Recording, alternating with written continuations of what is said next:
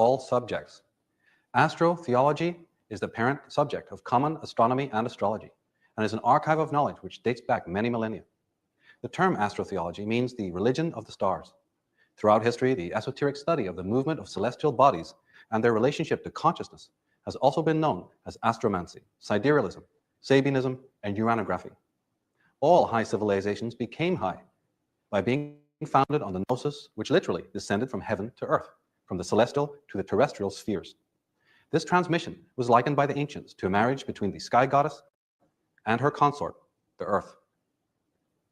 The reason why you may not have previously heard of this fascinating subject has largely to do with the fact that astrotheology, when studied deeply, serves to uncover the dark origins of religion, politics, and big business. Those at the helms of these leviathans are not in the habit of allowing the ordinary member of the underclass to become privy to their machinations of control. Astrotheology is not commonly known because the power brokers know full well the consequences to their hegemony should the ordinary, intelligent, and well-meaning individual be made privy to the apparatus of mind and libido control, which works relentlessly to maintain groupthink, conformity, apathy, and ignorance. Their infernal machinery never sleeps, and therefore, neither must its investigators. Those on the trail of this beast of deceit and despoilation cannot afford to neglect their charge, their solemn duty to bring forth true enlightenment to the people of the earth, their quest to give humanity its overdue rebirth. Humanity, as it stands now, is a compelling word rather than a reality. Regrettably, we have to be realists and understand that humanity is, as yet, nothing more than a concept, a word in the dictionary, a mere fine-sounding sociological term. It has the word human in it. But are our actions truly human in this world at this time? As we proceed with this program, I'm going to establish the controversial fact that the scriptures of all major religions, together with their pantheons, practices, customs, rituals, and rhetoric, are based on and are replications of astro-theological leitmotifs. The very existence and magnitude of both the minor and major cultures and religions lies in their penchant of their leaders to download, in modern parlance, data from the heavens. It is star lore which leads to the majority of the idioms, customs, and superstitions around us. It is star lore which inspired the composers of the great legends and fairy tales, and which inspires the modern-day filmmakers and writers, in the sci-fi genre particularly. Like the gods after which they are named, the celestial bodies have never ceased whispering and singing to mankind, in inspiring and transmitting their ethereal light and sublime wisdom. Though the mysterious ordinances of the heavens have been the template for every major civilization, no culture on earth is more firmly founded on the gospel of the stars than Christianity. The foundation of this religion is the Bible, a tome which can be regarded either as the greatest story ever told or the most abstract book of philosophy ever written. It can be taken either as a masterpiece of revelation or as a travesty of deception. It has been regarded as a biography, a book of fanciful poesy, austere ethics, as a manual for moral rectitude, a great history of great peoples, and even as a science fiction classic. Every practicing Christian owns at least one. Every skeptic probably has one also, and every critic has a well-thumbed one somewhere within reach. Pseudo-evangelical salesmen will deliver collector editions to your door, and you probably will never visit a hotel or a motel which does not have one within easy reach. It has been and continues to be blessed, kissed, and sworn upon, and is, usually on a Sunday, proudly and reverently carried and or driven to the local church service.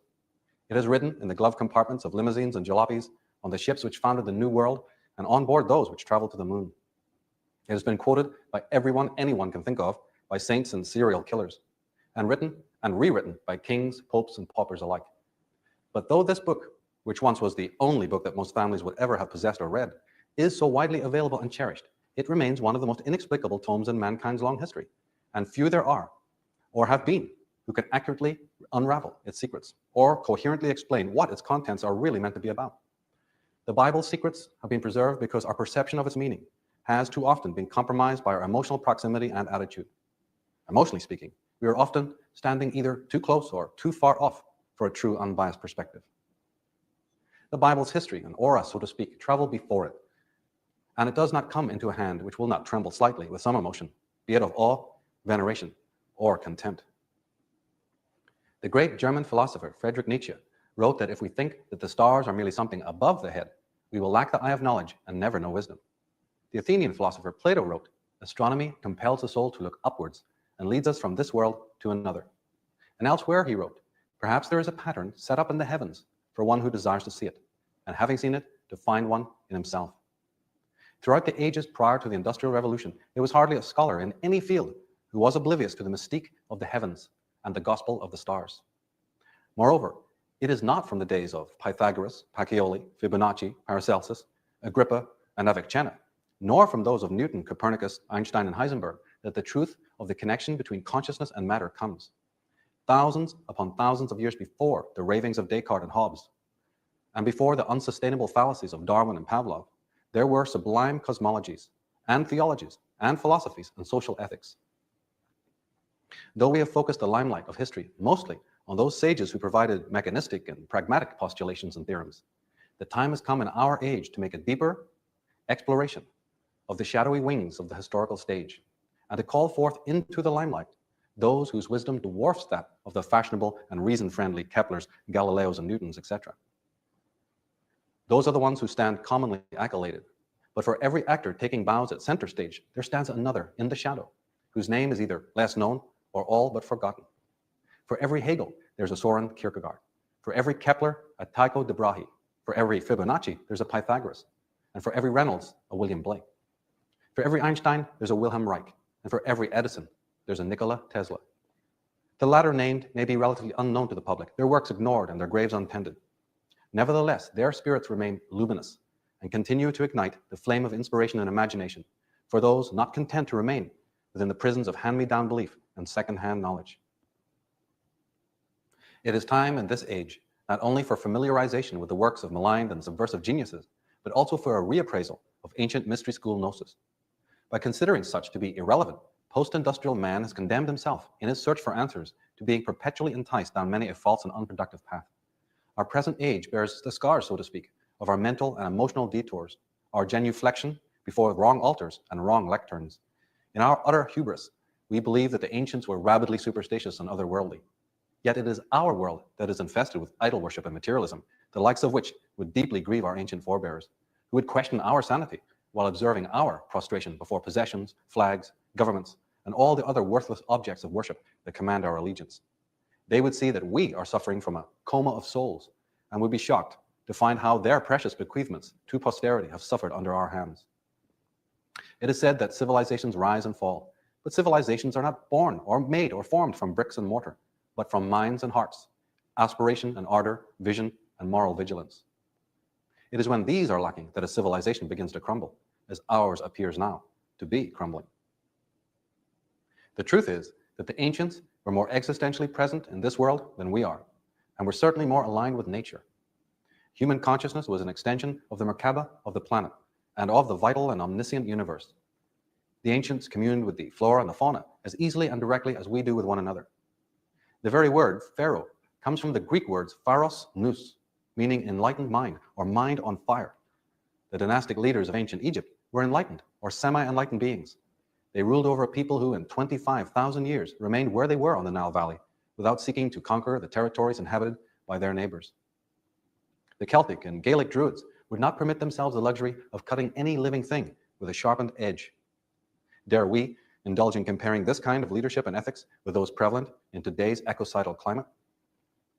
The ancient astrologers were not those who indulged in mere fortune-telling, but in delineating and explicating the connections between the noumenal and phenomenal dimensions, between matter and mind. This relationship is what we commonly call life. And only when we know what the true connections are, can it be said that we are actually living. Now, the later prohibitions against astrology came from a need to dislocate our symbolic and symbiotic connections with the organic and the natural. The prohibition against idol worship was meant to create psychic imbalance, to compel man to use his frontal lobes and left brain and suppress the use of his emotional body, his imagination, and holotropic right brain. Factually, the scientists are now coming to reluctantly understand what the ancients had been saying for millennia. Materialism is now becoming a thing of the past in science, and due to the discovery of the quantum universe, even the men of science have to accept the unsustainability of the paradigms that they've coveted for so long and by which they have tyrannized humanity. Thought has been found to be non-localized. The brain has been found to be a veritable hologram. Non-linear thinking does make for a heavier brain and more synapses. Intelligence has been found to be somatic and emotional as well as intellectual. Junk DNA has been found to be not junk, and the dead space between atoms has been found to be very much alive. The quantum universe operates by the same laws as consciousness.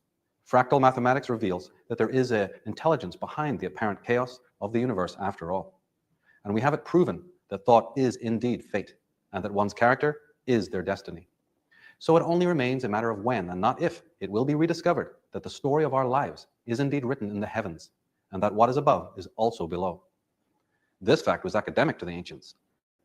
Understanding that the dynamics within the psyche could be made manifest and read by a horoscope of celestial relationships and alignments was no more bizarre to our mystic forebearers than it is for us to nowadays accept that the behavior and character of a person is based on their DNA within their microscopic cells, and no more preposterous than having one's finger move at the end of a hand without wires, batteries, or direct electrical current.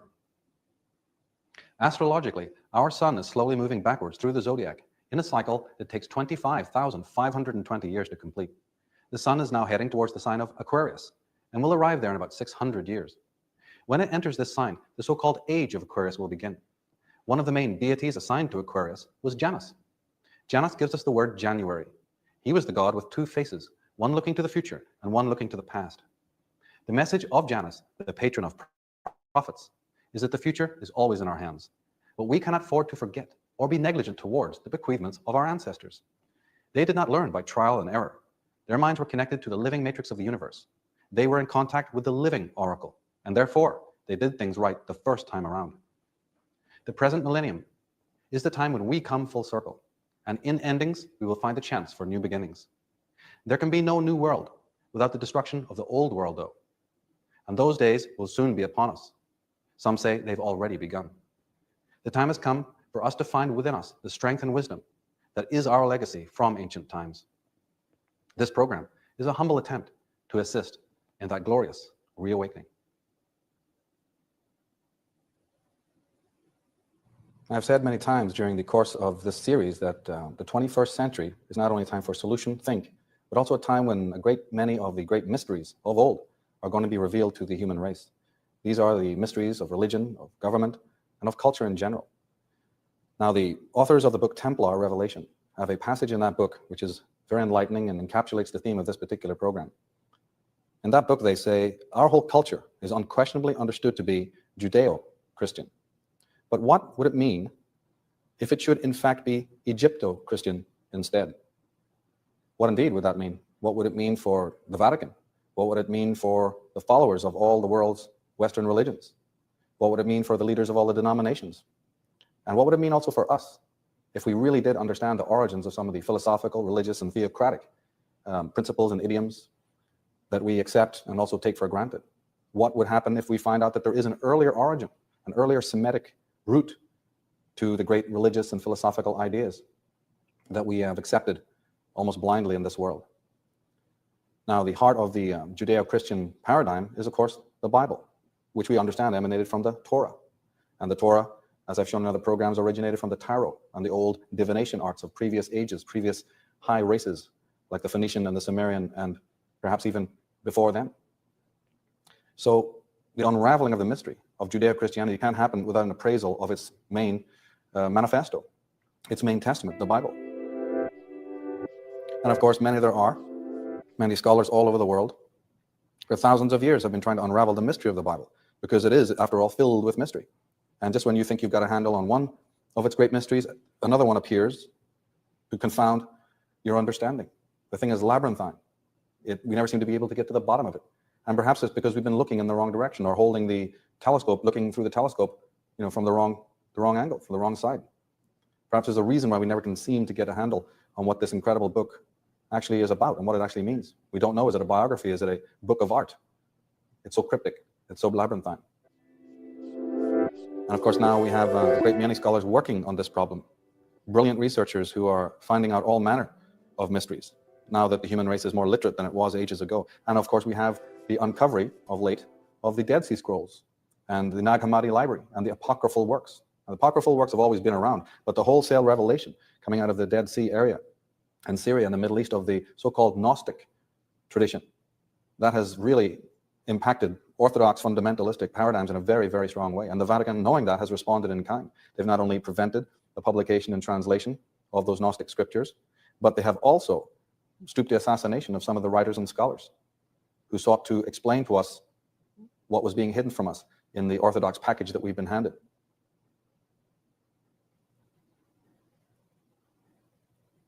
Now, everyone has heard of astrology. A lot of people, of course, have heard of astronomy, but very few people in this world have ever heard of astrotheology. In fact, after watching this program, should you mention it to anyone that you know, chances are they'll never have heard of that term. And we advocate that that is not by chance.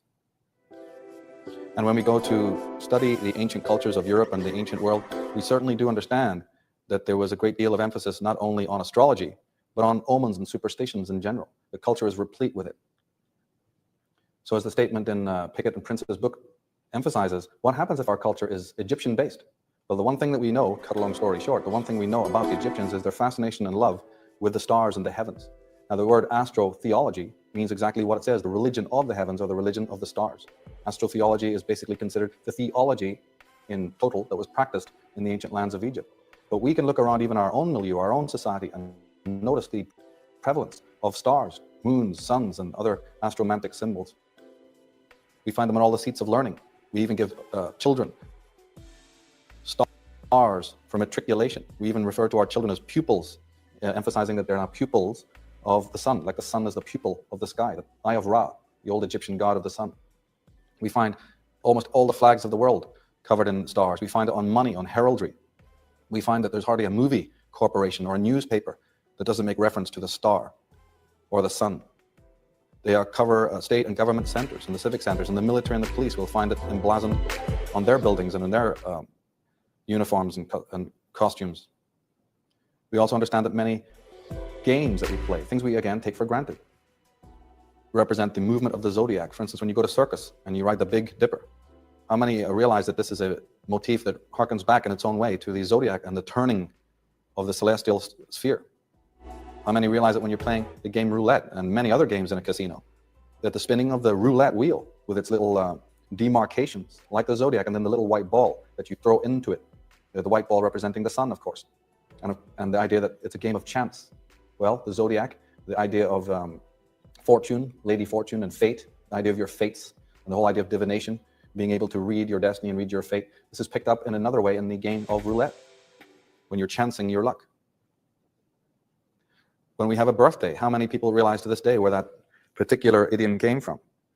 What do we have? We have a round cake, which we cut into geometrical segments, and then put a little candle with a light on it, like the stars, for each day of your life. And the zodiac is exactly that, a round template or table with geometrical compartments, which represent all the days of your life. We are trapped, as it were, inside the circle of the zodiac. And we commemorate this. The ancients knew how to commemorate this. The rolling of dice is connected to the squaring of the circle. And in fact, we may not be aware of this, but in all the ancient temples of the world, including the Christian temples, divination was used in the rolling of dice. They called those dice the Urim and the Thummim. And the high priest would go into the holy place to roll the dice in order to divine what the gods had in store or what the gods wanted to happen. There's many facts that have been hidden from us. The idea of playing drafts or playing the game of chess, and the black and white squares. The black and the white was known to always represent diurnal time, the turning of night and day. White for day and night the black is for the night, because the movement of the planets have this infinite and eternal movement, in like when you blink your eyes, night and dark, light and dark, happening incessantly with the movement of the sun and the planets. We have this strange phenomenon that the ancients thought was miraculous, incredible. We just don't even notice it today. And they tried to commemorate this in the game of chess, in the 64 squares and the various pieces that represented the constellations. Freemasons understand the mysteries of these. Secret societies often have been the ones who've been the great archivists. Religions have not been the people who've archived anything. They've been responsible only for confusing all of this gnosis. But the secret societies and the mystery cults were the ones who preserved a lot of this knowledge. And the Freemasons understand also that within the playing cards, that's the regular 52 playing cards, the secret of the Great Pyramid, the building of the pyramid, the geometry and the numerology and the architectural principles are actually encoded in the 52 playing cards. That's the mystery of those incredible cards. Because the Egyptians weren't left-brain people. They didn't write things down in stacks and stacks of books in order to explain to us in that kind of way. They had other ways of communicating to us that we think are simpleton now, because we have become so dependent on left-brain thought and left-brain cognition and masculine modes of thought. And the Egyptians weren't like that. They used a whole brain. And there's a whole different kind of communication that comes with that. So in a little child's game, like rolling the dice or playing cards, incredible mysteries can be actually contained. And what has always interested me, of course, is not only the playing cards have descended from these ancient times, but the mystery of the tarot. The tarot, which is a very ancient document used for divination, has its ancestry in Egypt. Dominoes, chess, drafts, all board games, if you study them correctly, are not only there to teach us how to unify consciousness. That's what the ultimate idea was. Of course, we've reduced it to mere fun and games and competitiveness. The whole agenda is very different now. But even hopscotch, the idea of jumping with 1 foot and then 2 feet along this numbered path is connected to the old concept of the tree of life. It's connected to what is known as the Kabbalistic tree of life. But again, toned down in a way which would preserve it through the ages, because whoever created these understood that ages would change and there would be a time that would come in which ordinary people would not care about any of these devices and not want to preserve the ancient gnosis and would fall into a sort of a Newtonian sleep. So the miracle was knowing that they were able to preserve their cultural idioms in a cryptic way that we would preserve, perhaps not even understanding what we're doing. And so many of the idioms that we perform today, the jumping of the bull's head that you see in Latin types of countries, and the ceremonies of the maypole, and the carousels and playing cards, even nursery rhymes. It's well known that nursery rhymes are filled with astrotheological sidereal motifs. And Jack be nimble, Jack be quick, Jack jump over the candlestick. For aeons, the candlestick was understood to be the axis of the earth, and Jack is the name of the sun. So right there, the sun passing over the polar axis was encapsulated in a little rhyme that doesn't seem to mean much in any other way. The fact that we have fountains in the squares of the world, gushing water, we'll come to understand that a lot of this has very ancient history. The fact that we light fireworks at times of ceremony. The fireworks display, the fireworks ritual goes back a long, long way. It has to do with the male impregnating the female. Here we have the phallic fire, which is shot off into the womb of the body of the night goddess Nuth. Why? So that there would be a promising tomorrow. The stars and the planets were always seen as embryonic life forms in the great womb, the great night womb of the night goddess Nuth. And so at times of great ceremony, when people were looking forward to prosperity and abundance, they had the ceremony of firing this phallic, iphy-phallic light, the little analogous sperms into the ovum or into the womb of the night goddess for a promising tomorrow. Even the money that we use and the fact that it's in 3 basic colors, silver, gold, and bronze, those represent the sun, the moon, and the earth. When people are given medals of honor, they also not only have stellar symbols on them, but they come in those 3 colors in order to commemorate that matriculation descends to us from the stars, the sun being the greatest achiever, the moon being the next, and bronze representing the earth, the 3 great levels of matriculation. And even when we're given medals, often we're standing on what looks like an Egyptian pyramid. Not only are we given medals that are circular, but we're often given medals, and we see medals that are in the shape of a star. It's also known that if you study this, you might discover that most of the dances of the world, and very specifically the waltz and the minuet, but even more in particular, the age-old dances that come out of the Celtic countries, coming out of Brittany and Cornwall and Scotland, the very geometrical, precise geometrical jigs and reels and the dances of old are very particular, and you'll often see in Scotland where they actually lay the swords and raise the swords to represent different geometrical shapes like the Star of David, and the movement of the feet and the legs is precise. A lot of the dancers don't realize, unfortunately, though some do, that these dances are based on, come out of an ancient tradition of the past, in which they represent geometrical and astrological aspects and ratios and also conjunctions in the sky. Of course, in the African continent and in the Far East, in India and in China, we wouldn't have to tell the dancers that. They'd be absolutely aware of that. And though we don't have time to go into it in one short presentation, let it be known also that this has a very modern context. This is not just some old relic hunting nonsense of bygone ages. Our modern movies are also replete with astrological and archetypal motifs. One example is The Magnificent Seven. If you watch that movie with educated eyes, you will find that the writers consciously encoded in and scripted into that film very precise astrological motifs. And in my classes, I've taught this to bring it up, because of course, if you say this to people, they're going to think it's crazy, until one demonstrates that each of the characters, even in their script, even in the words that they're given, and even in the costumes that they wear, and even in the traits that they personify in that movie, embody specific astrological signs of the zodiac and planetary symbols. Now, of course, in good drama, you have composite characters. They're not just going to be cut out of cardboard where it's one symbol or one set of performances. They're composite archetypal characters. And this needs to be understood, because if we want to encode this kind of symbolism in our creations, if we're into movies or art or design, we need to understand this, because there's a whole archive, a whole repository of archetypal information and symbolic richness that we need to understand. And some of the top filmmakers in the world, along with their other prodigious talents, are aware of this more secretive canon. And as we pointed out in the other show in this series, the subversive use of sacred symbolism, the advertisers and ad men on Madison Avenue and elsewhere, they are very conversant with it. Now, Joseph A. Seiss, a author who had studied all these matters, in his book, The Gospel of the Stars, he says, in treating of these starry groups and pictures, we are dealing with something very different from the inventions of paganism and mythology, with something as sacred in origin, as venerable in age, and as edifying in import as anything known to man. Corrupt religion and classic fable have interfered to obscure and pervert their meaning, and scientific self-will has crowded them with impertinent and unmeaning additions, but in reality they constitute the primeval Bible. So here's a scholar who's done his homework, who has been comparing and contrasting the ancient mythologies, the ancient cultures of the prehistoric era, with the modern ones that we have today. And he's convinced that these are not just fable. This is not something to just be put aside. It undergirds all of the philosophical and theocratic idioms that we take for granted today. Now, for those of you who are interested in this particular paradigm of how games and how words and how phrases and even certain passages have astrotheological motifs, welcome to go onto my website, because there's a whole page there. A great deal of work has gone into etymology and showing how many of our words originate, and the real meaning of these terms and phrases is also a very handy way to get a hook into this vast subject. There are certain easier routes into the center of this incredible study. So personal names, for instance, and the names of cities, for instance, and just in the language that we use from day to day, we can use that particular motif to uncover the astrotheological origins of our world.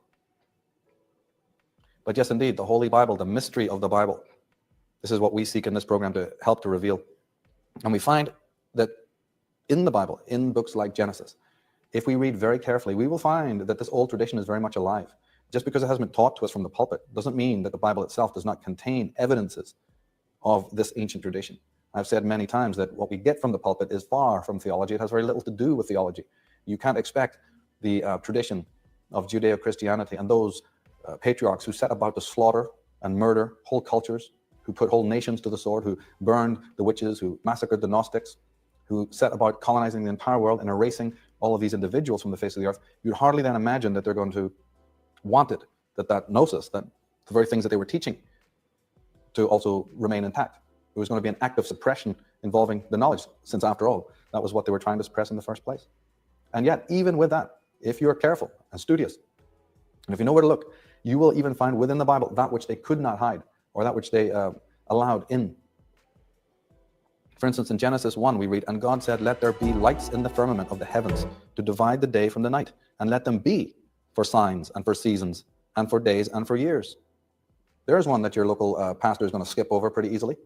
Let the signs in the heavens be used for signs and for the seasons. Let there be a zodiac.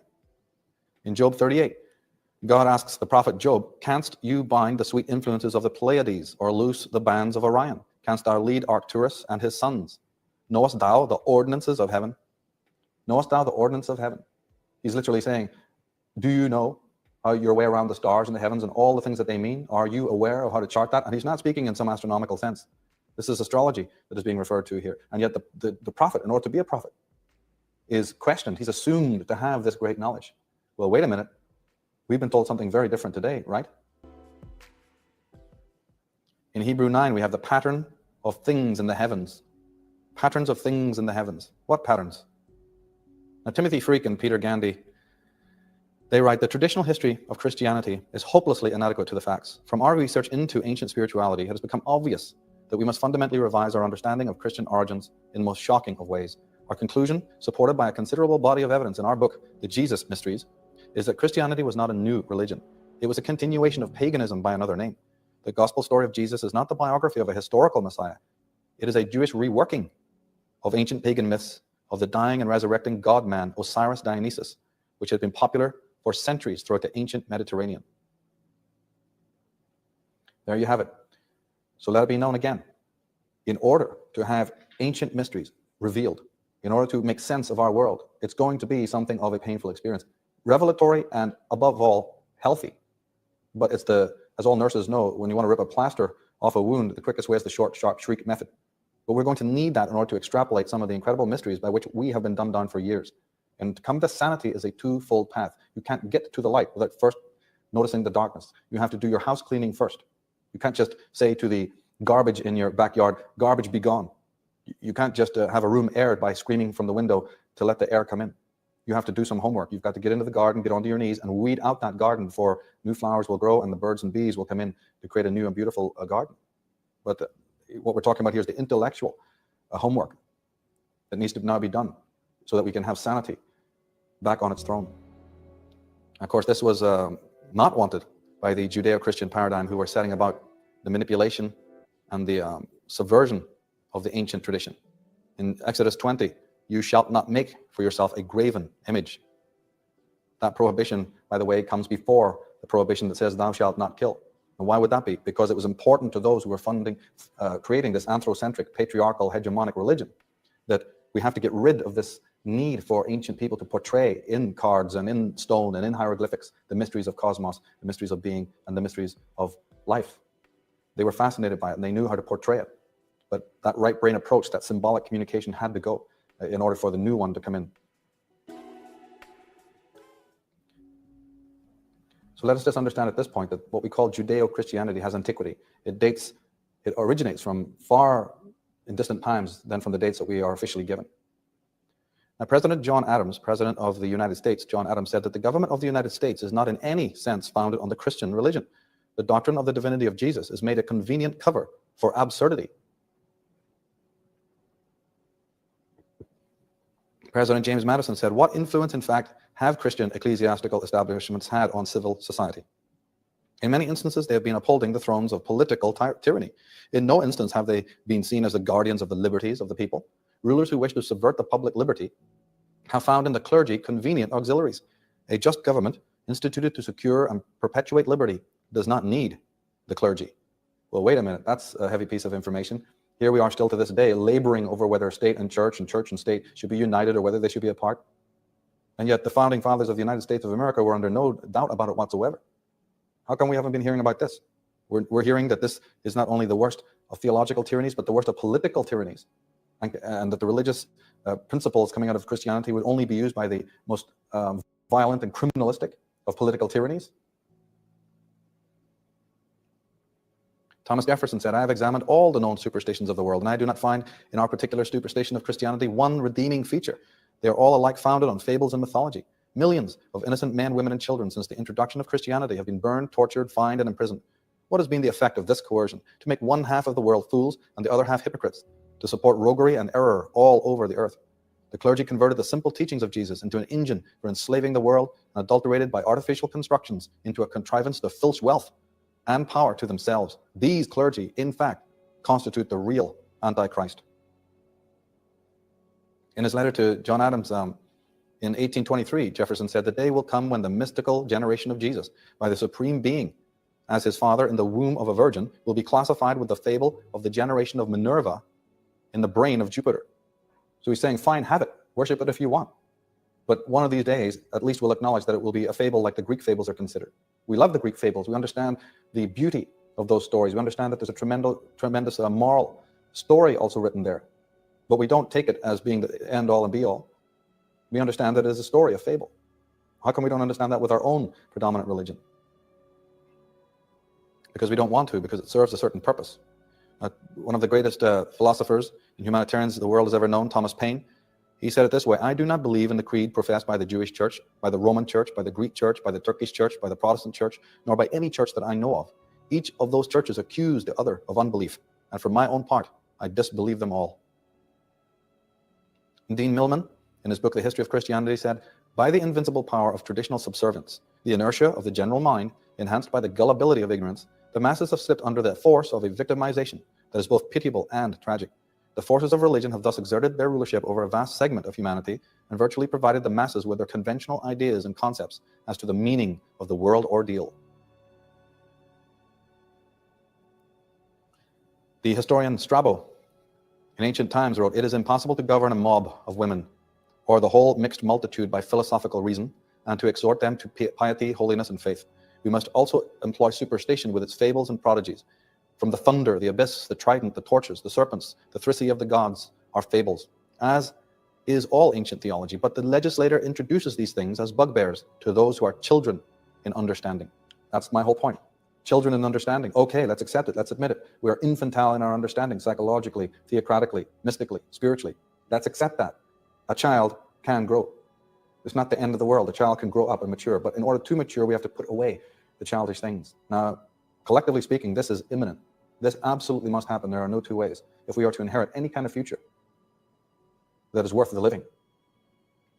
One of America's greatest scholars, in any sense of the word, and particularly in astrotheological studies, was the mighty researcher and writer Alvin Boyd Kuhn, and he wrote that the supreme charge against Christianity is that it has caused the obsession of untold millions of minds with a series of fatuous beliefs which have motivated centuries of human actions, perpetrating a body of follies, fanaticisms, cruelties, and inhumanities unmatched in all history.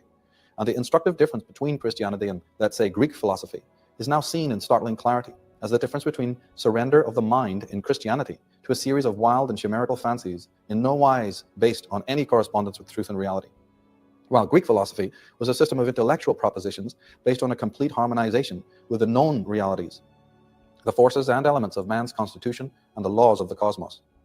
So Kuhn is saying, look, we're not against the fact that you have mythologies, fables and legends. Let's have them. But can they at least be rooted in the real? Can they at least be articulated as some kind of sanity? In a book called Revelations of the Antichrist, we read, those initiated into the sacred mysteries knew the gospel stories were false, but considered it necessary to keep up the imposition for the purposes of propagandism. But while this transition of faith was going on, some of the more conscientious teachers began to tell the people that the Jesus Christ they were worshipping was not a historical personage. This was regarded by the conservative priests as a dangerous disclosure, and so John denounces the innovators as liars and antichrists, knowing that he himself and his fellow priests were the pious liars, and that the antichrists were telling the truth. Error prevailed, and the mythical Christ became a historical Jesus.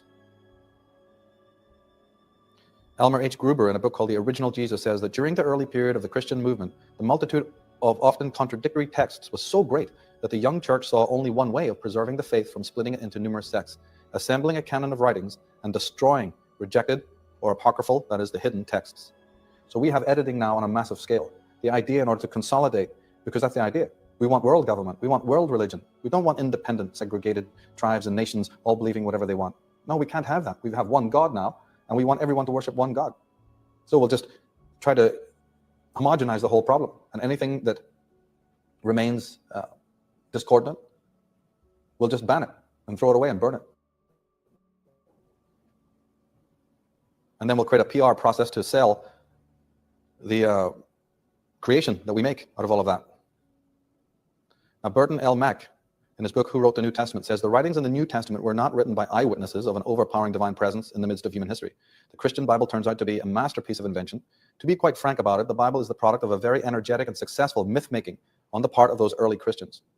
And Tony Bushby, in his Bible Fraud, he says, it is important to remember that the words authorized and original, as applied to the Bible, do not mean genuine, authentic, or true.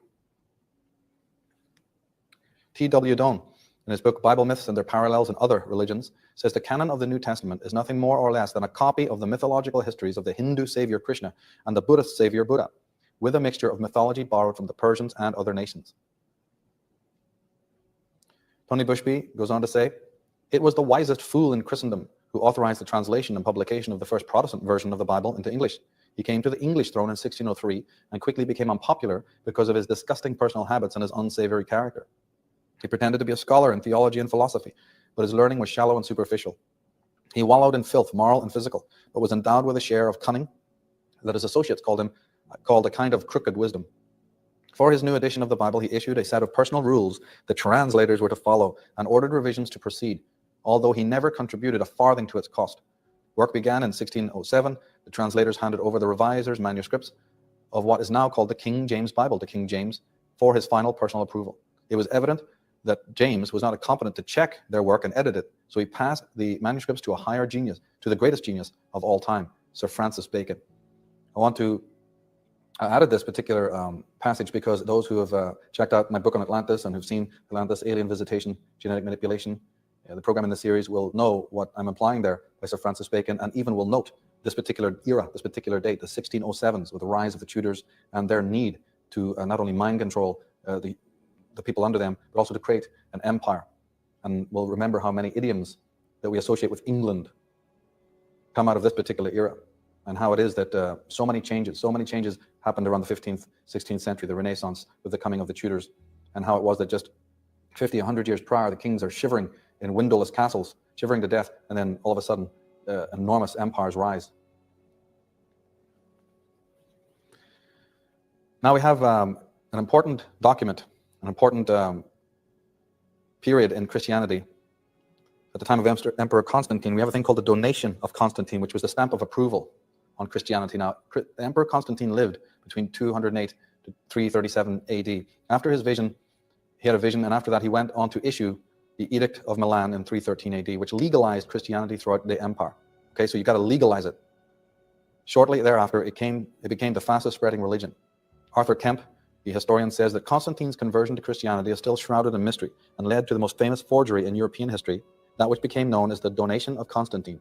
This document purports to be a signed document by Constantine, and its principal feature is to grant the Bishop of Rome, that's the Pope, temporal authority over the city of Rome and the entire Roman Empire.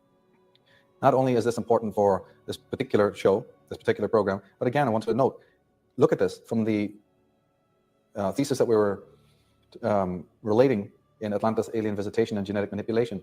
We see another important tie-in here, that the Pope, that's the religious authority, gets his power originally from the monarch, from the king.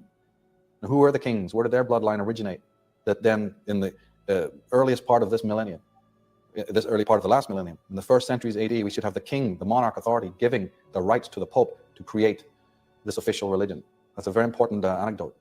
Kemp goes on to say, although there are many glaring factual errors in the text of the document, which by themselves show the document to be a forgery, the donation of Constantine was accepted as genuine until the 15th century and was used by the Catholic Church to claim political power in not only the Roman Empire, but also ultimately in all nominally Christian lands.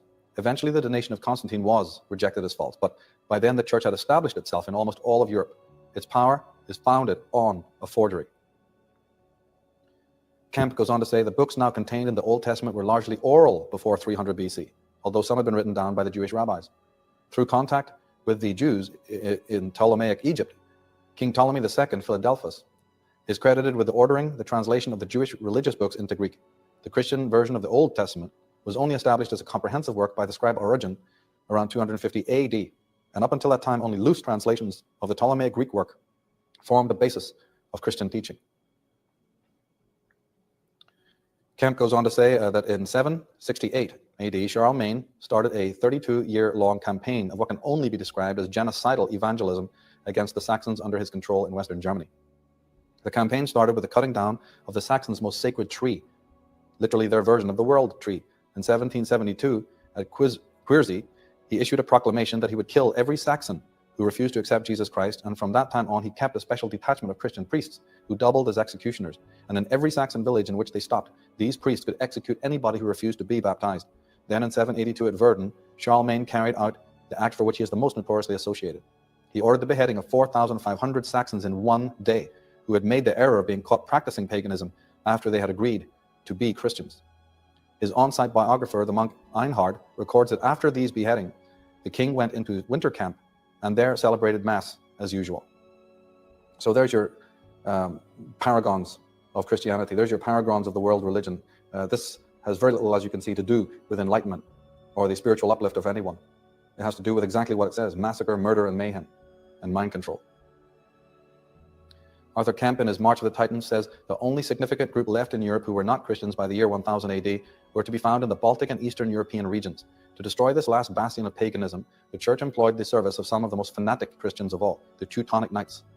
Originally a religious military order founded during the Crusades, being first established in Palestine in 1190, the Teutonic Knights jumped at the chance, and by using violence and mass murder, soon became known as effective Christianizers. This genocidal evangelism soon became the sole obsession of the Teutonic Knights. By 1226, the order had set up permanent settlements in northeastern Europe. In 1525, the order's Grand Master, Albrecht of Hohenzollern, became a Protestant and dissolved the order. Tony Bushby's Bible Fraud, he said, there was never any recorded form of ordination from a supernatural Jesus Christ or Simon of Petra to the presbyters. They appointed themselves and continually restructured their own writings to further appeal to the rabble without understanding the meaning of what they were compiling. In fact, the term father was used by the priests in the cult of Mithras. Okay, this is an ancient cult, an ancient solar cult, the cult of Mithras. The term was originally forbidden to Christians. The birthday of Mithras was December solstice, the time that was later given to the birth of Jesus Christ. Now, one of the most important revealers of this kind of information that I'd like to introduce to you at this time, and to whom this program is definitely dedicated, as are others in this series of Origins and Oracles, is Jordan Maxwell, who spent his whole life researching and uncovering this kind of information so that humanity might again see the true light of reason and might win in this intellectual, spiritual war against the adversaries that seek our ruination. I've often said that if we were to build statues in bronze to Jordan throughout the world, that would only be going a small way to honoring the service to humanity of this remarkable Magi, this true Magi of our times. Those who are familiar with Jordan's work know absolutely that he alone deserves the term the most controversial speaker in the world. One of the most important things that he has brought out in his work is that there are connections, there are occult secrets. There's an occult origin of religion, business, and government. He says in his own words that religion and politics are but two hands serving the same brain. And Jordan Maxwell has been one of the most courageous individuals to show you how the workings of that brain and exactly what plan that brain has for the future. Now, Tony Bushby, in A Secret in the Bible, says that in the 4th century, leading advocates of the Christian church developed a secret worship from which a major portion of the public was excluded, and the custom of communicating only a portion of the community became known as the Disciplinae Arcanae, or the discipline of the secret. The privacy of these sacred rites performed was guarded with the utmost care from the obtrusive eyes of all who were not qualified to be present. So like Jordan Maxwell has uncovered, like other scholars are researching and finding out, there was a secret tradition within Christianity. And that Christianity itself, I mean, you only have to watch any even Cecil B. DeMille movie coming out of the 50s in America to realize that in relationship to all the other cults and powers and nations, for instance, the Romans, Christianity is clearly a conspiratorial organization, a secret organization with a great many mysteries. They had to use symbols to communicate with each other. They were being suppressed. They had to meet in secret, and they were having to disguise their original intentions. And yet today, anyone else who happens to, in our modern age, anybody who else who tends to be like that are considered to be negative or evil. Yet Christianity in its inception was nothing but a secret society. Now, Dr. Lawrence Buck in Mystic Masonry, he also talks about Christianity's hidden traditions. He says there was always an exoteric portion given out to the world, to the uninitiated, and an esoteric portion reserved for initiates that was revealed only in degrees, accordingly as the candidate demonstrated his fitness to receive, conceal, and rightly use the knowledge so imparted. Few professed Christians are aware, perhaps, that such was the case with Christianity during the earliest centuries. And St. Gregory, that's the Bishop of Constantinople in 540 to 604 AD, said, "You have heard as much of the mystery as we are allowed to speak openly in the ears of all. The rest will be communicated to you in private, and that you must retain within yourself. Our mysteries are not to be made known to strangers." One of the greatest personalities within the Jewish culture and tradition and religion is Rabbi Moses Maimonides, and he says, "Every time that you find in our books a tale, the reality of which seems impossible, a story that is repugnant to both reason and common sense, then be sure that the tale contains a profound allegory veiling a deep mysterious truth, and the greater the absurdity of the letter, the deeper the wisdom of spirit. Whoever shall find out the true sense of the book of Genesis ought to take care not to divulge it. If a person should discover the true meaning of it by himself or by the aid of another, then he ought to be silent. For if he speaks, he ought to speak of it only obscurely, in an enigmatical manner, as I do myself." So just know at this stage that if you're a well-meaning Christian who has been following this particular paradigm, understand that there's a hierarchy involved here, and that it's not an egalitarian process, this game of religion. You're being told only what you need to know. From their own words, from the horse's mouth, you have it, that there is an esoteric and an exoteric tradition here. And you may not be privy to that. You may not have earned that right. So be very careful then when you say that what you know here is the whole truth. Because those who are telling you to say that, and those who are giving you this information, they may know something more, something that you don't know. The whole thing is based on mystery. Now, what Jordan Maxwell has brought out in his incredible researches and work is the fact that there were in the ancient world not one power structure, but many. And Jordan speaks specifically of the four great cults of power. And those are known as the stellar cult, the lunar cult, the solar cult, and the Saturnian cult.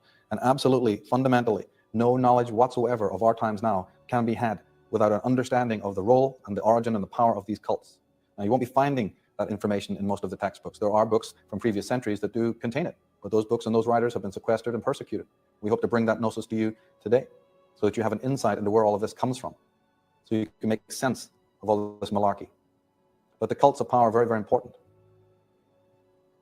Now, Dr. Lawrence Buck in Mystic Masonry, he also talks about Christianity's hidden traditions. He says there was always an exoteric portion given out to the world, to the uninitiated, and an esoteric portion reserved for initiates that was revealed only in degrees, accordingly as the candidate demonstrated his fitness to receive, conceal, and rightly use the knowledge so imparted.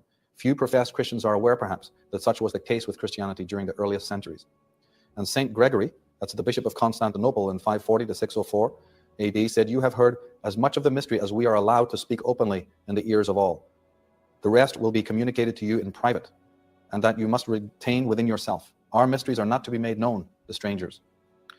One of the greatest personalities within the Jewish culture and tradition and religion is Rabbi Moses Maimonides, and he says, "Every time that you find in our books a tale, the reality of which seems impossible, a story that is repugnant to both reason and common sense, then be sure that the tale contains a profound allegory, veiling a deep, mysterious truth, and the greater the absurdity of the letter, the deeper the wisdom of spirit. Whoever shall find out the true sense of the book of Genesis ought to take care not to divulge it. If a person should discover the true meaning of it by himself or by the aid of another, then he ought to be silent. For if he speaks, he ought to speak of it only obscurely, in an enigmatical manner, as I do myself." So just know at this stage that if you're a well-meaning Christian who has been following this particular paradigm, understand that there's a hierarchy involved here, and that it's not an egalitarian process, this game of religion. You're being told only what you need to know. From their own words, from the horse's mouth, you have it, that there is an esoteric and an exoteric tradition here. And you may not be privy to that. You may not have earned that right. So be very careful then when you say that what you know here is the whole truth. Because those who are telling you to say that, and those who are giving you this information, they may know something more, something that you don't know. The whole thing is based on mystery. Now, what Jordan Maxwell has brought out in his incredible researches and work is the fact that there were in the ancient world not one power structure, but many. And Jordan speaks specifically of the four great cults of power. And those are known as the stellar cult, the lunar cult, the solar cult, and the Saturnian cult. And absolutely, fundamentally, no knowledge whatsoever of our times now can be had without an understanding of the role and the origin and the power of these cults. Now, you won't be finding that information in most of the textbooks. There are books from previous centuries that do contain it, but those books and those writers have been sequestered and persecuted. We hope to bring that gnosis to you today so that you have an insight into where all of this comes from, so you can make sense of all this malarkey. But the cults of power are very, very important. But of course, we do find mention of them in other areas, if we know where to look. For instance, in the tarot cards, you take out the cards of the major arcana, and you look at them in order, you'll find that the first four cards represent the four cults. The most early cult was called the stellar cult, and that is ruled by the first card, the magician, actually showing one of the stellar cult magi. And those who are familiar with the tarot have always wondered at some of the meanings of these incredible symbols. The second card shows the high priestess with her crescent moon, and that relates to the lunar cult. The fifth card, if you go a little bit further on, a few down, you'll find that the Hierophant, or the Pope there, is a reference to the Saturnian cult, the card number 5. And card number 4, the one before that, is a reference to the Emperor, or the solar cult. So we have the creators of the tarot, we have the creators of one of these most powerful divination tools, actually commemorating the cults of antiquity. The first cult was the one that lasted the longest, and some people estimate that it lasted for almost 25,000 years. It's a very ancient cult. It was known as the stellar cult. As I said, the next one down the line, and of course a lot of these existed contemporaneously, but the next cult of great importance was the lunar cult. And the lunar cult, the females, both in the stellar and the lunar cult, the women, had kept high office. And we'll be talking about that cult a little bit later. Then we have what is known as the Saturnian cult. This is where Judeo-Christianity actually arises. The origins of the whole Jewish philosophy arise out of the Saturnian cult, the worship of the planet Saturn. It's one of the reasons why they worship on Saturn's Day. And the solar cult, which is now in hegemony, and which came out of the ancient world, worship the sun, the solar cult. And we still commemorate that cult by worshipping on the sun day. Again, if we turn to the Bible, we see the connections there. In Revelation 22, Jesus is saying in his own words, I am the root and offspring of David, and the bright and morning star. I'm the bright and morning star. You can't worship it. You can't mention it. You can't practice astrology. That's all meant to be taboo and evil and satanic.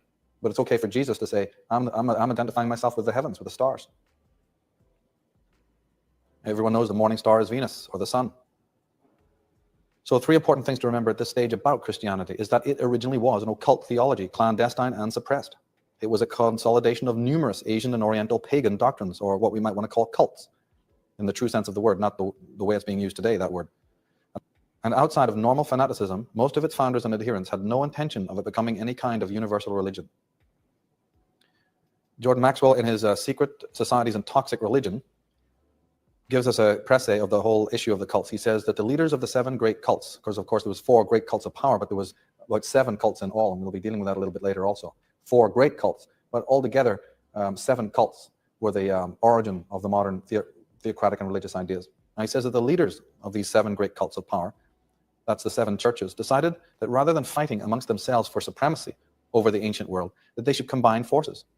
In fact, each cult feared that they could be deposed if the others conspired in concert against it. This conjunction of cults did not happen immediately or quickly. It took several centuries. The Old Testament contains the story of this coming together. The elite dynasties of these cults operate through their descendants in this world today and are extremely powerful. Alvin Boyd Kuhn refers to this coming together. He says, at the precise time at which Christianity was being formulated, okay, that's about 0 AD, we're told. I mean, we have a very specific date here. At that precise time at which Christianity was being formulated, powerful currents of economic, social, and religious forces had come into play, the operation of which precipitated a swift and drastic shifting of the center of gravity, so to say, in religious values and motivations. And what Jordan Maxwell is talking about is actually accurate. In the same way as any syndicate or any corporation, any merger takes place, it could be through fear. It's not done for the love of humanity. It's done out of saving one's own hide. The idea that if your rivals all gang up together, you'll be out of business. So indignantly, but out of necessity, you congregate. You create what is known as the first conglomerate in the world. And most interesting, one of the most fascinating anecdotes brought to light is the place of this coming together. The place of the coming together of these great cults we know today to be Israel. Israel is made up of names that derive connotatively from those cults. Israel literally comes from the words Isis, Ra, and El. Isis was the moon goddess, Ra the sun, and El was the name of the god of the Saturnian cult, El. So Isis, Ra, and El, and their coming together was at Israel. It's not that it was so much topographically at a certain place. What we know is Israel, that word, Jacob, the concept of Israel in all of its permutations, not just a geographical location, represents this movement of coming together of some power cults. So when you say Israel, we need to stop thinking it's just about a certain place or what we've been given. It's the understanding of the coming together of great cults of power in order that they could control the trade routes, in order to be able to control the minds of men. And they thought they could do that a lot better, working in concert. Because let it be known that this kind of power that we're under today did not come about overnight. Friedrich Nietzsche, the great German philosopher and also historian, he said that the Christian church is an encyclopedia of prehistoric cults. Tony Bushby says that the empire, Rome, gradually absorbed and adapted to its own ends the multitude of cults derived from all its parts, and over the ensuing centuries coupled them together as one, the Roman Universal Church. Today it is called the Roman Catholic Church. Henceforth, much of the literature then written was aimed at propagating a fabricated faith to the world and ensuring Roman emperors were given places as heads of church and state. So you can see from that yes, you may come together as cults, but of course, one potentate would just love to rule the lot. You may have a coming together of a whole different schools, but any kind of coming together means that one individual would love to be the head, the top dog. And of course, they don't mind fighting for that position amongst themselves. Jerry Mander, in his book, The Four Arguments for the Elimination of Television, says something very interesting. He says the Hebrews, emerging between 3000 and 2000 BC, won an important political victory by not denouncing what they called the worship of graven images. By destroying the power of the sculptures of the Sumerians and others who preceded them, they effectively destroyed nature-based religion and the veracity of the images. This made possible the substitution of an abstract, single, male, human, all-powerful God. Because it was a sin to create any sculpture of it, it maintained its abstract nature. Although they absorbed God, the Christians somewhat overcame this problem. They created the images of Jesus, a step backwards, or forwards, whatever way you want to look at it, towards paganism. So the Christians later decide, this whole debarring of imagery, of iconography, that's not working. We need to kind of bring that in to some extent. So we have the figure, the model, the image of Jesus. Of course, they didn't bring it in as a truth. They realized you can bring it in, but you can also manipulate that image. So even the image coming down to us out of the Bible of Jesus might also be part of this contrivance. It might not be accurate. In Jeremiah 18, we have what I believe is a passage that refers to this coming together. I believe that the Bible covertly talks about this unification of the cults. Let's just study this passage, for instance, and see if there is a connection, a correspondence. Jeremiah 18 says, "Then I went down to the potter's house, and behold, he wrought a work on the wheels.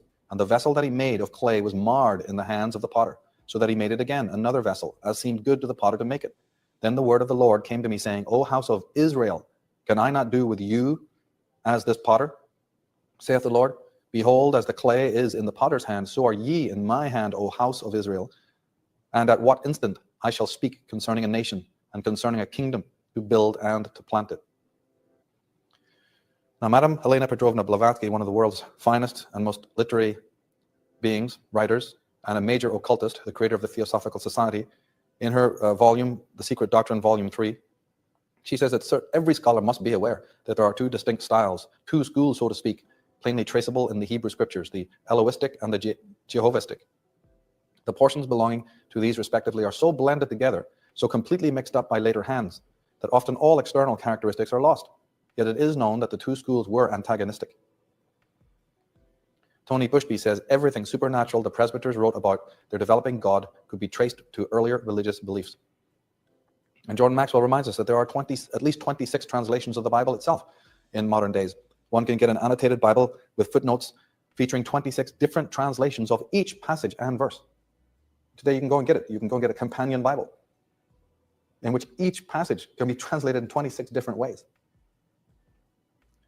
Jordan Maxwell says in his presentation, The Dark Side of Jordan Maxwell, he says the authorized version of the Bible was called so because it was the only one that the people were allowed to read.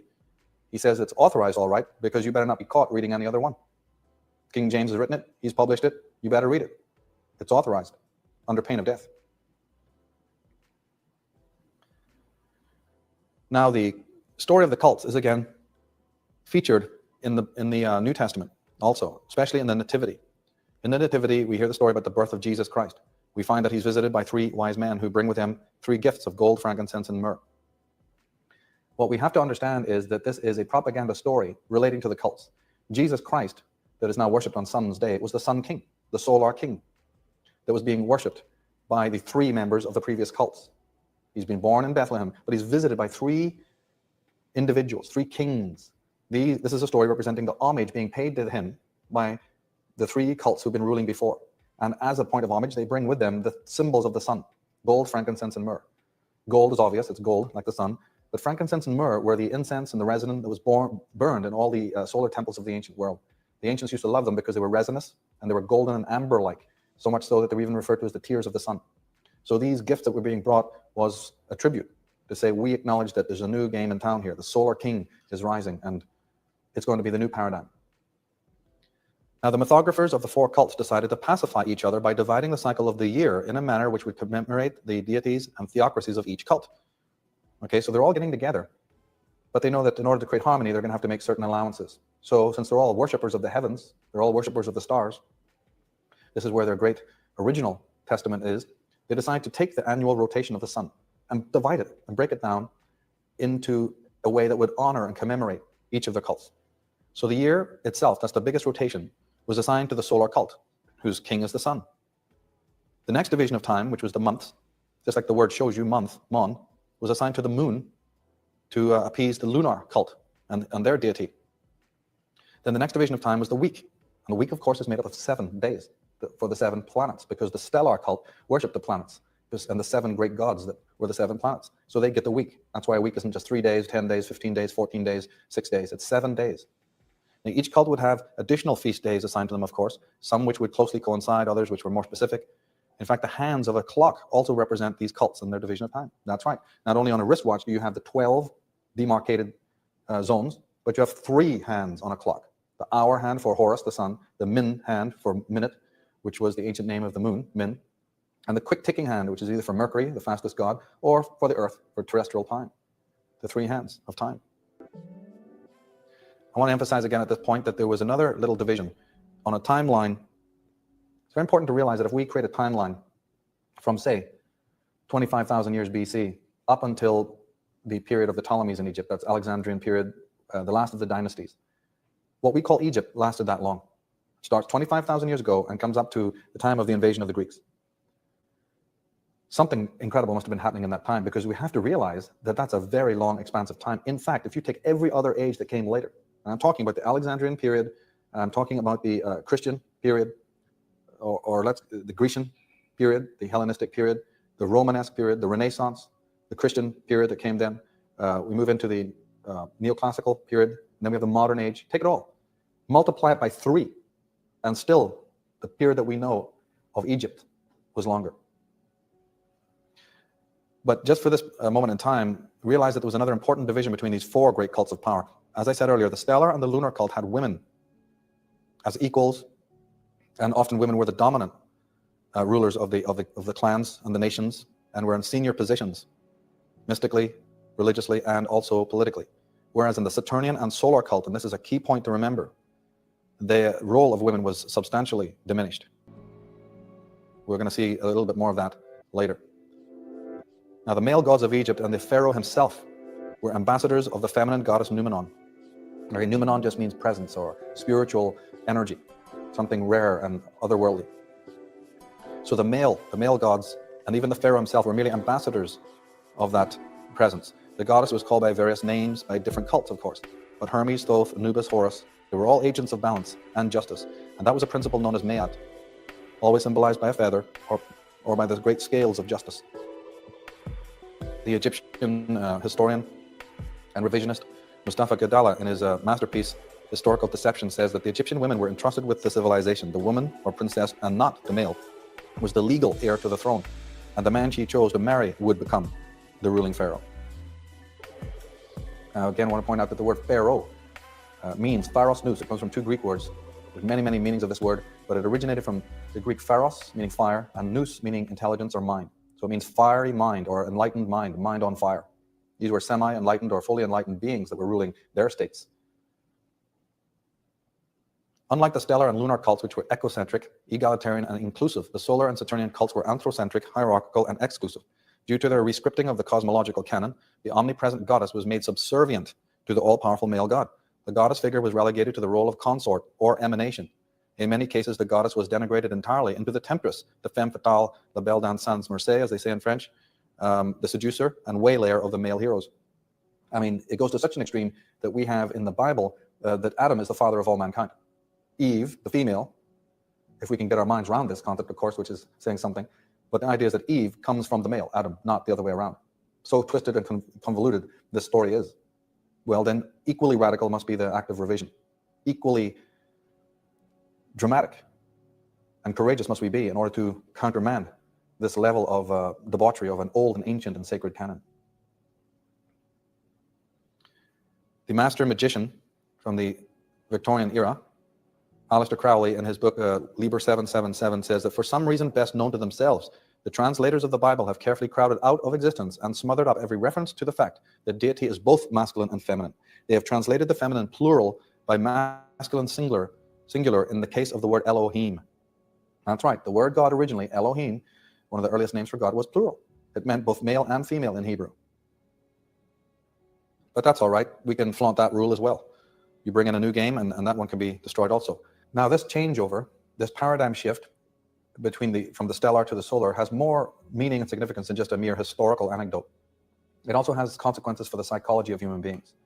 We don't have time to elaborate in detail, but certain scholars are discovering that this movement, this changeover from the ecocentric matrifocal paradigm into the anthrocentric one, the hegemonic one, changed the way human beings thought. Literally, we moved from a right brain type of cognition into a left brain mode of cognition. We became more rational. We became more aggressive and acquisitive in our thinking. We started to think of ourselves as being separate from nature. It had a schizoid effect on our own consciousness. This also needs to be taken into consideration in this study. Eric Newman, in his book on the moon and matriarchal consciousness, says the comparative passivity of matriarchal consciousness is not due to any incapacity for action, but rather to an awareness of subjection to a process in which it can do nothing, but can only let happen. It is an inner possession, realized and assimilated by the personality, but not easily discussed, for the inner experience behind it is scarcely capable of adequate verbal expression. For this reason, a plain and simple masculine consciousness finds the knowledge of matriarchal consciousness unverifiable, willful, and par excellence mystic. It isn't mystic, it's very practical, it's the most practical thing on earth. But to the viewing objective mind, that which appears to be passive, that which appears to be rooted in the being as opposed to the doing, is considered incomprehensible. Because this whole acquisitive mind think, this new way of approaching life and approaching reality as being separate from the natural order, cannot understand the feminine approach. If you suppress the feminine in yourself, you leave yourself open to being controlled.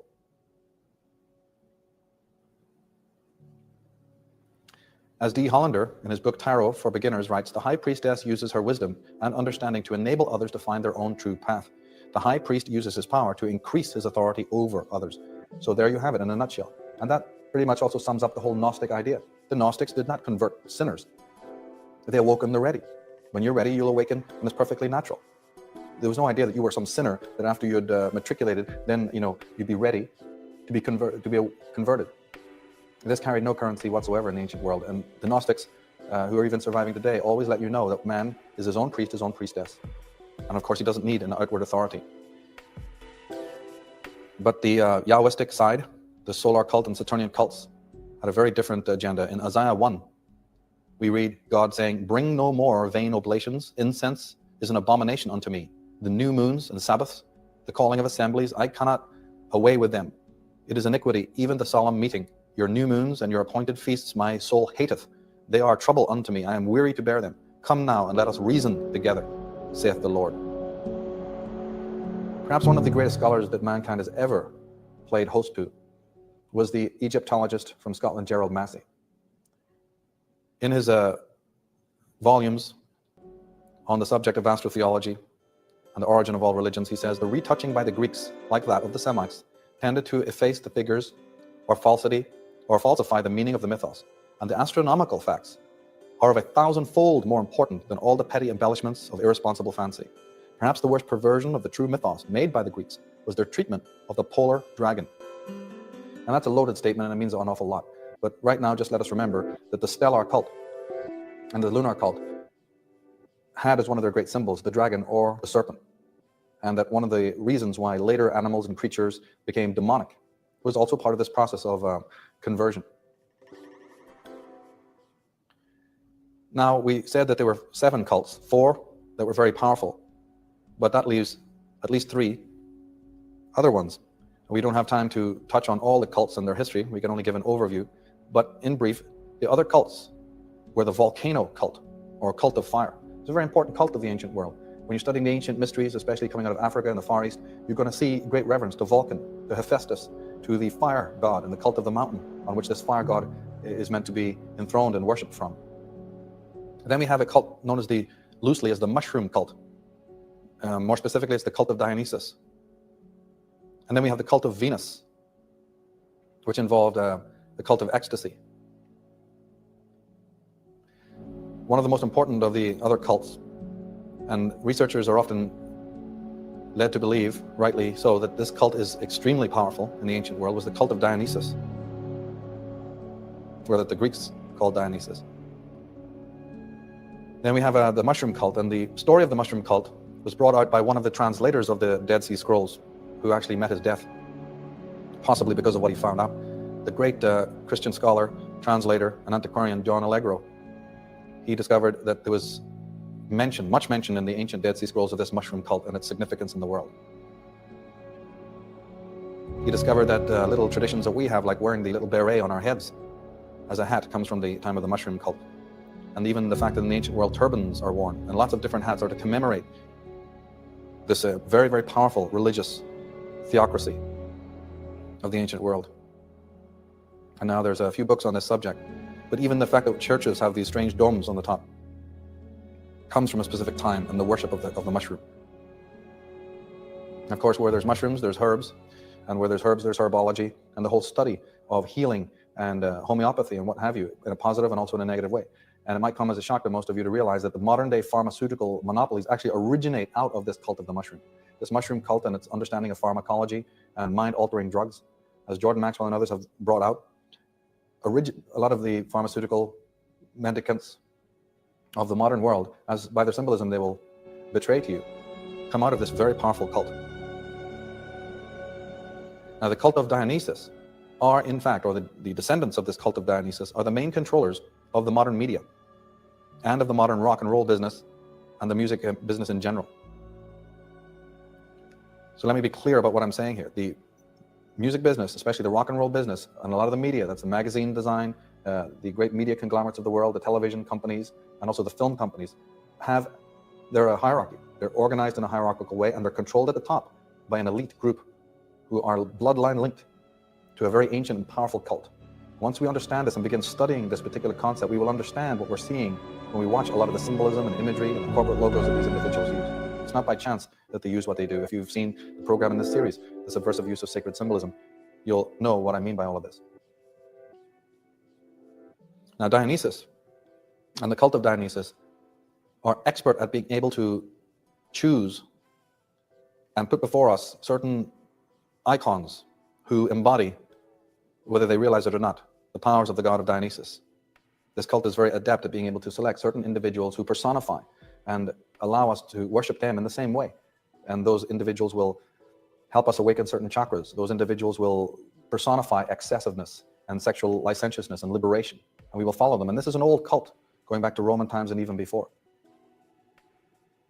In the case of Elvis Presley, for instance, if we study his date of birth astrologically, and even if you want more proof, just go to some of the autobiographies and biographies, the biographies that are on the king of rock and roll, the Solar King, you will find out just how much control from secret societies was being used in this man's life, unbeknownst to him.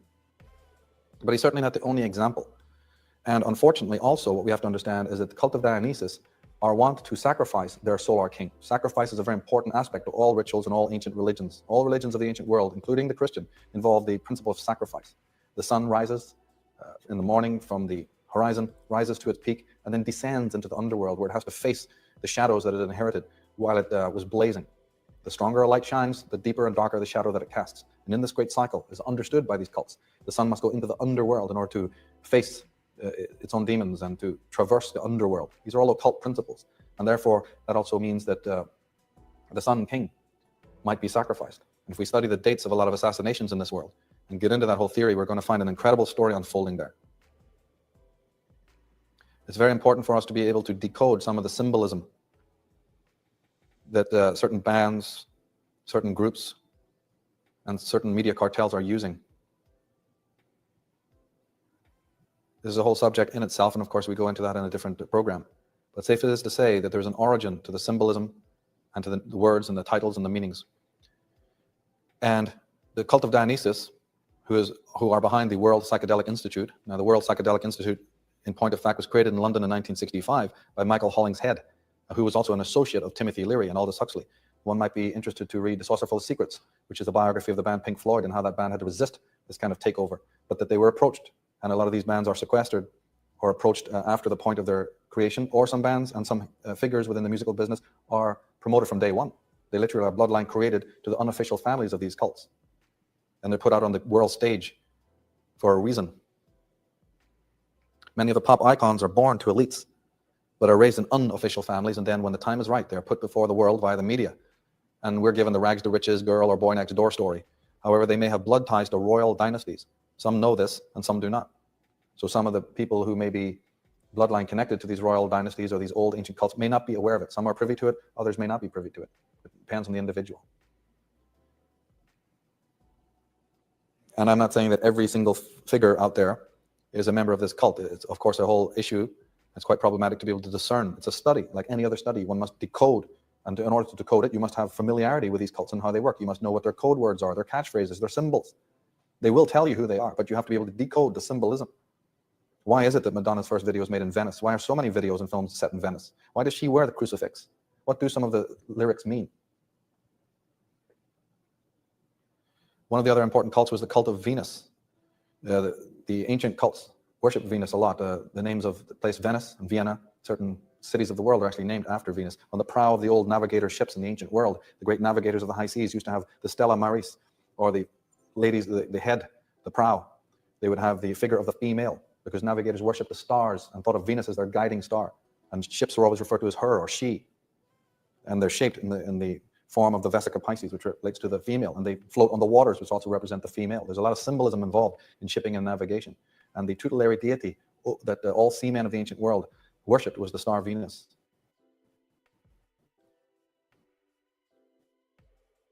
For instance, as I was mentioning in Atlantis, alien visitation and genetic manipulation, the 007s go back to the Tudor dynasty. It's not just a work of fiction here. In fact, in the James Bond movies, one of the most important motifs in that is the use of code words like M and Q.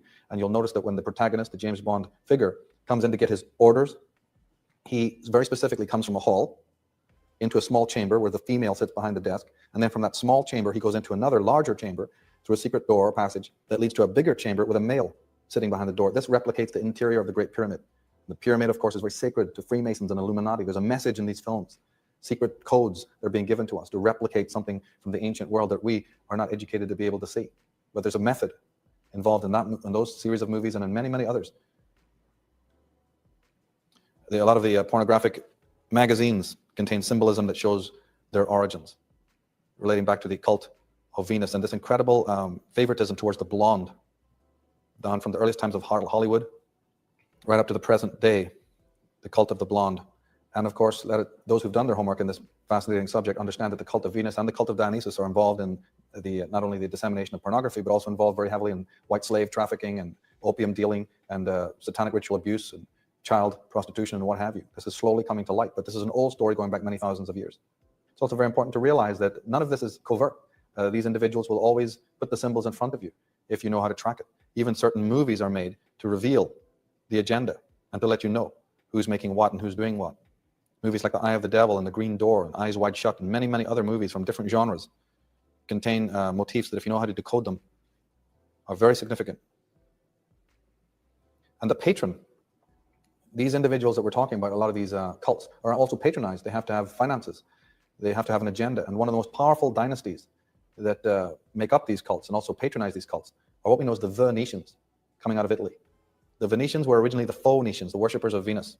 And in Atlantis, alien visitation and genetic manipulation, we show the ancestry of the Phoenicians and how they go back to pre-Diluvian times, even to the time of Atlantis and the high cultures of the ancient world. But the Phoenicians becomes the Venetians of Italy, the Longhi and the Guelphs and other very wealthy families, their descendants are still occupying the world today. But of course, the Venetians, after their conflict with the powers of the Roman Catholic Church, made a move from Venice and settled in Holland and eventually came to England. Upon their move to Holland, the Black Venetians, this is the name that they go by, the Black Venetians created the Great Amsterdam Bank, the financial hinge of the 17th century, and they created the Dutch East India Company. They also controlled the finances of many royal dynasties like the Stuarts. They're actually the promoters of Martin Luther, of Protestantism, Puritanism, the Jesuits, the Club of Rome, the later Freemasons, and most secret societies. Through the House of Hanover, that's the House of Orange, they came to England and have been dominating there. They've been the dominating power since William III of Orange. This is William III of Orange, known in Ireland as King Billy, the destroyer of the Stuart dynasties. And after him came George Ludwig I, all of the House of Hanover. But the House of Hanover originates from the Venetian line, through the Habsburgs, through the Hohenzollerns, all the way back to Venice and beyond. Queen Victoria, in her time, was the head of the Black Guelphs, called black because their deeds were so black. Literally the queen, the empress of the world. And the Windsor family of today, the modern royals ruling out of England, the Windsors is a name concocted for them today primarily because King George, the father of the Queen of England, couldn't barely speak a word of English. And yet here they are declaring war on Germany and their German family reigning from London. So as part of the propaganda, the name Windsor was concocted for them. But just realize that their actual names are Saxe-Coburg, Battenberg, later changed to Mountbatten, Bourse-Lyon, and Guelph, with Guelph being the most important name. If you're into studying this, please note the name Guelph, G-U-E-L-P-H. That's the connection back to Venice. There's two great students of this, along with Jordan Maxwell. One is the statesman from America, Lyndon LaRouche, who's done some fine work on this in his book, Dope Incorporated. This is the book that put him 2 years in the federal stockade for what he knew.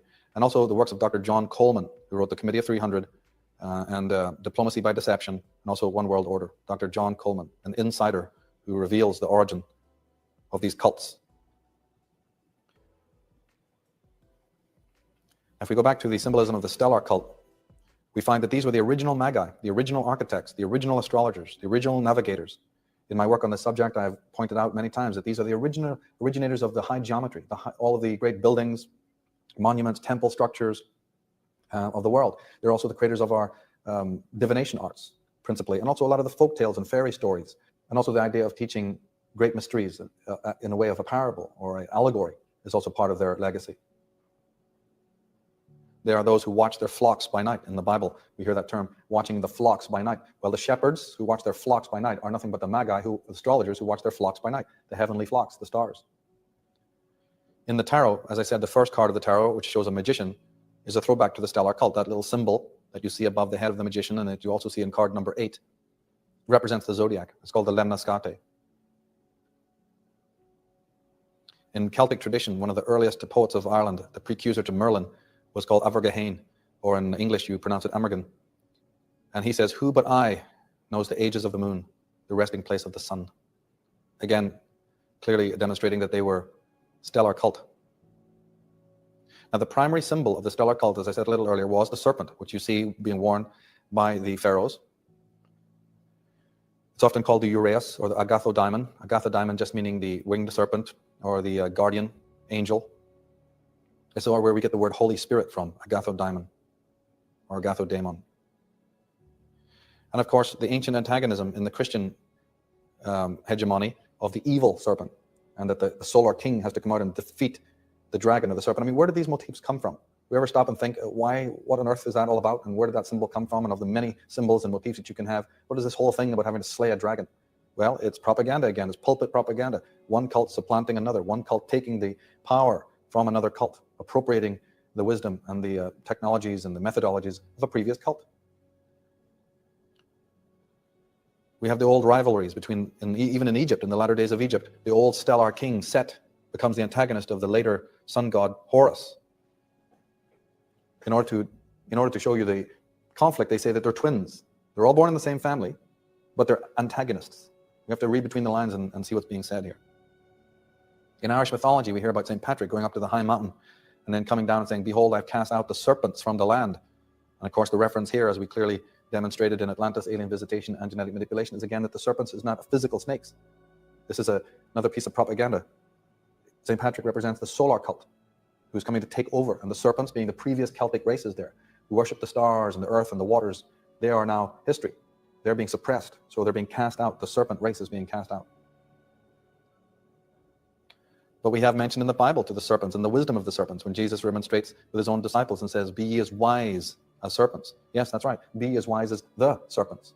What serpents? Well, he's referring to the fact that if only you were as wise as those great astrologers, navigators, and geomancers of old, the serpent race. If only you 12 were as wise as they, then I'd be happy.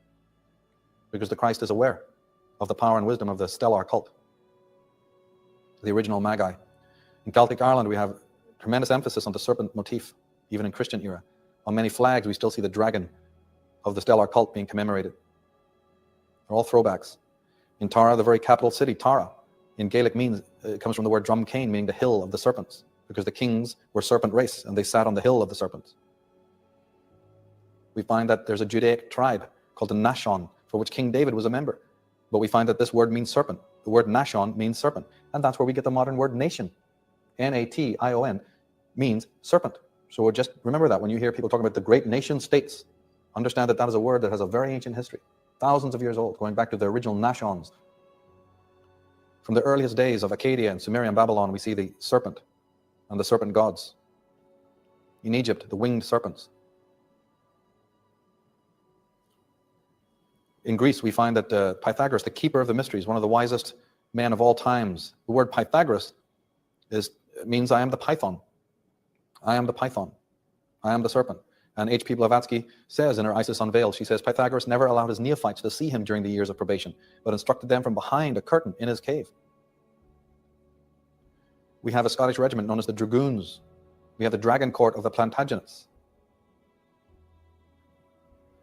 These fine standing stones and the ancient megaliths are known colloquially and locally as the dragon's teeth, because it was understood by the locals that they were built by the serpent cult. In the United States, at the Ohio Mound, it betrays the same illusion that the ancients were a stellar cult who worshipped the constellations and who are responsible for the great earthworks. The Avebury serpent, practically 8 miles long.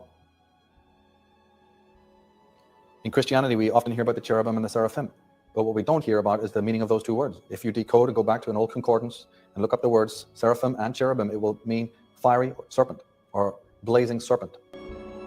So the angels are serpents. And many words again. In etymology, a fascinating subject. We find that the earliest name for the serpent was Cain, or Canaan. So the land of Canaan, that's right, the land of the Akkadians, the land where it all began, the Holy Land is known before the Hebrews get there as the land of Canaan, the Canaanites who were murdered and suppressed. The evil ones who worshipped idols. No, just the serpent cult whose time is to be murdered and massacred now because the solar cult has arrived, or the Saturnian cult is in town. And the word Cohen, ask any Jewish person what the word Cohen means, and they will tell you that it means serpent priest. The word Cain, or the word Khan, like in James Khan. In the Far East we have Chan, but Chan means serpent. In the Middle East we have Khan, K-H-A-N, like we would say Mr., it's a title for a male, Khan. The word Khan refers to the serpent. In Ireland you have the boy's name, Kieran. You have the female or the girl's name, Karen. And Karn, the word for death, it actually really means the serpent. So in Egypt, every time you see a god with the stars about their head or with a headdress of stars, just realize what is being mentioned here. This is a member of the stellar cult. They're implying that there is a cult of power and gods to be worshipped. We don't have to look very far for this motif. The Statue of Liberty is a stellar cult icon that goes back to Sechet, the old Egyptian goddess. It was just shown exactly like that, with star in her 7 rays in her crown. The subject of astrology comes down to us from the stellar cult. They are the ones who brought us the study of astronomy and astrology. They understood that the sun rose at the vernal equinox, rose to its highest position at the summer solstice, and then fell into winter at the autumn equinox. And that particular arch was revered and was called the Northern Arch. And to commemorate it, and because the stellar cult were great builders, they would build arches in all the cities of the world. And still today, when we build an arch or we create an arch, that comes from the commemoration of an astrological motif, the Northern Arch, the sun passing over the zodiac. And that's why in the middle of arches you have the keystone, which usually has a date on it, because the date has to do with zodiacal degrees that the sun passes through. And the stellar cult's main deity, or one of the earliest deities, was Nuth, the heavenly mother, the goddess of the night sky, the primordial Madonna. They were fixated on this idea of the earth being the terrestrial father, the red king that you see in chess, but the stellar mother, or white queen. You have Guinevere and you have Arthur. Guinevere literally means white queen. That's all it means, and it's a reference to Isis. But Isis is a reference to the moon, the white queen up there in the heavens. And the red king is, guess who? The sun. So thrones were put beside each other, red and white, male and female, Leo and Cancer. They were fixated on the idea of bringing heaven to earth. They didn't see a separation between the terrestrial and the celestial. And so when they would build their monuments, their castles, their temples, their universities, their cities, it was absolutely fundamental that none of that building could ever begin without honoring the stars and then even encoding into these structures symbols of the stars, which is why if you go to the Arc of Triomphe or you go to most of the universities of the world and study them, actually look at the walls and the stained glass windows and the floors and the mosaics of even quite modern buildings. And not to mention the city layouts, you will see stars and emblems of the heavens. This is an old practice. We know from just looking and studying the ancients that they were fascinated with the stars in the heavens. They were fascinated with geometry, the measurement of the earth and the measurement of the stars. In fact, the word geometry means that, the measurement of the goddess Gaia, or the earth. So they understood that in order to honor their gods, they should pay attention to them, that there was movements in the heavens, that there was mathematical forms of communication, and that you weren't a proper disciple of your god unless you paid attention to the nuances and subtleties that were happening around you in the heavens. This is where astrology was born. Demeter, the Greek god, literally means the same thing, the earth. Measuring the earth. We get words like matter and matrix and mother and mathematics and marriage and mate, all coming out of the word Maat, which was the most ancient of the goddesses, the goddess of balance, and the goddess of measurement of the Egyptians. As I said, Freemasons and secret societies keep these mysteries. The very Freemasonic symbol is a mere simulacra. The symbol of the compass and the rule is a geometric version of the Egyptian Nuth, and Jeb, the earth god Jeb, copulating, merging with the sky goddess Nuth. Freemasonry originates from the stellar cult. They are the present keepers of the mysteries of the stellar cult. The stellar cult philosophy can be summed up very simply. No difference between psychic energy and physical energy. Incomprehensible. Yes, they knew what two was. If you put down two stones, they'd understand there's two things there, but they had no understanding of what we know as duality. There was no word for duality. There was only one thing to be studied. There was no separation between macrocosm and microcosm. Everything was unified. Everything was a holarchy. They tried to show this in the way they lived. They tried to commemorate this in the building of Stonehenge and in the villages that were circular. And of course, we all know about the intense and detailed geometry that went into some of these monuments and Cyclopean ruins. That's a whole study in itself. But even again, in modern context, cities are based on the zodiac. Here's the center of Paris with 12 radiating streets. And Paris is not the only example. Though we may have the solar cult attempting it at later stages, the solar cult in their buildings are borrowing or appropriating the geometrical standards and skills of an earlier cult. Yes, we do have those skills today, but where did they come from? The 7 wonders of the world and many more wonders besides are originate in a certain cult of ancient times, not just centered in Egypt. Every culture, including even the Viking and the Celtic and the Maya, and even in Africa, you have stellar representatives of the stellar cult. When we hear the simple term city hall, do we realize that that comes from somewhere? The word city comes from cetus, which is the word in Latin for the female vagina or the female opening. And the word hall is a derivation of the Latin phallus, which is the male member, the phallic. So city hall literally is again the coming together of the male and the female. Remember, we were talking about terrestrial and celestial. These cities were made like a circle, and then you would have a obelisk in the center, or a fountain in the center, or a clock tower in order to transmit terrestrial events and symbolism to Earth. And then the city hall, which was the center of all civic society, would be called the cetus and the hall, the phallic and the male and the female coming together. City hall. Jerusalem lies at the center of all medieval maps. The most sacred place is this most holy city, and was the supposed site of Jesus' own burial, the church of the Holy Sepulchre. So again, all holy places, whether they're of the ancient world or the new one, embody certain motifs. And I have to emphasize that this is not something of the ancient past. Cities of the modern world are done this way. In Ireland, we have the oldest temple site in the world. So thousands of years before the pyramid. We have a place in Ireland called Brooke-na-Boyne, or in English it's New Grange. And it sits on the river known as the Boan. That's why it's called the Brooke-na-Boyne. Boan was the cow goddess, and the river Boan was her river. So there's the whole idea of the female again, that near the river is this most ancient of tombs. But what's remarkable about this tomb is its geometry. It was built and fashioned by the stellar cult. It's a complete enigma. It was built without cement. And what's more astounding is that on the 21st, 22nd, and 23rd of December, that's the winter solstice, the sun rises on the horizon, and then like something out of Indiana Jones, literally creeps across and touches a very small window in New Grange above the door of this immense tomb. There's a little portal, a window, 7 feet high, and the sun, a beam of light, will pass into this window and then go into the inner chamber and fall on the back wall. Many American scholars like Arthur C. Clarke have gone and looked at this and checked this out. And even though the heavens have shifted in many thousands of years, this event still takes place mysteriously. They can't understand how this building was designed. The light pierces the inner chamber on those 3 days, and on the same night, the solstice nights, the moonlight will do exactly the same thing. And this is not the only example of this. There are many tombs in Ireland and in Celtic countries where this anomaly takes place.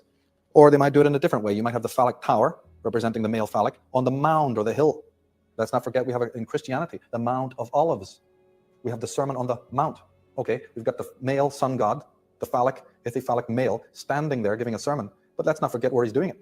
Don't we understand there's paganism involved here? That he's not doing it sermon in the throne, he's not sermon in the city center, sermon at the top of a castle turret, sermon on a horseback. It's sermon on the mount.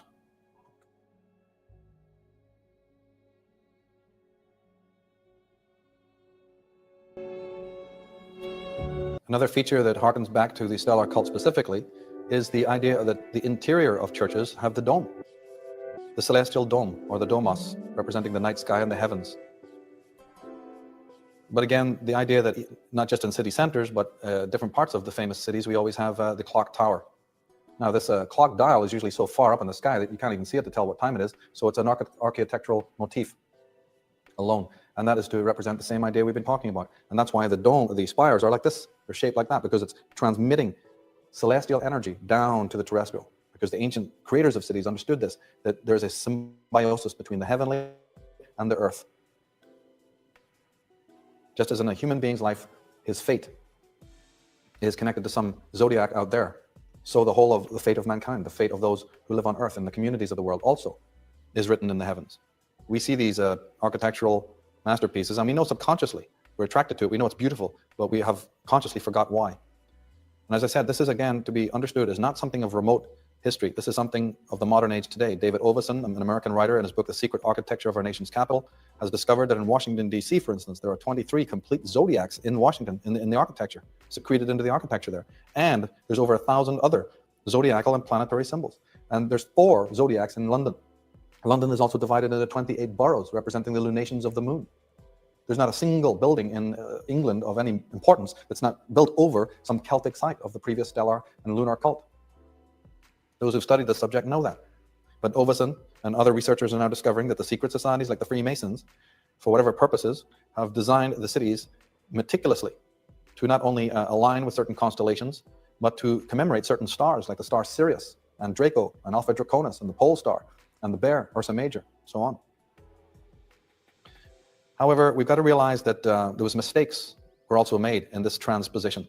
Cyril Fagan, in his book Astrological Origins, says that in their desire to appear highly intellectual, scientific, and mathematical, the Greeks, probably about the time of Alexander the Great, adopted the solar nomenclature, thereby turning ancient zodiacal symbolism topsy-turvy and making it sheer nonsense. This must be borne in mind very deeply, that when we're even researching and studying this subject, and when we come upon things that don't quite make sense, this can help you to realize that, yes, you're studying this here, but we have the Greeks and the Romans in the medieval period, we've got the Christians, and all of these individuals take the ancient gnosis, but they twist it and contort it and subvert it. And therefore it's a process. This is what this program is dedicated to, is trying to help you in this decoding process so that you may get back to the original theology. Theology is very important for our lives. Mythology is very important for our lives. Spirituality is, but not the one that's been handed down to us, sanitized and homogenized and corrupted and subverted. This package that we just buy and install. There's a much more ancient one, and we need to get back to that as we come full circle in today's world. I've already made mention in the early part of this program about the fact that the Bible still does contain many enigmatic phrases and passages that allude to what we were talking about in terms of the ancient cults. Now, in John 14, we also read one of these most enigmatic passages. It says, "In my Father's house are many mansions. If it were not so, I would have told you. I go to prepare a place for you. And if I go and prepare a place for you, I will come again and receive you unto myself, that where I am, there ye may be also." Now, Jordan Maxwell has pointed out in his work that this term, like many passages in the Bible, have just blatantly misinterpreted. I mean, obviously, we should realize that it's impossible to have many mansions in a house. But you could have many rooms in a house. You could have many compartments of a house. You could have many houses in the sky, like in the zodiac. Could the mansion be the heavens, the dome of the heavens, the great theater of the mysteries? And within that theater, that great mansion, there could be many houses. Well, that's, in our belief, what that passage actually refers to. It refers to the zodiac and the houses there. It refers to the girdle of Isis, the girdle of the goddess Nuth. We understand that the 12 tribes of Israel, there's the number 12, is another allusion to the zodiac. And the Hebrews had a wall, great and high, and had 12 gates. And at the gates 12 angels, and names were written thereon, which are the names of the 12 tribes of the children of Israel. And anyone who knows anything about Hebrew astrology or the tribes of Israel know that all the symbols of the tribes of Israel were the astrological signs. Rabbis admit this. There's books on Hebrew astrology showing you that you not only have 12 tribes, but the symbols of each of the tribes of Israel are astrological symbols. And they were great worshippers of certain feast days throughout the year. Now, well, when it comes to the number 12, we're in a whole incredible subject there. We got not only the 12 signs of the zodiac, the 12 hours, the 12 months. A Catholic confirmation is at age 12, the ceremony to represent full circle of the zodiac. You have a confirmation ceremony. We've got jury members with the judge, the magistrate being the 13th member, representing the occult 13th sign of the zodiac. We've got the 12 patriarchs of Israel, the 12 brothers of Joseph, the 12 stages of the underworld process in Egypt. We've got 12 stages of the mummification process. Very rigorous idea there in mummification that you should have 12 stages. Egypt itself was divided into 12 provinces, one for each of the signs of the zodiac. In the primal conflict between Set and Osiris, when Osiris is finally killed, we find that he's cut up into 12 pieces, the body of the hero. 12 stones is what Moses erects for the tribes. Arthur had 12 knights. Balder in Scandinavian mythology had 12 judges. Odysseus had 12 companions. Romulus, 12 shepherds. Roland in French, a troubadour tradition, had 12 peers. Jacob had 12 sons. Hrolf in the Danish myths had 12 berserkers. There's 12 Aesir, that's the god of the high Teutons. In the octave, we have 12 notes. And in the brain, we have 12 cranial nerves. We'll come back to that later on. But Jesus and his 12 helpers is the most common one to people, the apostles. But again, we have a message here. If you actually look at the symbolic way that this was communicated to us by the artists, like Michelangelo, Leonardo da Vinci, and the other medieval and Mannerist painters, we'll notice something very interesting. In Leonardo da Vinci's Last Supper, for instance, we understand that we have Jesus at the Last Supper, and we understand that Jesus is the Son. But if you actually examine this remarkable painting closely, you'll find something enigmatic. The 12 are not just loosely grouped around the Son, around Jesus Christ. There's a pattern to them. They're in groups of 3. And those groups of 3 represent the seasons. They represent the zodiological signs. But the zodiological signs are, of course, aligned with the months. So the group on the far left, and each group is only speaking to itself. They're all communicating only to themselves. So let's say that summer, autumn, winter, and spring, autumn, summer, winter, whatever way you want to look at it, that's what we're seeing as the real theme in this fine painting. The 12, but the actual divisions of the seasons. Because we understand that in the center is the Christ, the enlightened one, the Son, who will come again. That means he'll go round and round and round, right? Only to come again every day in the diurnal cycle and also in the zodiacal cycle of the year. When you see the great temples and cathedrals, churches of the world, you'll always notice the 12 panes of the rose windows. Again, a commemoration to the stellar cult. The idea of the round table of ancient times. They sat at a round table to emphasize that the real round table was up above your head. It was literally the zodiac. When we turn to the Celtic calendar, we find the heart of the stellar and lunar paradigm. Not only do you find the 12 or occasionally 13 signs, but we also find that these signs were related to Earth. Each of the signs of the zodiac were not so much given an animal motif as they are today. They were assigned to the 12 trees. So the idea of the tree of life being a very important motif and also connecting to the Earth. The worship of the trees was an original zodiac. When we study the Celtic seasonal cycle, we find the great feast days, which were later transfigured or transposed into some of the modern holidays. If you've read any of the fine books on this subject or researched this subject, Robert Graves and Caitlin Matthews, lots of books out there on the subject, you'll start to understand a couple of things, and that is that the calendar was changed. It was altered from a stellar to a solar-centric one. That we have different stories going on. The calendar year's opening date was artificially also changed. That the saints' days were merely superimposed upon more ancient sidereal festivals. And the most important one is that there was a supplantation of the feminine principle. There was the masculinization of the deities and the iconic symbols. That last one there is an entire subject in itself that I deal with more elaborately in the other program in this series called Divination and the Goddess Tradition. This whole idea of the masculinization and slow subversion of the feminine principle, which in turn has horrific ramifications for human consciousness and for gender relations and so on.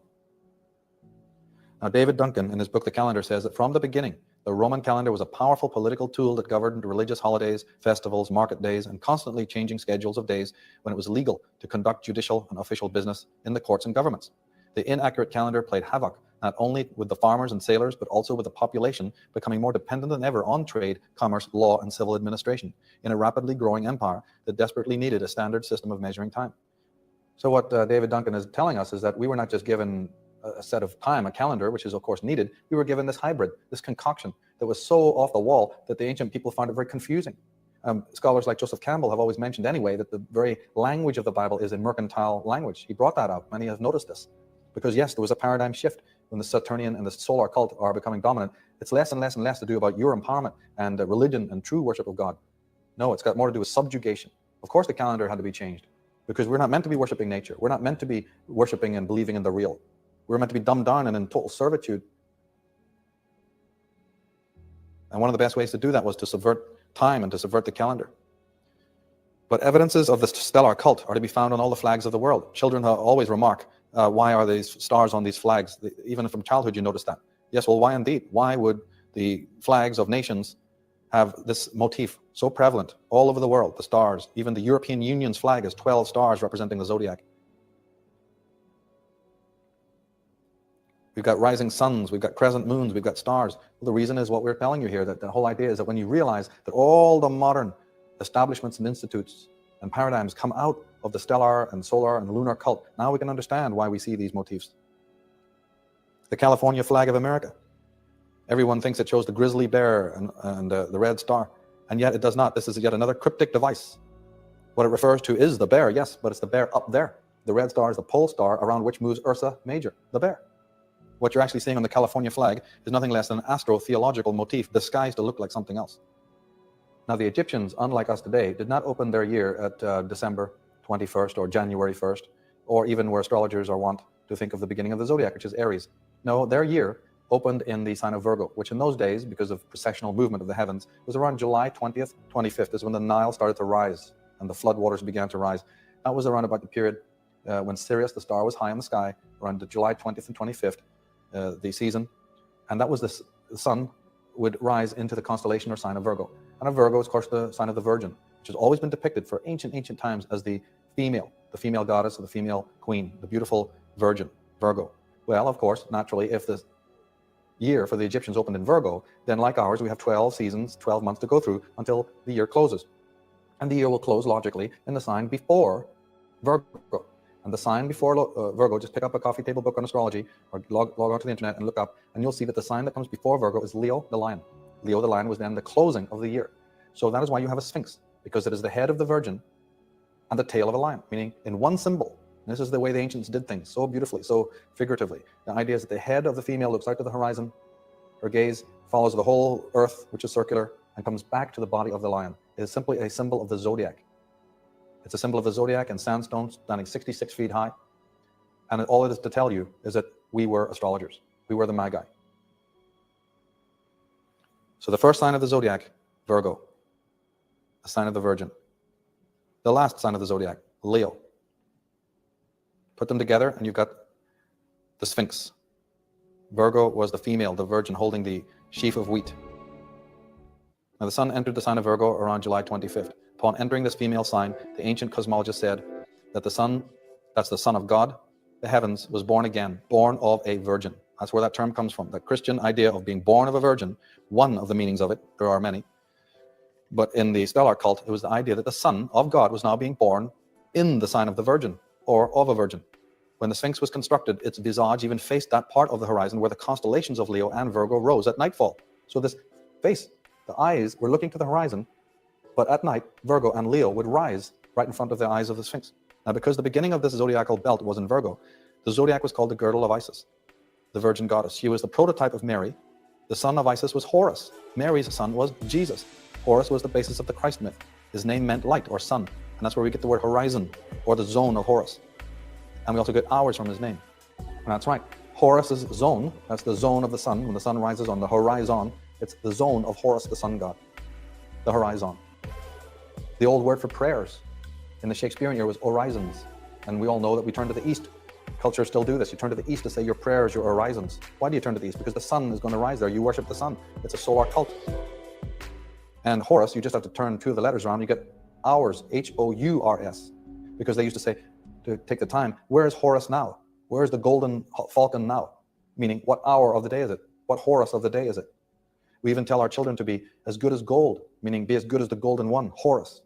You are a youngster. A child is known as a young star. Like Horus was the youngster of Isis and Osiris. So just remember, when you hear that term, born of a virgin, think astrology. But again, we're being told this. You only have to look at the symbolism. Once you've opened your right brain, you're using your whole mind, you've learned some pattern recognition, you'll find that nothing's being concealed from you.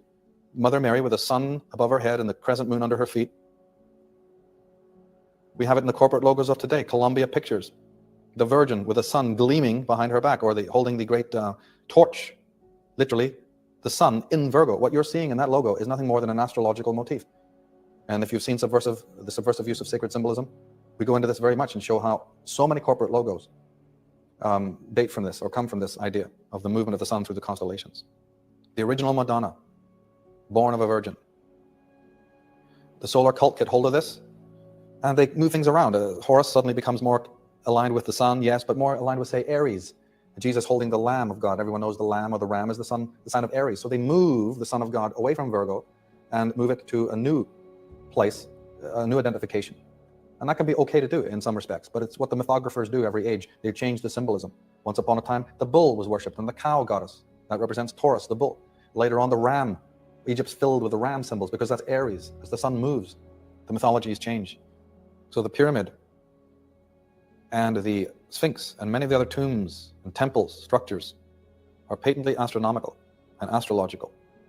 And even when you render or see the Sphinx rendered, you'll notice that it also has wings, or it might have claws, or it might have scales. It has the head of a woman, it has the tail of a dragon or a lion. Again, that just represents the four corners, the four coming together, the wings and the claws and the body of a lion, the cardinal points of the zodiac.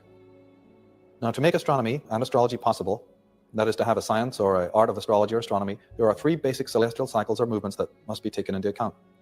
The first is the rotation of the Earth around the sun. Okay, so that's a rotation we're talking about. There's three different kinds of rotation that make this science of astrology possible. There's the movement of the Earth around the sun.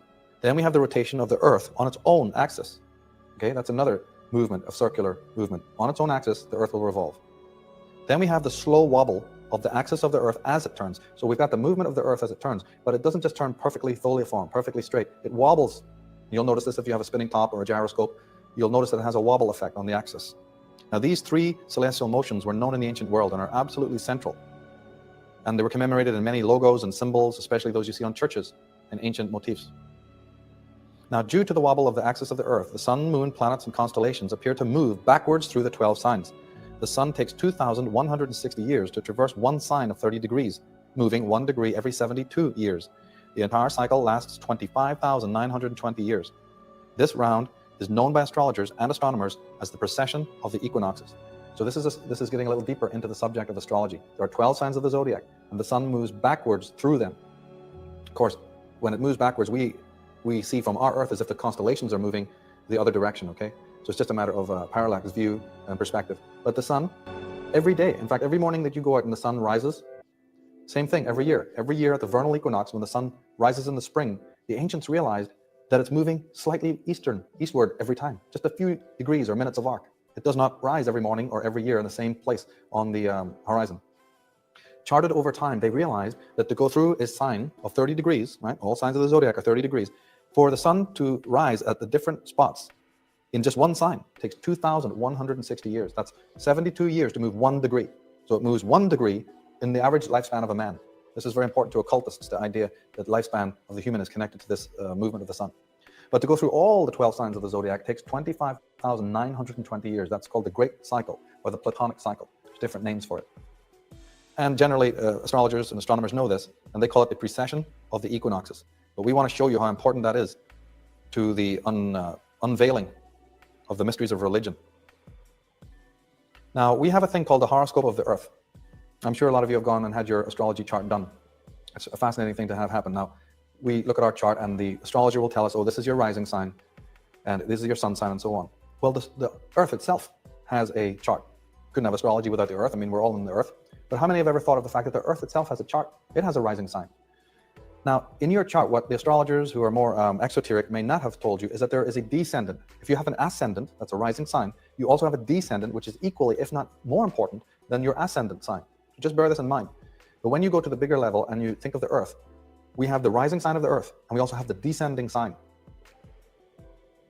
Now, the astrological ascendant is presently in the last few degrees of the sign of Pisces. Okay, so the Earth's sign is Pisces. Therefore, the descendant is in exactly the opposite sign of Virgo. That's because the ascendant and the descendant are on a straight line. They face each other perfectly in an opposite situation. So the position of the descendant is as important for the chart of the Earth as the ascendant is. We cannot understand the times we are living in or those to come unless we are familiar with the permutations of these astrological oppositions. And these oppositions are very important to the ancient world. If you even look at the symbol for Lady Justice in the tarot, or the magician in that strange pose that he's in with up and below, and the Pythagoreans and the Sophics said, as above, so below. They were trying to emphasize this idea that if you're looking there, make sure that you look to what's in the polar opposite. All things are connected. All things are in balance. We can't have Aries without the opposite sign of Libra. All signs are perfectly polarized. It's very interesting to notice these oppositions in astrology. In the tarot cards, we have card 3 and 4, Venus and Mars, the goddess and the god, the male and the female. And so it is on the astrological level. As I said, as the sun moves eastward, backwards through the sign, it appears that the constellations are moving the other direction. Now the tarot, one of the great secrets, we don't have time to get into it in this presentation, but I do in other presentations and in other talks and on the website and in various books and so on. I have always pointed to the fascination of the tarot. One of its most remarkable mysteries that's connected with the tarot is that the 22 major arcana are literally demarcations of that movement, that processional movement we've just been talking about. Each of the cards actually represent little Polaroids, if you will, or photographs of each of those ages. It must be some incredible cult that can encapsulate in one card all the happenings of 2,160 years. But that's exactly what was done. So all the way back from the age of Virgo, Libra, in fact, all the way around, each of the cards represents an age of procession, a processional age. Now again, we are in the age of Pisces, or we're at the very end of Pisces. The sun right now is at the very last degrees of Pisces, ready to move into the sign of Aquarius. That's where we are historically. In the age of Virgo, the pyramid was constructed. This is why in the present age of Pisces, its mirror opposite, antiquarian scholars and speculative laymen have been so interested in uncovering its secrets. Just giving you another anecdote here to show you how important this is in our daily life. It's not just a humble little personal chart that you get. Astrology has many other permutations. In the age of Virgo, that's why the Sphinx is there, by the way, representing Virgo. But what's a few hundred yards away from it is this pyramid. The pyramid and the Sphinx were constructed in what we know as the age of Libra and Virgo. That's many thousands of years ago. If each sign is 2,160 years, then you just count back 6 or 7 signs, and you'll find that you're in the age of Virgo and Libra. And it was ordered to commemorate this that they put a Sphinx there saying, here we are, the age of Virgo. But Virgo, as we've just seen, is the opposite of the sign of Pisces in which we're now living. That is why many people like Edgar Cayce and other philosophers have said that it would be in the age of Pisces that there would be this re-fascination with all mysteries Egyptian. I completely confer with that, because programs like this and the revival through Jordan Maxwell and myself of the subject of astrotheology are part of this process. There's a certain etheric connection in time. Time is not a linear thing. It's a very spiralic thing. And there's a symbiosis between these ages. Buckminster Fuller, Edgar Cayce, they said that the mysteries of the pyramid, the mysteries of all things Egyptian would come to light in the age of Pisces. So again, the hermit for Virgo, the moon for Pisces. Now in the age of Pisces, when the sun moved many thousands of years ago now, that's over 2,000 years ago, the sun moved into the age of Pisces. Well, the symbol for Pisces is the fish and the fish god. And we have in the age of Pisces the coming of the solar cult and the rise of Judeo-Christianity. That's why the headdress of the Pope is the fish's head, and why he wears the fisherman's ring, the ring of the fisherman. It's the age of Pisces. Now, competent astrologers know that the negative traits associated with the sign of Pisces, okay? So there's positive traits of every sign, every symbol. No symbol is inherently negative. There's positive and negative. But competent astrologers know that the negative traits associated with the sign of Pisces concern deception, vice, hidden agendas, mass delusion, and the misuse of spiritual virtue and power. So in the age of Pisces, it was to be expected that the world would experience its share of these negatives on a macrocosmic level. And boy, has it done that. As the age of Pisces comes to a close, though, the deceivers know that the paradigm shift which will occur, which does not favor their machinations. This understanding has led them to make many subtle alterations in their age-old stratagems. The study and tracking of these expedient accommodations, prompted by astromantic and cosmological phase shifts, amounts to an entire subject in itself. So simply put, all this technology, the rise of technology is a very Aquarian thing. The rise of certain New Age groups, the interest in divination and spirituality is a harbinger to the coming of the age of Aquarius. The empowerment of females, which has still not really happened yet, but is on its way, is also part of that. But you see, the mythographers, these individuals who create whole mythologies, understand that this is also coming. And therefore, they don't sit easy. They create new mythologies. And where's this all coming out of? Vatican, which comes from the word Vaticanus, literally meaning the place of the sorcerers. So just realize when you're talking about Vatican, you're talking about the place of the sorcerers. Tony Bushby says, Tacitus described Rome at the time as a place where every horrible and shameful iniquity from every quarter of the world pours in and finds a welcome. It's the product of all these cults coming together. And they were heavily into astrology. That's why the cross is used. That's why in Celtic countries you see the ring around the cross, representing the zodiac and the cross. Again in the symbolism, you'll always see the sun back of the cross, because they understood that this was about astrology. And what of the age of Aquarius, when the sun makes its transition? Do the religions have anything to say about that? Well, remember, John 14, in my Father's house are many mansions, and I go to prepare a place for you. And if I go and prepare a place for you, I will come again and receive you unto myself, that where I am, ye may be also. The age of Aquarius is said to begin in AD 2740, but of course, there's different scholars have different dates. However, as the sun moves towards the final degrees of the previous sign, the descendants of the great cults of power who are at the helm of the religions and governments need to make arrangements for change. As each age terminates, the appointed mythographers have to get ready to script new mythologies consistent with the complex symbolism of the coming age. Their work is analogous to the Madison Avenue ad man, only their hot product is literally the New World Order. The end of an age is always distinguished by orchestrated chaos and conflagration. This is the meaning of Armageddon. So end times, millennial angst, comings of new aeons, new ages, the passing away of old paradigms, the rescripting of new ones, the coming of a new world order, a new age of the world, is a reference to this astrological changeover. And each age is known in all the mythologies of the world to end in calamity. There's an Armageddon, an apocalypse, not of the end of the world, but of the end of the age, in which there'll be debauchery and iniquity. So as these guys get ready to vacate, not literally of course, but rescript their mythologies, change their masks, we better understand the symbolism. One of the most important things to also realize about this precession of the equinox phenomena is that when you study it, you come to understand how the art of prophecy works. Morning, noon, and night, you'll have to put up with the detractors telling you there's no such thing, it's all malarkey, it's all gibberish. There's no such thing as astrological prediction. There's no such thing as doing readings and whatnot. Well, the fact of the matter is, of course it's possible. As we've just said, the tarot is a depiction, one of its mysteries, one of its many mysteries, is that it's literally a depiction of all the ages of the zodiac. So using the cards in that way, one can know what comes in different ages, using the symbolism of the tarot cards. Divination contains many secrets that we're not aware of. The 10th century Arabian historian and author Masudi says that on the Eastern or Great Pyramid built by the ancients, the celestial spheres were inscribed. Likewise, the position of the stars and their circles, together with the history and chronicles of past times, of that which is to come and of every future event. Also one may find there the fixed stars and what comes about in their progression from one epoch to another. That's right, on the pyramid walls, in the tarot cards that was created in ancient times to depict these astronomical events. In Ecclesiastes 1 it says, is no new thing under the sun. Is there a thing of which one might say, see this, it is new. It has already been for the ages which were before. That's right, nothing new under the sun.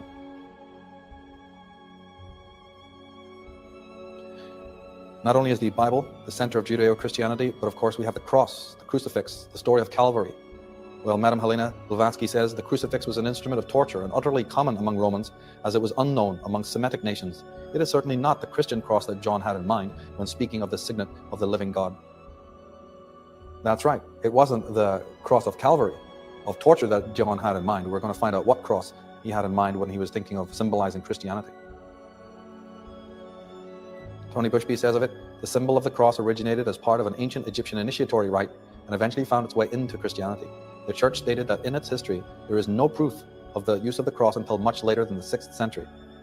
It is recorded in Christian archives that the general use of the crucifix was ratified at the 6th Ecumenical Council in 680 AD. The council decreed that the figure of a man fastened to a cross now be adopted, and the new church logo was later confirmed by Emperor Hadrian I. About a century later, the first pictures of Jesus Christ standing against a cross slowly start to appear. So we're talking about 700-800 years after the rise of Christianity, the cross suddenly becomes the central motif. Bishop Kaleno, he said that of the several varieties of cross still in vogue as national and ecclesiastical emblems, there is not amongst them the existence of which may not be traced to the remotest antiquity. They were the common property of the Eastern nations. So there's nothing unique about the cross in Christianity. Tony Bushby in his Bible Fraud, he says, there was no verification of a landmark or significant crucifixion of a person called Jesus Christ in the writings of such highly regarded contemporary historians as Philo, Tacitus, Pliny, Suetonius, Epictetus, Cluvius, Rufus, Quintus, Curtius Rufus, Josephus, Plutarch, and the Roman consul Publius Petronius. None, no mention. Stephen Knapp, in his book Proofs of a Vedic Culture's Global Existence, he says, it was not until the 6th Synod of Constantinople that it was decided that the symbol of Christianity would be represented from that time on as a man crucified on a cross. In fact, the earliest instances of any artwork that illustrates Jesus on a cross can be traced back only to the 8th or 9th century. So how biographical is that? That they have to wait 800 years before they go, oh, let's use a cross. But of course, the ancient world knew all about it and have been using it for generations. Its origin, again, is the zodiac. We have two phenomena, two other cycles of importance in the heavens, without which you couldn't have astrology or astronomy, and these are known as the ecliptic and the celestial equator. There is a trajectory of the sun around the earth. Okay, we mentioned that. There's the trajectory of the sun around the earth. That is a band of about 17 degrees wide, on which are the major constellations. That is the zodiac. And this belt itself crosses another belt called the celestial equator. When the sun annually reaches the junction point of this cross, we have the spring and autumn equinoxes. Now, for those of you who are coming to this for the first time and have no background in astrology or astronomy, simply take a globe, or take even two globes. Take the one that has the axis bent, like a globe of the planet Earth, and then imagine another globe that's not the Earth, but just a perfect sphere, right? They're one in one hand, one in the other.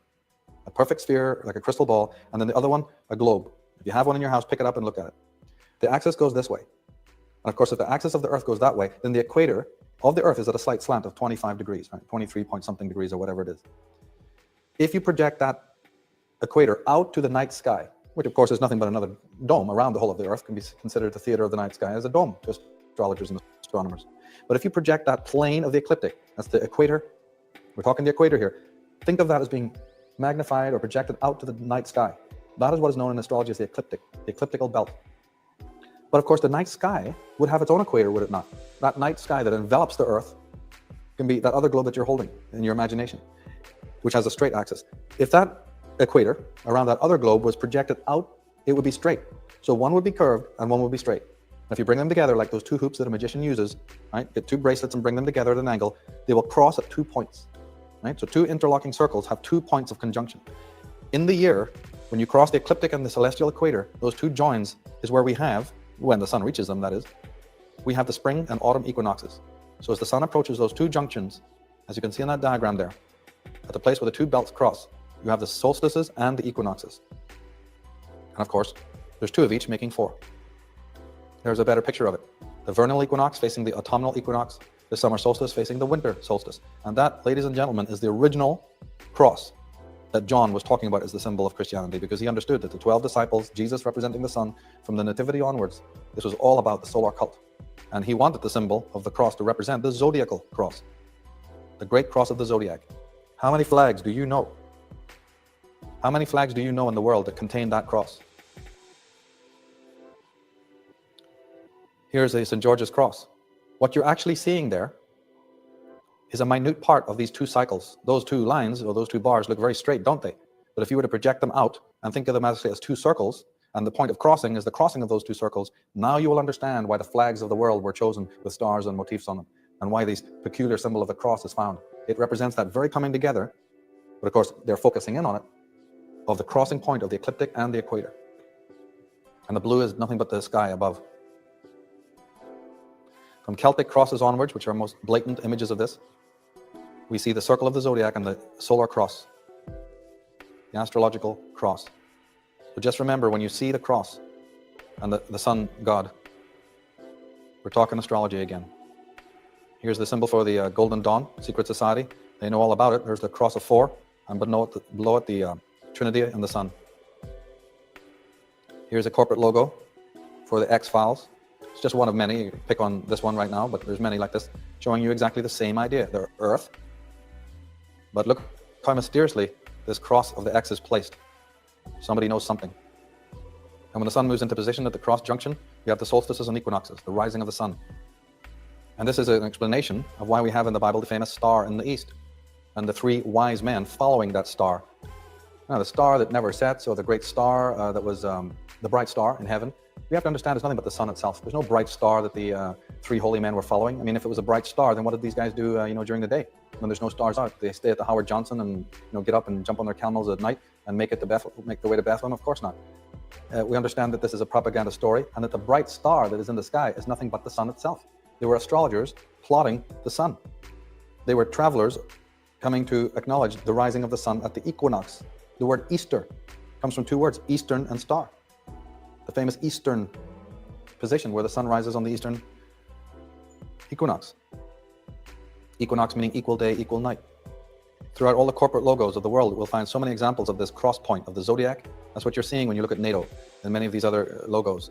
The merchant hasn't the faintest idea what these symbols mean, but the ad men who draw them up are aware that they are descendants of the stellar cult, and they know the power of these symbols. And we have, of course, a Bible, and we have a New Testament, but we clearly find that the New Testament is divided into 4 books, not 3, not 5, but 4. The reason, again, has to do with the zodiac. Those 4 books or gospels are known as the book of Matthew, the book of Mark, the book of Luke, and the book of John. Everyone is taught that from point go. But what we're not taught is that those 4 books of the Bible just represent the 4 cardinal points of the zodiac. The book of Aries, the book of Libra, the book of Leo, and the book of Aquarius. How can that be?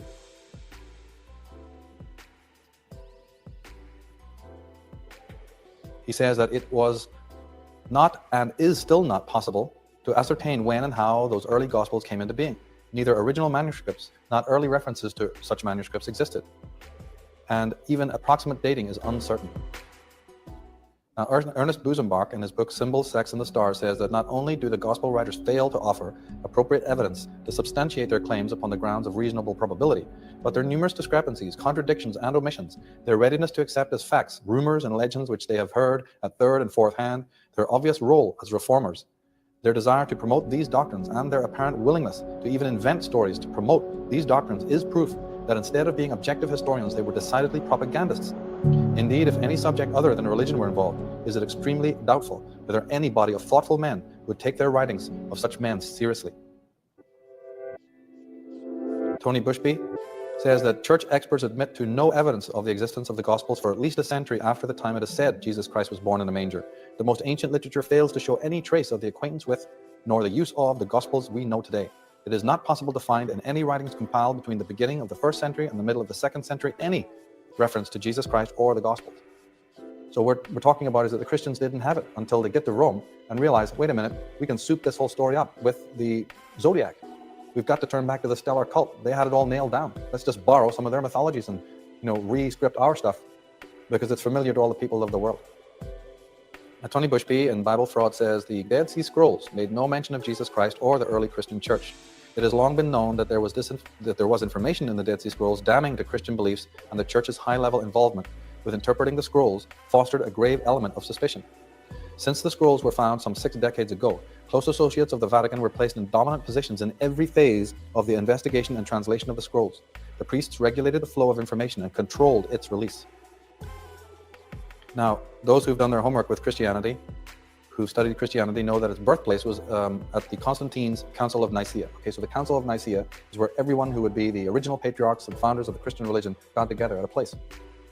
On June 21st, the day of the summer solstice, isn't that interesting?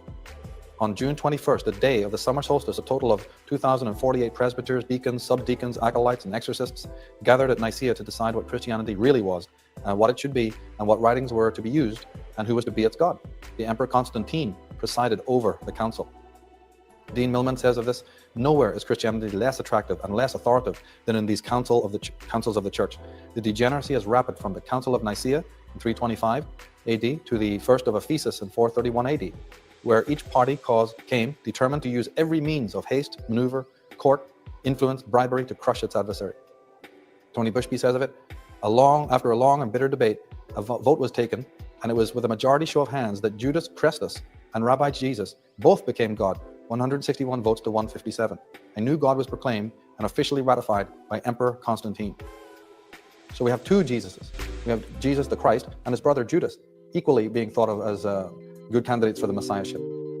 Tony Bushby in his works even points out that when we're reading about the so-called biography aspect of Jesus Christ, we're actually reading about 2 individuals, not one, all mixed together.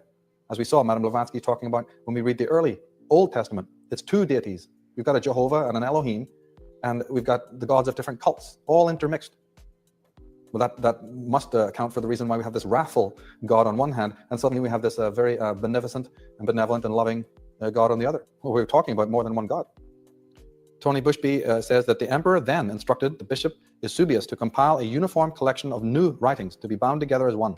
Eusebius was to arrange for the production of 50 sumptuous copies to be written on parchment in a legible manner and in a convenient portable form by professional scribes thoroughly accomplished in their art. Make them to astonish, said Emperor Constantine. This was the first mention of finished copies of the Christian New Testament in the history of mankind. With his instructions now fulfilled, Emperor Constantine decreed that the new writings be thereafter called the words of God, and be attached to copies of the Hebrew Old Testament. Emperor Vespasian in the 1st century had proclaimed the entire Jewish territory the personal property of the Roman emperors, and his decision was officially ratified by the Senate. In effect, all later emperors were in control of the Jewish religion. Emperor Constantine effectively attempted to amalgamate the earlier Jewish religion with his new cult. By legal inheritance, he was also the Messiah. After Eusebius had finished drawing upon the large array of Presbyter's texts, Constantine then ordered them to be destroyed by fire, and any man found concealing one should be stricken off his shoulders, that is, beheaded. Tony Bushby goes on to say, it is important to note that the format of the name Jesus Christ was not cemented down until the time of the Reformation. That is the 14th and 17th centuries AD. For in earlier times it had several renditions, such as Yeshua Christ or Yeshua Christos. Now we saw a little earlier that the ecliptic and the celestial equator make the 4 cardinal points of the zodiac, which was the primeval Christian cross and also the pagan cross before that. But also in astrology and astronomy, there are 4 cardinal stars, 4 ancient stars that are of the most greatest importance. And they also make a cross in the heavens. They are Aldebaran, which means in Islamic, it's a Persian word that means the eye of the bull. That's in Taurus. We have Regulus, the great red eye of the lion. We have Antares in Scorpio.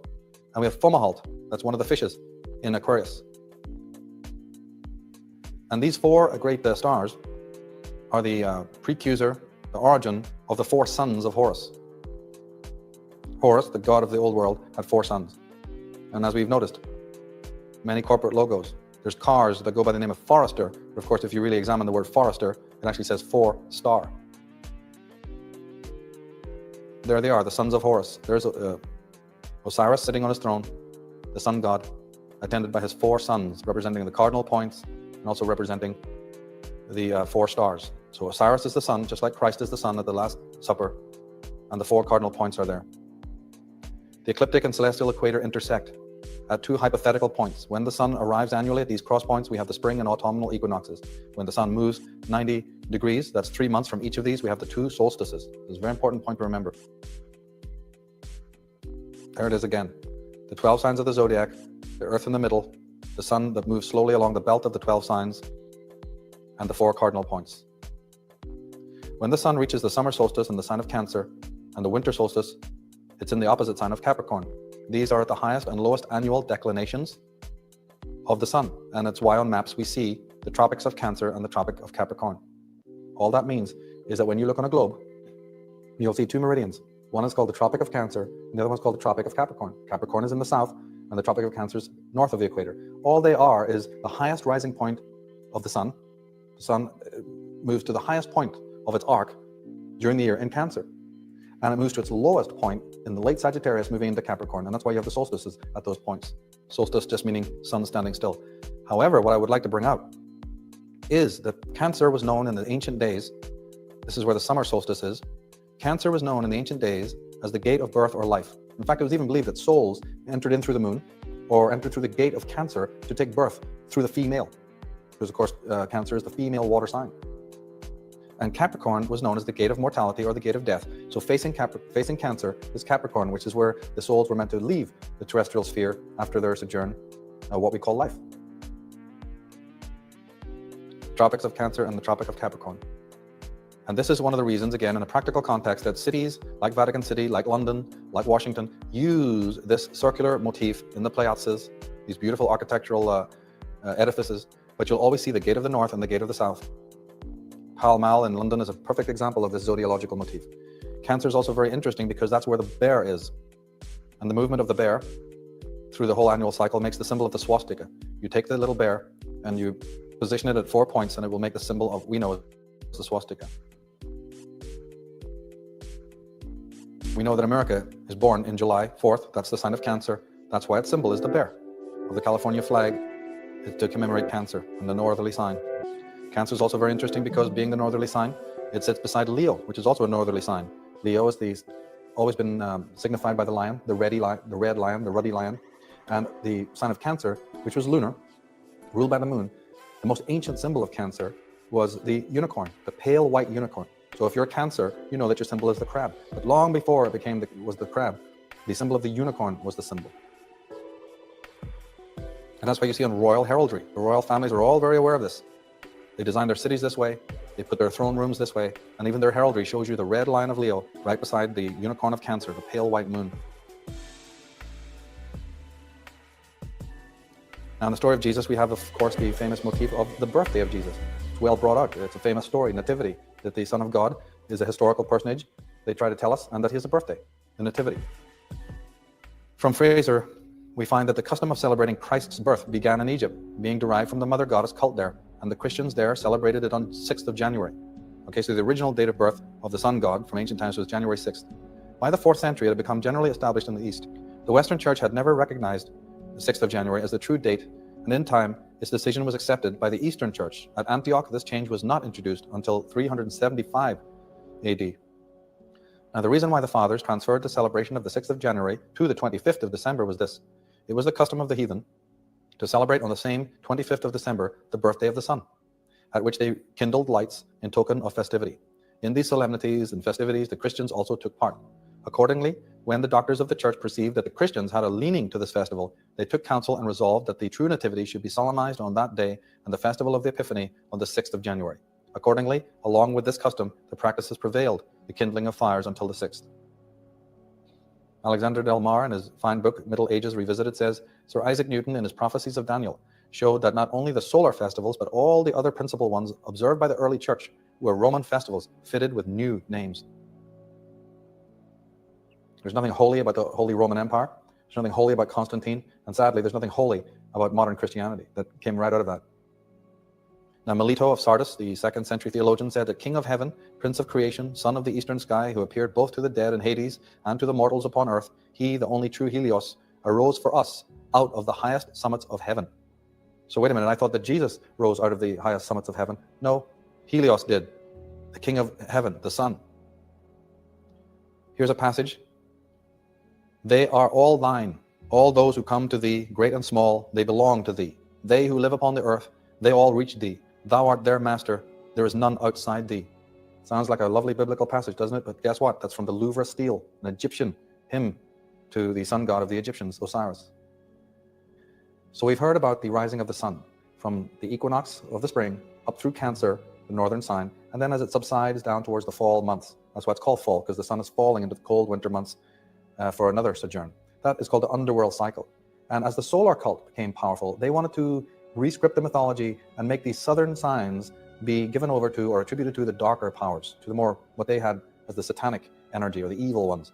And of course, that included the women, because remember I said in the solar cult and Saturnian cult, the women were always considered auxiliaries of the negative power. We see this when we look at the zodiac idea of the sun, the great hero, losing his rays and shrinking and being found impotent and weak and falling into the female signs of Libra and Virgo and Libra. This is clearly shown in the story of Delilah. The word Delilah comes from Layla, which means night, and Di, in the ancient languages of the world, meant Daleth. In Hebrew, it's Daleth and Delta. So Di meant the doorway. So Delilah just simply means the door of the night. We don't have time to explore it all here, but if you get into mythology, you'll realize that the sun receding into the fall months, losing his hair, is the idea of the sun's rays being lost, and the old sun, old father time, losing his potency and his power, being weakened, or having his eyes put out, being blinded. It's another motif that you'll see a lot of mythology. And of course, always somewhere, there's some evil female bringing it all about. This is a story which would have been nonsense to the stellar and lunar cult, but carried a lot of weight later on. So Libra, the sign of the female where the sun goes into the underworld. In fact, if you are a Libra, you'll know that your symbol is that little one on the right. There's a straight bar, and then there's a loop. That little loop there is the sun, half above and half below the meridian of the western horizon. After you get through Libra, the sun makes its way into Scorpio. Scorpio has always been the skeleton. You always see it symbolizes death, the sign of Scorpio. And that's when the sun, that's why today in Halloween, for instance, we have a pumpkin, which is always orange because that represents the sun, and you put a little evil face on it. It's a composite symbol. The pumpkin is nothing more than the sun. But now that the sun has become part and aligned with the southern signs, we put a little demonic face on it because it's fallen into the power of the evil ones. We worship it every year and haven't the faintest idea where it comes from. Scorpio, a huge sign in the ancient calendar, understood to be where the sun goes to die. The whole idea of St. Peter, who's another solar god, being crucified invertedly, represents this fall of the solar king into the underworld.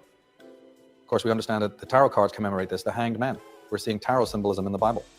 The hanged man is associated with the sign of Scorpio.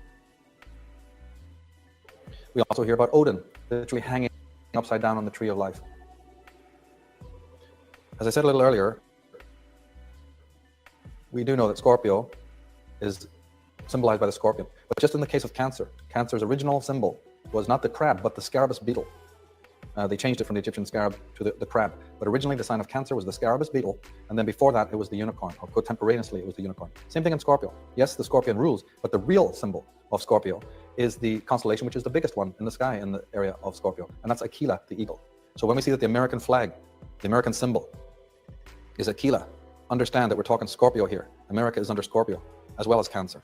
And we see some corporate logos using the great eagle wings. We're talking power and money, because Scorpio, as an astrological sign, rules power, money, government, domination. Of course, we go into this much more thoroughly in the subversive use of sacred symbolism in the media, the other program in this series.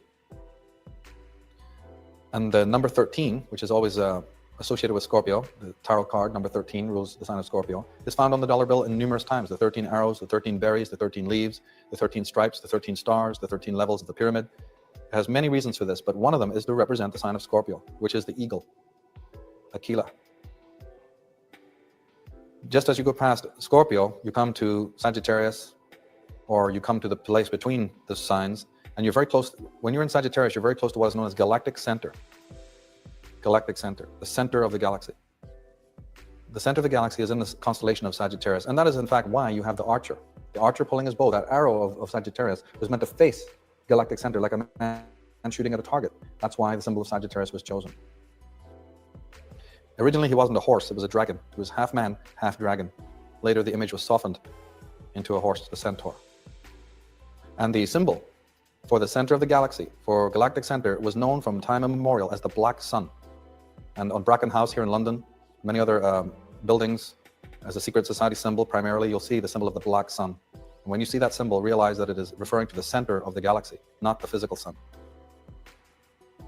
In the tarot card number 14 that refers to Sagittarius, we'll see something interesting. The figure there has her foot in water and one foot on earth.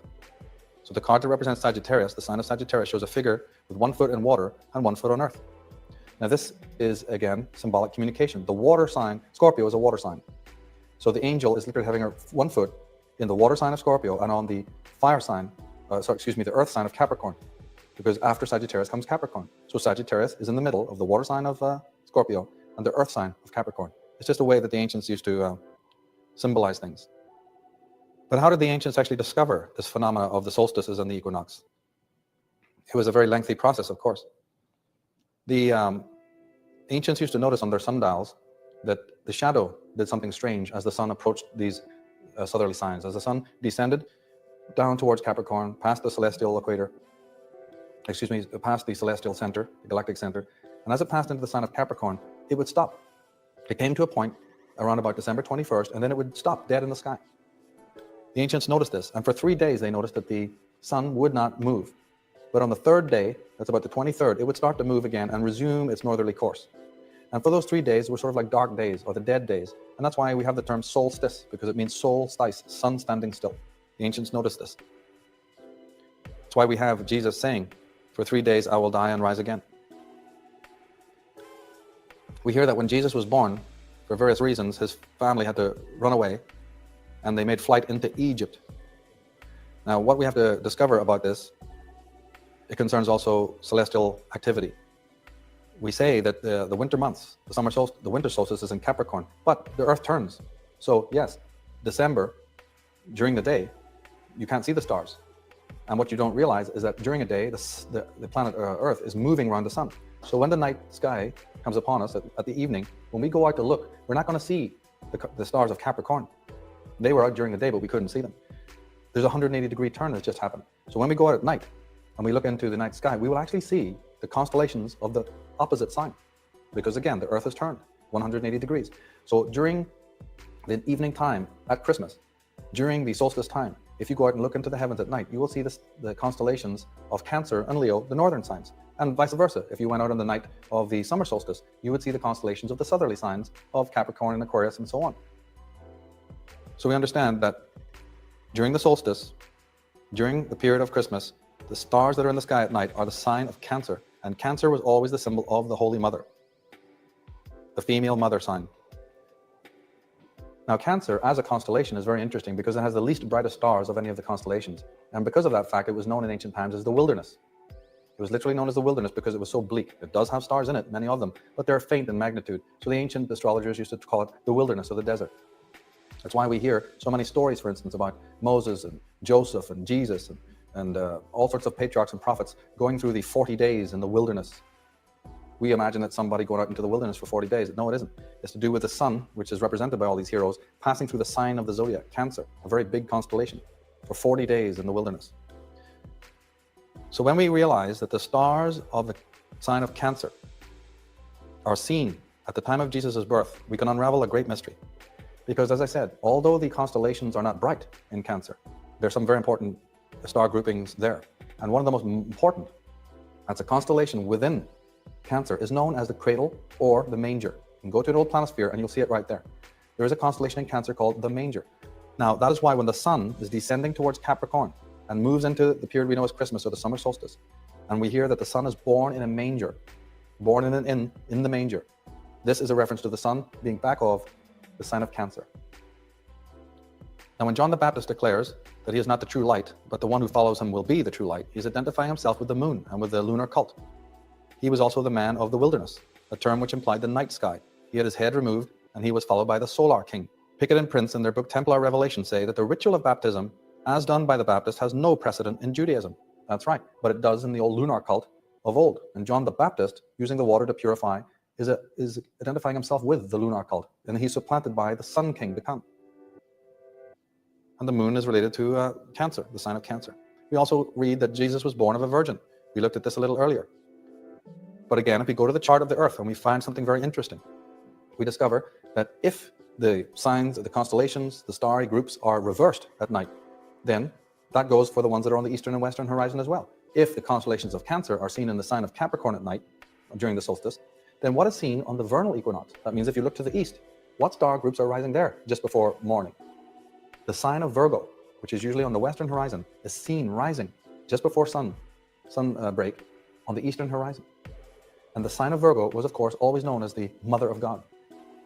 So in the chart of Jesus Christ, at that day, at that moment, you'll see the sign of Virgo popping its head up above the eastern horizon. So it was said that the son who is born in the manger is born of a virgin, because literally Virgo is overlooking the solstice point.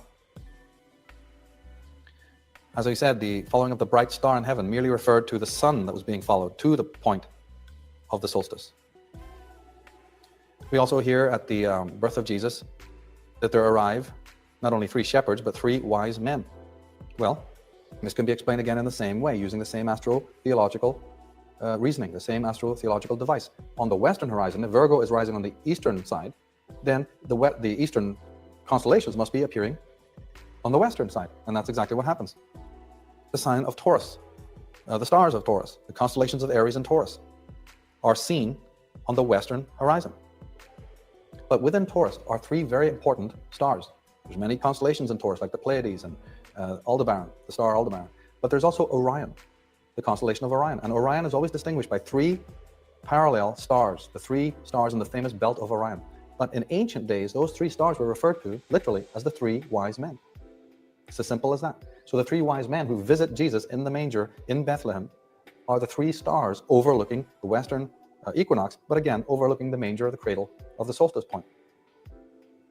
The 3 wise men are seen in ancient Sumeria in Babylon. Here's a picture of the sun god in his tabernacle, in his precinct. In front of the precinct, we see the solar disk. There's the sun, the bright star, and in front of it, the 3 little wise men. The 3 shepherds are the 3 wise men. And the king is holding the ring and the rod, the ancient symbols of royalty. There's nothing new in Christianity. And as I said earlier, the shepherds who watch their flock by night is a clear symbol of the shepherds, because the crook of the shepherd, it refers to the pharaonic crook that the pharaoh is seen worshipping, and the pharaoh is the head of the stellar cult, the head of the magi. So when you hear these humble shepherds just happen to be watching their flocks by night, you can bracket that and realize it's about astrologers watching the heavens by night. But coded language was being used.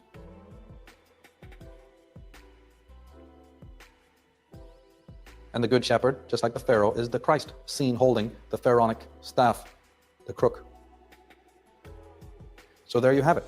There is the chart of the earth, the position of the constellations that unravel the literature, the grammar, the text, the explanations in the gospel story. It's a simple matter of astrology. Now this, we are only having time to just canvas this a little in this program. Go to my website or contact me personally, look at the links page. We've got volumes of information on this, decoding each and every part of the gospel story, and even a lot of the Old Testament motifs like Jonah and Daniel, Samson fighting the lion, Jonah being swallowed by the whale, the Christ walking on the water. So when you hear the Christians chanting and talking about following Christ to the cross, just realize what cross it is.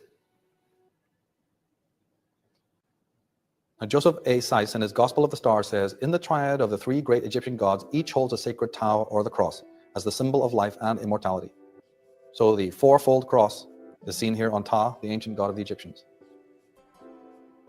And when you hear of Jesus dying on the cross, realize that it's the cross of winter upon which he is dying, to be reborn again after 3 days. Luke 23, now when the centurion saw what had taken place, he praised God, saying, certainly this man was innocent. Centurion is a coded message. It refers to Ares, the warrior. When the Ares, as the sun is dying, the centurion sees what is happening. He understands that God is dying, but that he's innocent. The entombment of Jesus into the cave or into the tomb is also referring to the southern signs. When the sun falls into the dark signs of winter, it's just a symbol of entombment. You find this in the story of Lazarus. You find this in the story of Osiris, and all the Christ saviors of the world go into the dark place for a sojourn, from which they will rise again. And on the third day I shall rise again, said the Christ. The third day can be looked at as the 3 signs from Capricorn to Aries. The 3 signs from the depth of winter to the spring. Okay? Capricorn, Aquarius, Pisces. We're thinking of 3 days, 3 seasons, 3 periods of time. And importantly, we know that Cancer is the mother of God, but you see in all the Renaissance paintings, you often see the 2 mothers of Christ. This is a very common motif in ancient art. The 2 Marys at the foot of the cross. Well, the 2 Marys are Mary, the mother of God, and Mary Magdalene, but we have a Martha and a Miriam turning up. In the Old Testament, we have the 2 primordial females of Eve and Lilith. In Greek mythology, we have the syzygy in the form of Demeter and Persephone. But guess where they come from? They come from the old Egyptian Isis and Nephthys. They come from Ta'urt, the original mother goddess of 25,000 years before. There you can see the picture of the hippopotamus god in the center of the zodiac, the planisphere. The earliest depiction of the mother goddess was the hippopotamus. And the name of that deity was Ta'urt, from which we get the word tarot. We also get from Ta'urt the word church, charuch. When the hard T's are softened to CH's, Taruch becomes Charuch. So the Holy Mother Church.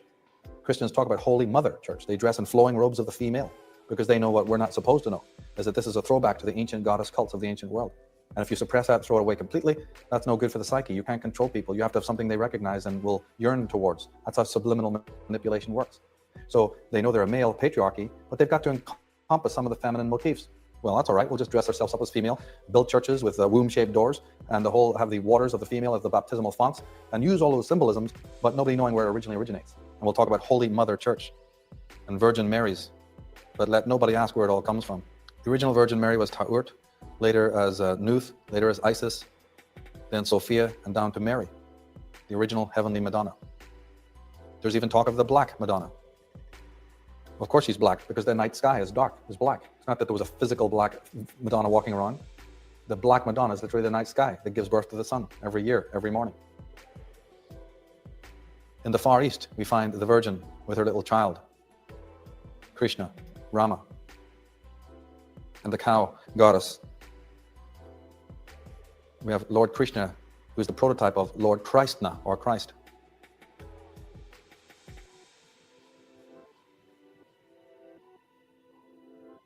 We have in the later Arthurian legends, Lady Nimue and her son Lancelot, the great solar king, the solar knight, and the Lady of the Lake.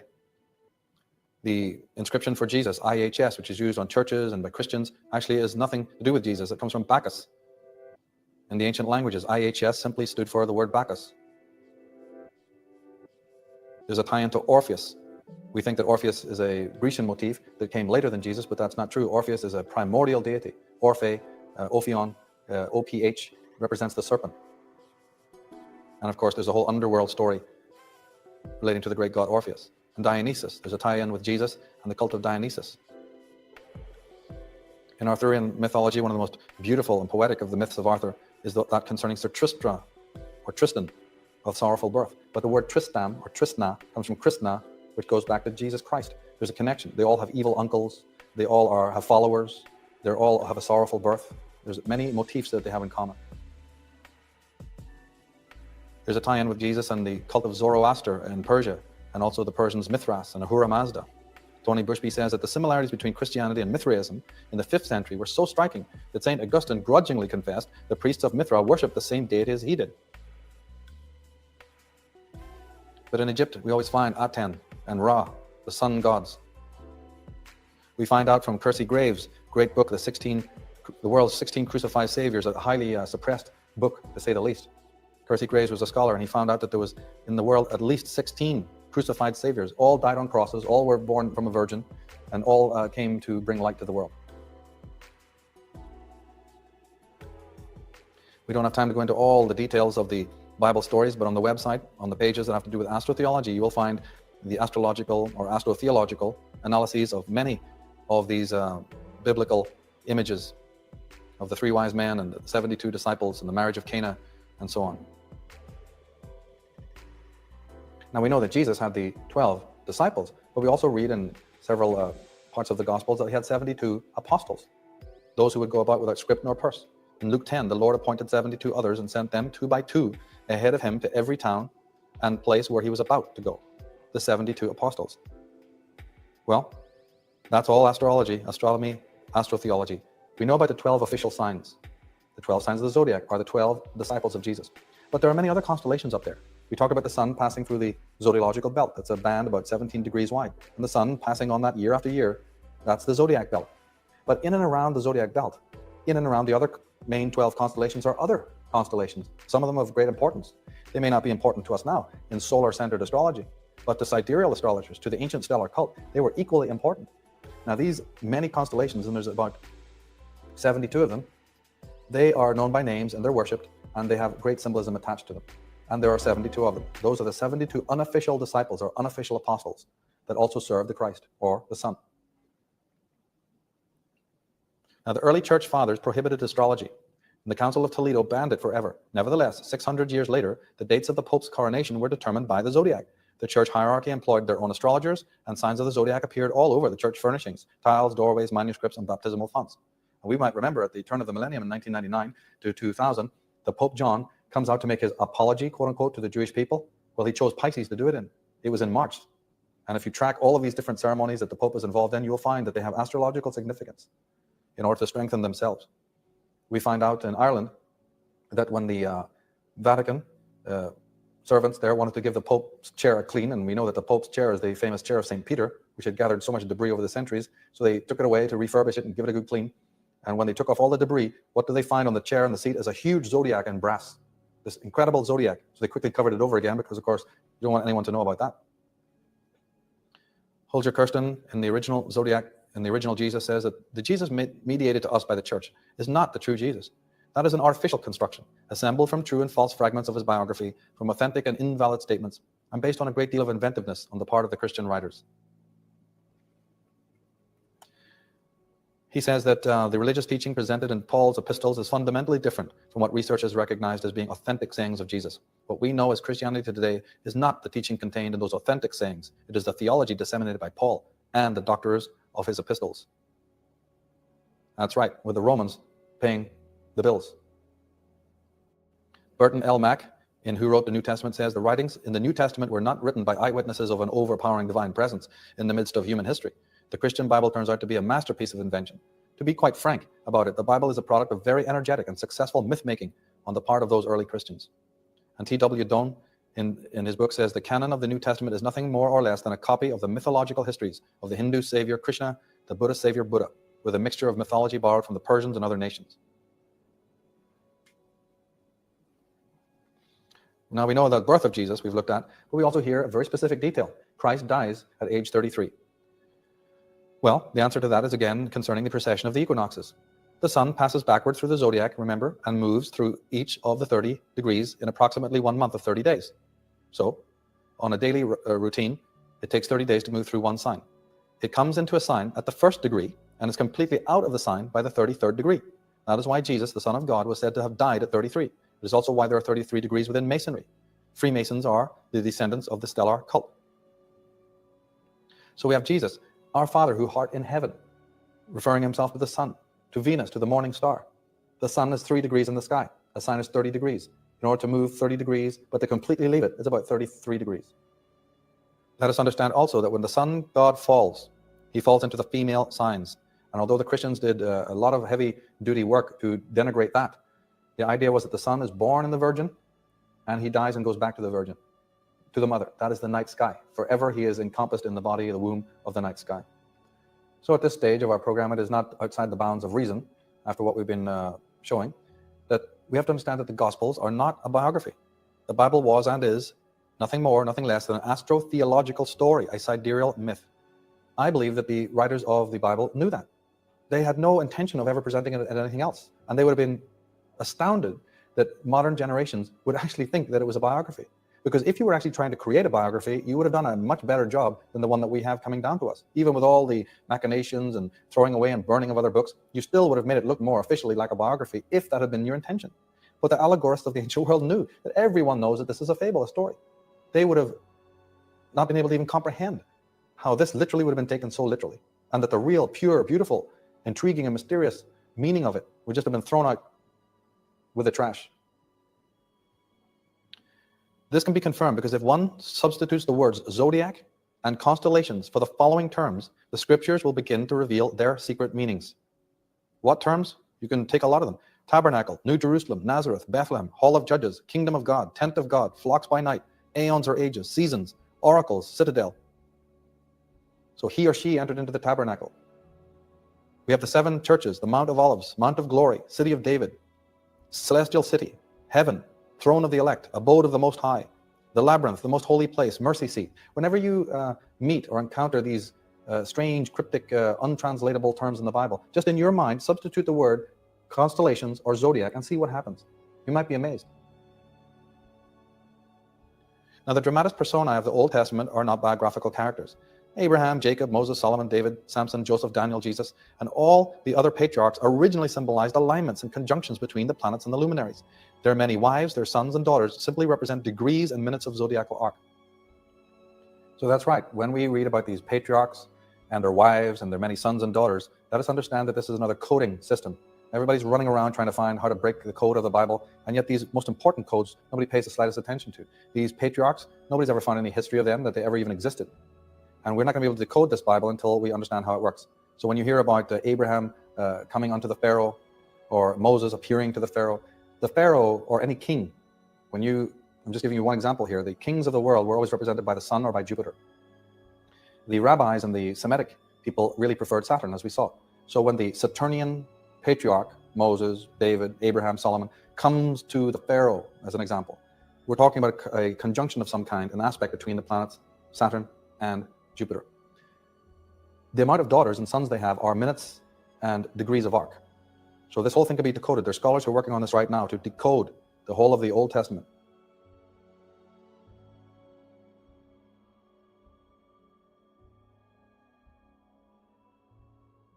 Now, as I said, the potentates know this. Pope Leo X, it has served us well, this myth of Christ, he said. If we look on the internet to gospelnet.com, this is a Christian website featuring the Bible. What do we find as their logo? The rising sun. Not Jesus, not a picture of the Christ, not a cross, but the Son of God. The sun in the sky is the logo of gospel.net. How interesting. We have the very dramatis personae of the Bible, as I said. You can decode it. God is the Son, obviously. There's no female of any significance in the early part of the Old Testament, so we just start with God, the Son. His son, Adam, corresponds to the male sign of Aries, which is always shown as the bulky, phallic male, the aggressive warrior. That's Adam, the first son. Eve can be Taurus. Taurus is the female sign ruled by Venus, the earth sign of Taurus, which is always feminine. And then they have Cain and Abel. They're twins. And what do we have after Taurus? Gemini, the twins. And Cancer that comes after that is the first holy family. They make up the family, which is known as Cancer. Then comes the conflict between the brothers. That's Leo, the time of conflict, and so on. This has a very modern context, though, because this reminds me of the speech that Gore made in Weapons of Mass Deception. In this series, we go into the occult history of the politicians and make reference to that. In one of the addresses that Gore, Vice President Gore, made when he was with Clinton, I happened to notice, and this is common that I notice this with politicians, they use old archetypal motifs. In the speech that Gore was making, he literally went through the signs of the zodiac, meaning he used terms and passages that related. He talked about independence and the war on terror and the need to be strong, and that's of course Aries. He talked about the budget and how they have to always solve the economical problems, the financial world, that's Taurus. He talked about coming together and problem solving, which is a Gemini type of understanding, connectivity. He talked about the family, as they always do, and healing the family and making sure they all have Medicare and whatnot. That's Cancer. He bypassed Leo because Leo is him, the idea of the solar king doing the talking and the pride and all of that, and the pride of America. But he moved on to Virgo, which talked about sacrifices and also talked about the medical world and that they're going to take care of that. And all the way over to Libra, where they're talking about stretching their arms out to the allies and bonding with allies and all the rest of it. If you listen to that speech, every one of the signs of the zodiac was subliminally implied. So God is the sun. But Samson was the sun. In fact, the word shamash, Samson in Hebrew, shamash means the sun. It's so literal. Daniel in the lion's den, fighting the lions or being saved from the lion. The whole idea is Leo based, that the son of God is passing through the trials of the sign of Leo. Because like Hercules, you go through the 12 signs if you're the hero. Decoding the Bible is very important when we understand that the sons and daughters represent degrees of arc and that the patriarchs can also represent the great planets. We see earthly, terrestrial matters, like I give the example of Gore. Terrestrial matters are based on celestial. A very important historical anecdote in Irish mythology is the coming of King Billy, William III of House of Orange, destroying the Stuarts. But where did they decide to fight this battle? On the River Boyne. On the River Boyne, not far from Newgrange, literally the oldest monument, the oldest pyramidical structure, or the oldest domain in the world, the oldest ancient site known to man. They have their great conflict there. What's more is that when the horse, this great white horse that the King William was riding, entered into the water, at precisely that moment, the planet Jupiter was moving over the Milky Way. The Milky Way is known to be the great river up there, the river Styx, the river of the heavens. So somebody is counseling the king. Everything is done with the idea of protection, the use of the old Sabian magic. In the Bible, we're always hearing about the Word of God and the sanctity of the Bible itself. Of course, our modern clergy and religious representatives are always declaring that belief in and practice of the divination arts like astrology is sacrilegious and absolutely forbidden. Yet they confer names and titles upon themselves, which clearly originate from the stellar, lunar, Saturnian, and solar cults. On my website, if you visit it, you'll find that there's a detailed analysis there of exactly this point, that the word pastor, master, minister, ceremony, deacon, cardinal, sexton, the word nun and the word monk or monsignor, monastery, all come from these ancient cults. We talk about a monastery. That's where monks and religious people will go. But what does the word monastery mean? Mon is moon and stir is the stars. The place of the meeting of the moon and the stars, a monastery. Would you try going in there and going, hey, do you guys practice astrology? They're liable to sprinkle holy water on you, tell you to get thee hence. What they don't tell you is that a deacon, which is a clerical duty, a deacon comes from the word decan, D-E-C-A-N, which is a division of the zodiac into 10 degrees. The decans, the deacanates. They don't tell you that a sexton comes from the word sextant, which is a navigator's tool to do what? Measure the stars. A minister is a moon and a star. Mr. Minister is literally saying the man of the moon and the stars. Or monarch and patriarch and archbishop. Mystery. Christians, if they're ever telling you there's a great mystery, but the one thing they don't tell you is what the word mystery means. The word mystery comes from mesta, or mista, which meant woman. In Egypt, the word for woman was mesta, M-Y-S-T-A, or M-E-S-T-A. So the great mystery is concerning the female. We have the magistrate, or the magistrate. That's right, you go to court, you have 12 jurors, because you have 12 watchers. You have to be in balance. So the 12 watchers are the 12 signs of the zodiac. But the 13th sign of the zodiac, is the magistrate. When you go to court, you're in the 13th sign of the zodiac. You're out of the normal procedures. You've been sequestered away, and you're under judgment of Saturn, the 13th sign of the zodiac. Countless English place names contain the stir, S-T-E-R, as star. So Chester, Gloucester, Rochester, Worcester, Dorchester, Chichester, whatever, all the stars. It's under the stars, because all cities were founded by the Magi, by the Druid who would come there and plant his wand, and he'd look up and he'd study the heavens, and he'd say, what constellations are rising and setting here? What does the sun do? What are the primary constellations and stars? And then they'd say, this is Manchester. This is Dublin. This is Belfast, under this particular star. And these terms are absolutely conspicuous in Ireland. On the website, you'll see that I go into the meaning of Ulster, Munster, Leinster, Connaught, and Meath, the divisions of Ireland. Now, the word of God, we find that in the Bible, the very word we use, amen, at the end of a prayer, we say amen. Amen is literally Amen Ra, of the Egyptian pantheon. The God of the Hebrews is Adonai, but that comes from the sun god Aton. The T becomes a D. In the Egyptian, there's the prayer that opens, Amon, Amon, who art in heaven, in Egyptian. The word Adam comes partly from Atum. Atum is the first Egyptian deity. So that's the very first male god of the first pantheon, the first dynasties of Egypt. It's called A-T-U-M, Atum. That is where we get Atman, the Hindu idea for the soul or the embodied soul, the great spirit, Atman. It's Egyptian, it's Atum, and the Hebrews pick it up and it becomes Adum or Adam. Christmas Day, as we saw, December 25th, was really the birthday of Horus. January 6th was the birthday of her second son, Isis' second son, brother of Horus, Aeon. And January 6th is where the Hebrews worship their festivals. Joseph, the father of Jesus. Joseph, Julius, Julian, Julio. These names come from Julio or Yule. In English, we say wheel. December is the birth of the sun. The Yule tide is the time of Christmas. And Yule meant wheel. That's where we get the word wheel from, because the zodiac was a wheel. So the father of Jesus, Jehoshaphat, is the wheel, the Yule. The father of Jesus is the zodiac. Jesus and Joseph are carpenters, but this is a mistranslation from Nagar, which really means the learned man or the wise man. Jesus at 12 years old is referred to as the Most High. In the Bible, he's referred to as the Most High. Well, the sun at the noon position of 12 o'clock is the original Most High. When you see the Eucharist, at the most important celebration of the Christian Mass, the Eucharist, when the little solar disc, the little white disc is held right up above the head of the priest. That is the time of the sun reading the 12 o'clock noon position. That's all it represents, is the sun at the most high position. As we said, Christ comes from the Egyptian karast, meaning made flesh. All right, so the word is ancient. It comes from the word karast, meaning to be made flesh. It also means, as a secondary meaning, to be anointed with oil. The Christ is to be the oiled one, or the baptized one. Eloi, Eloi, lama sabachthani is not my God, why hast thou forsaken me? It actually derives originally from Ilahi, Ilahi, or Hile, Hile, or Helios, Helios, Son, Son, why hast thou forsaken us and covered my face with darkness? There is also the Hebrew version, Eli, Eli, lama, azubathani, meaning, my God, how dost thou glorify me? Water turns to wine in the story of the marriage of Cana. Well, this occurs at the Feast of Cana in Egypt when the vines are harvested. Remember we said that Cana in the stellar cult was the name of the serpent. It's a great serpent festival of the serpent cult. When the vines are being harvested.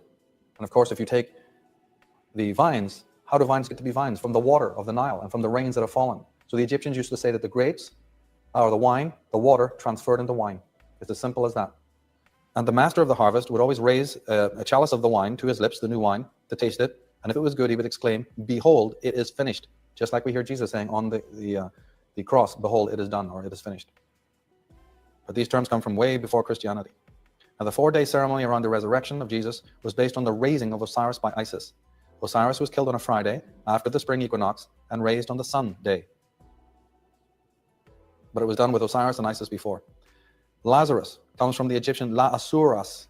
Asura is the Indian Surya, which to this day means the sun. But Asurya was actually the old name of Osiris. They didn't pronounce it Osiris. They called him Asurya, the sun. The Indians have Surya, the sun. Lazarus, coming out of the dark tomb, wrapped as a mummy. Christ said he's only sleeping. He'll come forth as a sleepwalker. It's Osiris coming out of the underworld, coming out of the tomb, being born again. Nazareth, Jesus is meant to be born there, but never on any map have they ever found it. There's no locale called Nazareth. The word derives from the Egyptian Nasir, meaning prince who is sent. and also from Nasir, meaning Sirius. It was Jesus of Sirius. We hear in the Bible, "Come unto me, all you who are heavy laden, and I will refresh you." However, what we're not told is that is a statement that comes from the doorway of the temple of Dendera in Egypt. The temple of Dendera was sacred to Isis. Isis was the one who said, "Come unto me with all your burdens, and I will rest you," not Jesus.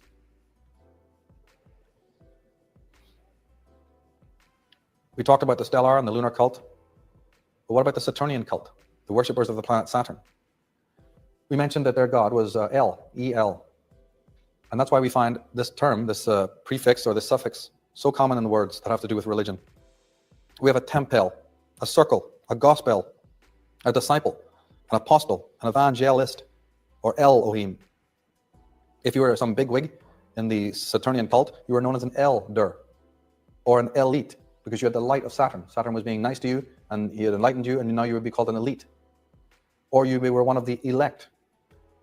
You were an elector. We still use the term elect today in a political milieu. Also, you were elevated. You were one of the elevated because you were a worshipper of El, the god Saturn. The study of the Saturnian cult is a whole study in itself.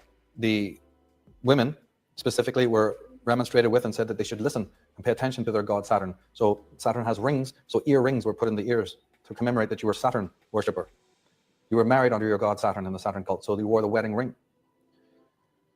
The priests are often seen with a ring, the white ring around their neck, all black, because the planet, everyone who's a Capricorn, anyone who studied the symbols of the sign Capricorn or the planet Saturn know that the color is black and the metal is lead. But the black robe and the white ring represent the ring of Saturn. The old monks used to shave their head at the top so that the hair would be like a ring, because they were receiving the light from and the knowledge from their god Saturn, the ringed one. The Jews who worship on Saturday wore the yarmulke, the little round ring. Magic circles. You always drew a magic circle around yourself. In Hebrew, the pregnant women, at certain times when they're about to give birth, a magic circle, a ring, would be drawn around them, the protection of the god Saturn. Many royal symbols in royalty, like the dome, the ring, the globe that is held by the royals, represents also Saturn. Ringing the bell in church. Archangels. That's right. Not only do we have the L in archangel, but the very names of the archangels themselves: Raphael, Gabriel, Michael, Uriel. What's this L bit? It's Gabriel of God, Gabe of El, because El was the god once upon a time. The very design of churches, from the steep L to the spiral to the bell to the K-bell to the gay bell to the shingles to the aisle to the navel to the altar. This encodation of the L is that all places we're celebrating to God. The word Baal comes from Baal, B-A-A-L, of the Canaanites. And always when you came to worship your god Baal, you rang a bell. Well, we still have that today in the churches, but it's a very old story of ringing the bell to bring the congregation to worship Baal. And even the magic circle that we see in old pictures and we associate with magic has an origin. The rings of Saturn. When we see halos, we understand that the halo does represent the sun around somebody's head, but it also originally represented, it came out of the time when Saturn was king. Saturn was worshipped, and the idea of the ring of Saturn being a very important symbol. The ancients understood that Saturn had rings. They knew many mysteries pertaining to the heavens. The Jews, of course, are the most clearly obvious Saturnian cult, but there are many others. They're part stellar because you have the 7 candelabra, the 7 days of the week. But in a modern context, which is one of the most interesting things to study, we find that the colors of the police uniforms and the judges and the robes and rituals involved in courts, the priests, as I said, with their black robes and white collars, the monks with their shaved heads and robes, and teachers even, the teachers coming out in their black robes, representing Saturn. Everyone in astrology knows that Saturn rules order and discipline and studiousness and patience and matriculation. But the fact that they're dressed also in black and have the square head gear is all coming out of a particular cult, very ancient. We also, like we have a cult of Venus and a cult of Dionysus operating in the world, we also have a priesthood of Saturn operating in the world. And they also can be getting up to no good. Cronus is the other name for Saturn. And from the word Cronus, we get chronology, which represents time, crowns. The idea of a king wearing a crown was that he was a regent under Cronus. He was an agent on earth of Cronus. He turned the rays of the sun inwards, as Jordan Maxwell has pointed out. The rays of the sun turned inwards make a crown, a coronet. Krona, coronet, corona, kron, Karen, they all come from a word.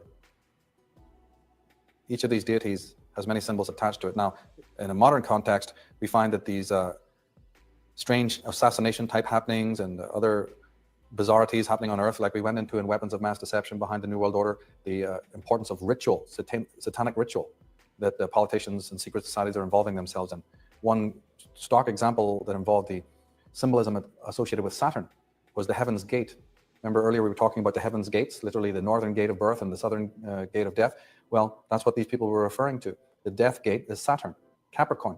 And sure enough, in that particular ritual, Applegate or Applewhite and his mad cult, we discover many Saturnian symbols. Not only were these people castrated, but you only have to open a book on Greek mythology to find out that Cronus castrated his father. And the sickle is a very, very important hallmark of Saturn worship. We not only find that they dressed all in black. Black is the symbol of Saturn. The Nike logo, they all wore Nike gear and Nike shoes. Well, the Nike logo is a subliminal symbol for Saturn. If you look at the logo for Nike, you'll find that it's the edge of the ring of Saturn. But the very name, Heaven's Gate, is enough to put us on to what's really going on here. This is a massive ritual. There's some ancient deities. Now, concerning the lunar cult, Pickett and Prince in their book Templar Revelation say that in the Synoptic Gospels, the woman who anoints Jesus is not named, although they make a point that she is a sinner.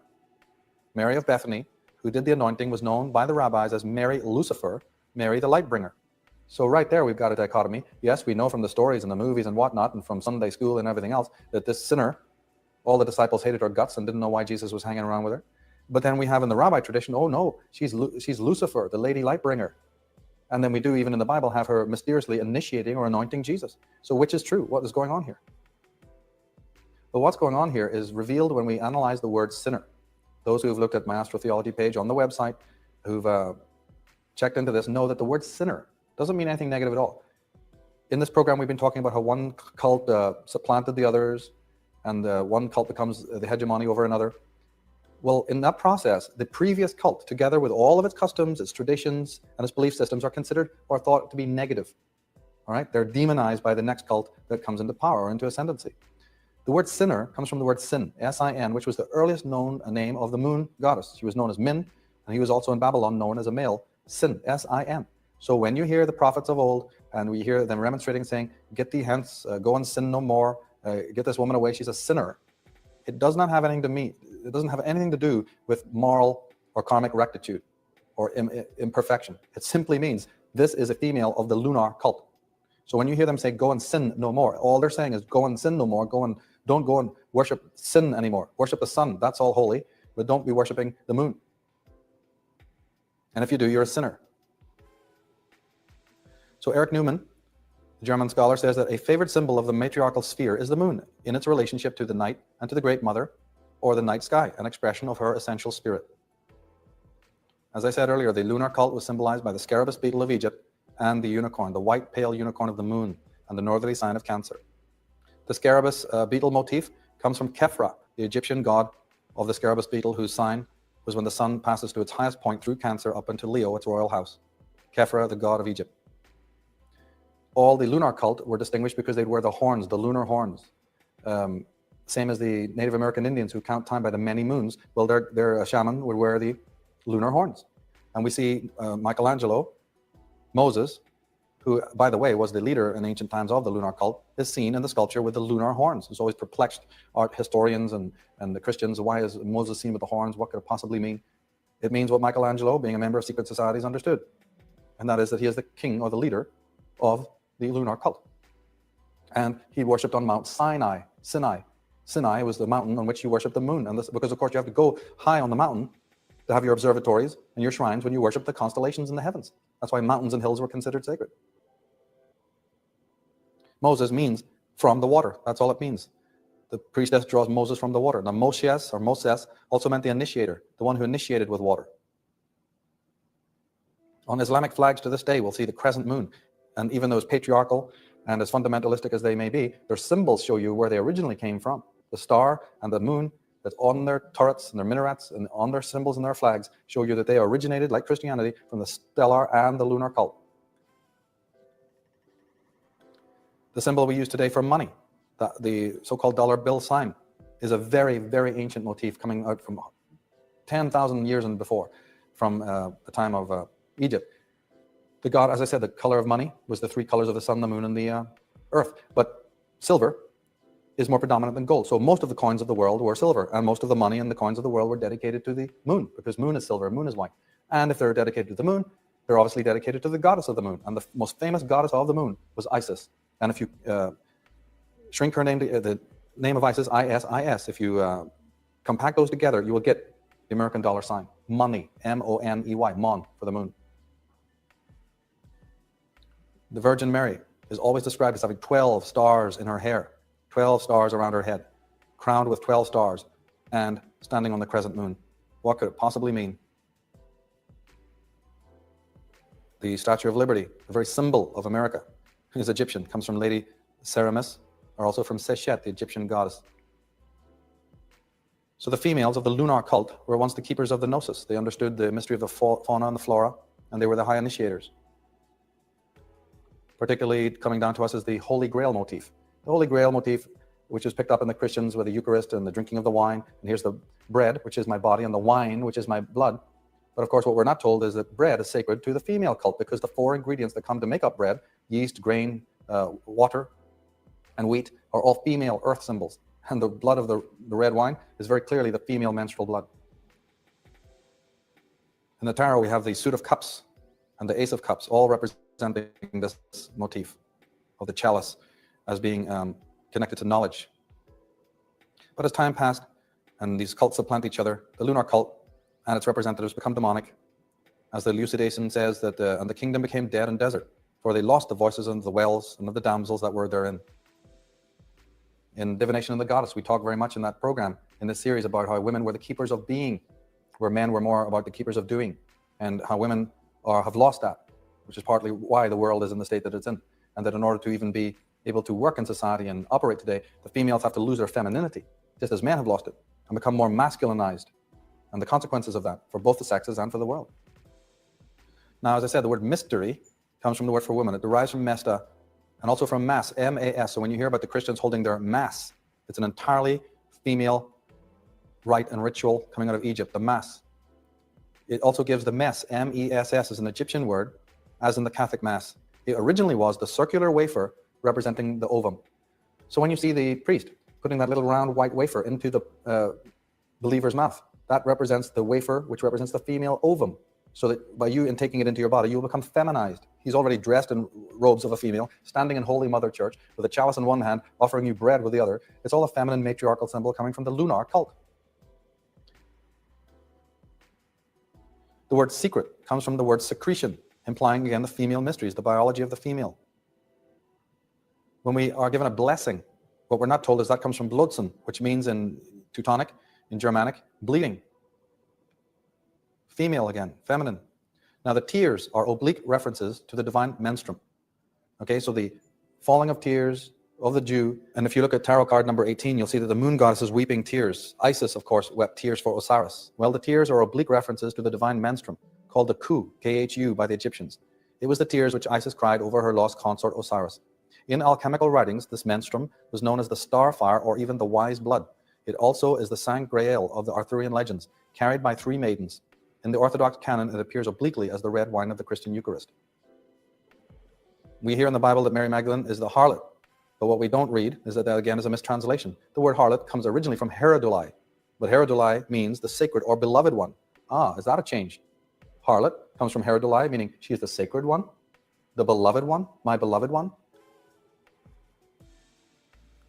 Now, Mary Magdalene, Magdala in Aramaic means tower. Mary Magdalene is known as the Lady of the Tower. But who's the original Lady of the Tower? The original Lady of the Tower was Nephthys, the sister of Isis. If you look on any Egyptian papyri, you'll see Isis, the 2 females, the 2 mothers. Like I said earlier, that all those 2 Marys motifs comes from Isis and Nephthys, the twins. But you'll notice that Isis has her famous headdress, the seat, and beside her stands Nephthys, and her headdress was the tower. So thousands of years before we have the story of Mary Magdalene, Lady of Magdala, the tower. It's an old re-scripting of Isis and also of Nephthys, the Lady of the Tower. Egyptian. The wedding feast at Cana is the wedding feast of the serpent, of the stellar cult. And at that point, we understand that it's now coming to light through the release of the Gnostic Gospels and other deep researches that the marriage feast of Cana was the marriage of Jesus Christ to Mary Magdalene. And that's just as simple as that. The 2 were wed. these two individuals. It was covered up later, but the idea that even if they're biographical or they're fictional, the idea was that at Cana, there was a coming together, a marriage. Now, Leonard Shlain, in his book, The Alphabet versus the Goddess, says that the Egyptians, Babylonians, Greeks, and Romans had no word in their language for sin. The Israelites introduced both the word and the concept into the stream of Western civilization, and by so doing, diverted it.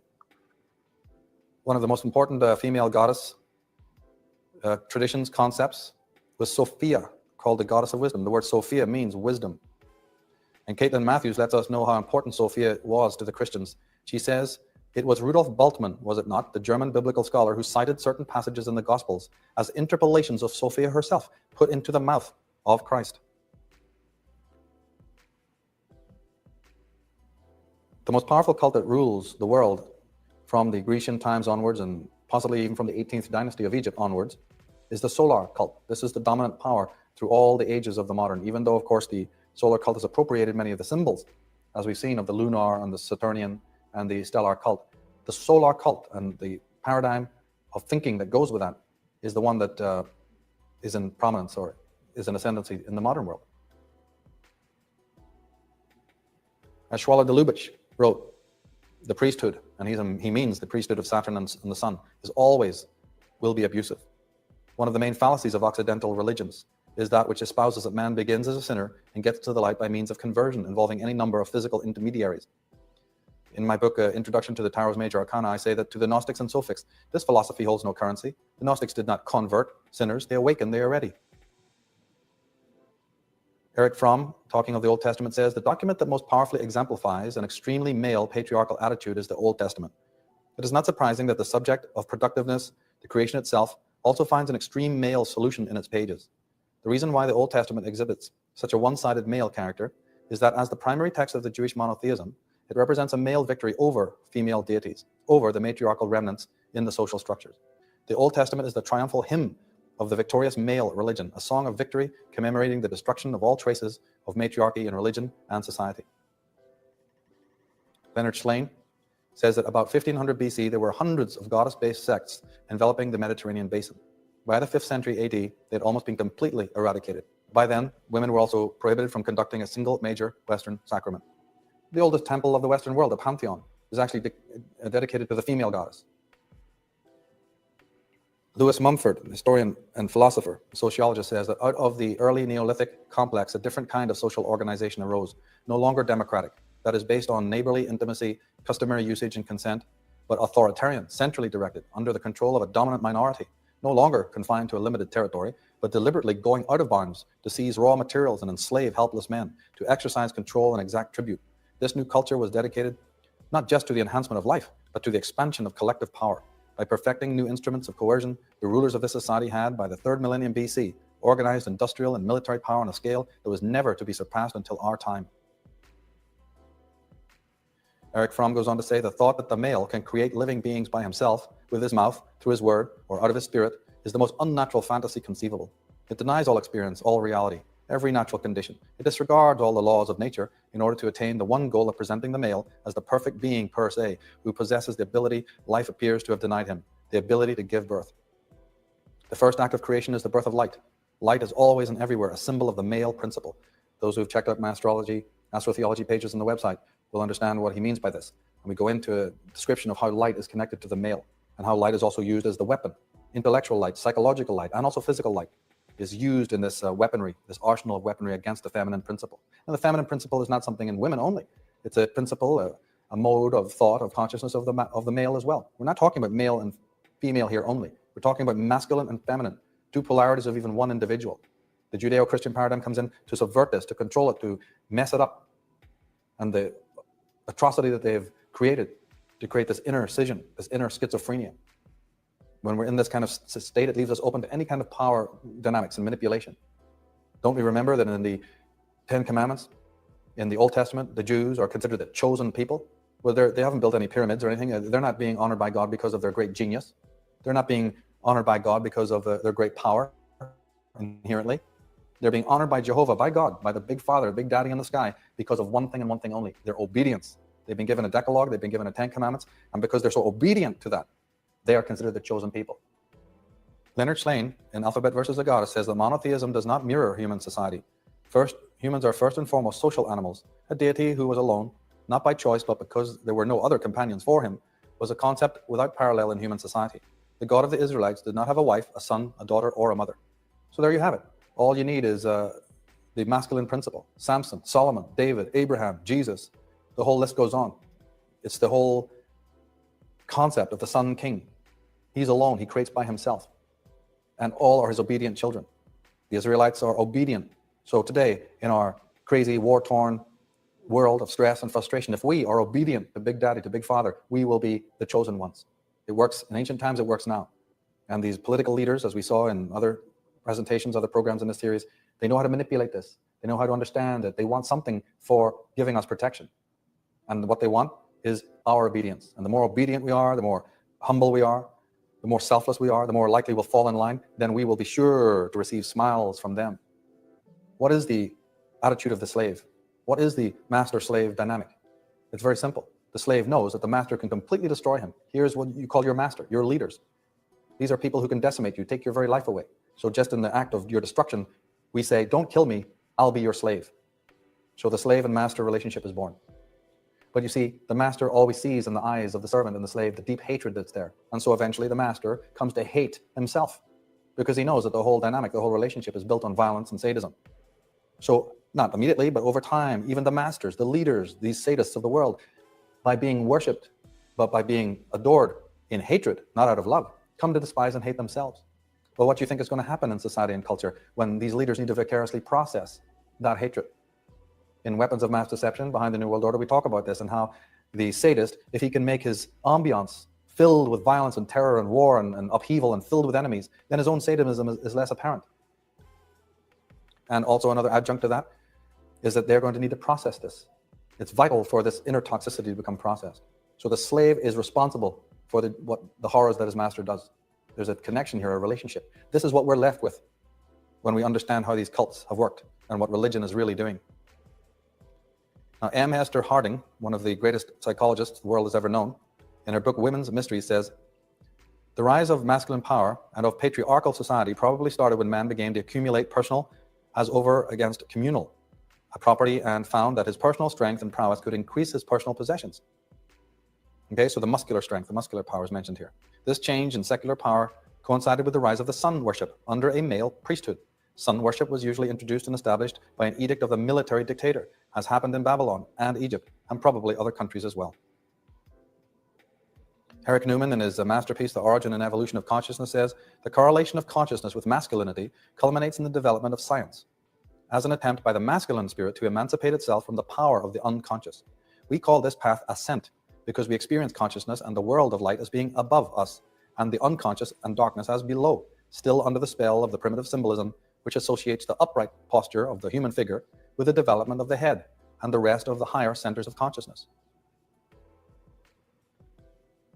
So Newman, like many scholars in this, have thoroughly researched this and understand how the endogenic part of this works, how the interior thinking process, the apparatus of mind, of cognition, also is affected by this, and how up is heaven and down is hell, and how shadow and femininity and nature and children and animals, they're all a waste of time, completely without reason. They don't operate from reason, therefore they're lesser on the ontological scale of things. But God and man and heroes and bloodshed, that's all fine, that's all dandy, that's wonderful. Lawrence van der Post, the sociologist, in his Jung and the Story of Our Times, says that the history of civilization appears to be a sorry, one-sided history of domination by man. Almost invariably, the basic cultural pattern has been the work of man. Whole areas of history are darkened by the ignorance of man of the truth that they can create only through the feminine in their own natures, just as they can procreate in the world without the woman alone. Those familiar with my writings, especially on the tarot and the meanings of the different tarot cards, understand that I've gone into this also. The technology, science, is nothing but man's Frankensteinian, warped nightmare to try and mimic that all-important power that he doesn't have. Women give birth to children. Well, God gives birth to the human race, but somehow he's favored women with the power to give birth. Man doesn't have it. So not immediately, but over time, compounded by the ages, man wants to rival the power, the procreative power of the female. His methodology of doing that is technology and science and cybernetics. Alvin Boyd Kuhn, in his book, The Ultimate Canon of Knowledge, he says, it needs no dissertation to elaborate and certify what the record of history reveals as to this portent obsession with the dour religious consciousness over the centuries. It has left its lamentable record in the tale of corruption, banality, superstition, bigotry, and general moral and mental blight that overspread the area of Christian Europe over the Middle Period, which has come to be known as the Dark Ages. David Watson, in his Pathology of Civilization, says its name is progress, and the dream of progress continues to fuel global civilization's expansion everywhere, converting human beings into mechanized, self-obliterating puppets, and nature into dead statuary. William A. Kotke says in his Final Empire, the civilized people believe they have an obligation to bring primitive and underdeveloped people up to their level. Civilization, which is about to self-destruct, thinks of itself as the superior culture that has answers for all the world's peoples. The addict truly is a person who is emotionally dependent on things: television, substances, personality routines, other people, mental ideologies, total immersion in some cause or work. If the object of dependency is moved, addicts will experience insecurity, discomfort, distress, the symptoms of withdrawal. Well, as we've been pointing out in other programs like Weapons of Mass Deception, these symptoms are being withdrawn. There's a death happening, the death of the middle class, and there's going to be withdrawal symptoms taking place in the very near future. The Maya predicted it, and it's on its way. And unless we get back to what is real, culturally, biologically, psychologically, there's not going to be much left to work with. Eric Fromm, in his Anatomy of Human Destructiveness, says these social and political changes were accomplished by a profound change in the role of women in society and of the mother figure in religion. No longer was the fertility of the soul the source of all life and creativity, but the intellect, which produced new inventions, techniques, abstract thinking, and the state with its laws. No longer the womb, but the mind became the creative power. And thus, simultaneously, not women, but men dominated society. He goes on to say, it was Johann Jacob Bachofen, professor of Roman law at Basel, who presented the first major challenge to the naive beliefs that patriarchal society was a natural state of affairs and that man's superiority to women was a self-evident matter. But Aristotle, he said the male is by nature superior and the female inferior, and the one rules and the other is ruled. This principle of necessity extends to all mankind. So here you have it, the greatest philosophers. Of course you're going to believe it. The greatest philosophers in the world are telling you it all, that the male is superior. We're in the 21st century now. Maybe we can, finally refute this nonsense. Mark Nathan Cohen, in his book, The Health and Rise of Civilization, civilization, he said, has not been as successful in guaranteeing human well-being as we would like to believe, at least for most of our history. There is no evidence either from ethnographic accounts or archaeological excavations to suggest that rates of accidental trauma or interpersonal violence declined substantially with the adoption of more civilized forms and political organization. In fact, some evidence from archaeological sites and from historical sources suggests the opposite. Leonard Slane points out that Nicholas Copernicus, the Polish scientist, he actually displaced Mother Earth from the center of the universe and replaced her with Father Sun. So again, you can see as these things start to happen down through the centuries, eventually the male psyche starts to warp reality and starts to compound the problem. John Zerzan, in his Elements of Refusal, says that when Descartes enunciated the principle that the fullest exploitation of matter to any use is the whole duty of man, our separation from nature was virtually complete, and the stage set for the coming of the Industrial Revolution. 350 years later, this spirit still lingers in the person of Jean Vorst, curator of France's Museum of Natural History, who pronounces that our species, because of intellect, can no longer recross a certain threshold of civilization and once again become part of the natural habitat. He further states, expressing perfectly the original and persevering imperialism of agriculture, that as the earth in its primitive state is not adopted for our expansion, man must shackle it to fulfill human destiny. And Sir Francis Bacon, in his Novo Organum, the new organism, says that consistently he used metaphors derived from the witch hunt and the torture chamber to describe how scientists should force nature to relinquish her secrets. Theodore Roszak, the American scholar, in his book Where the Wasteland Ends, says the astronautical image of man, and that it is nothing but the quintessence of urban industrial society's pursuit of the wholly controlled, wholly artificial environment, amounts to a spiritual revolution. This is man as he has never lived before. It draws a line through human history that almost assumes the dimensions of an evolutionary turning point. So it has been identified by Teilhard de Chardin, who has given us the concept of the noosphere, a level of existence that is to be permanently dominated by human intellect and planning, and which our species must now adapt if it is to fulfill its destiny. Alvin Boyd Kuhn says a study of Christian history discloses the portentous fact that the concept of the malignancy of matter coming into the movement of Hinduism through Zoroastrianism became an influence overwhelmingly dominating the theology and the ethic. It bred the monstrous cult of asceticism, whose driving motivation was the idea that the instincts of the flesh must be crushed down in the interests of the spirit.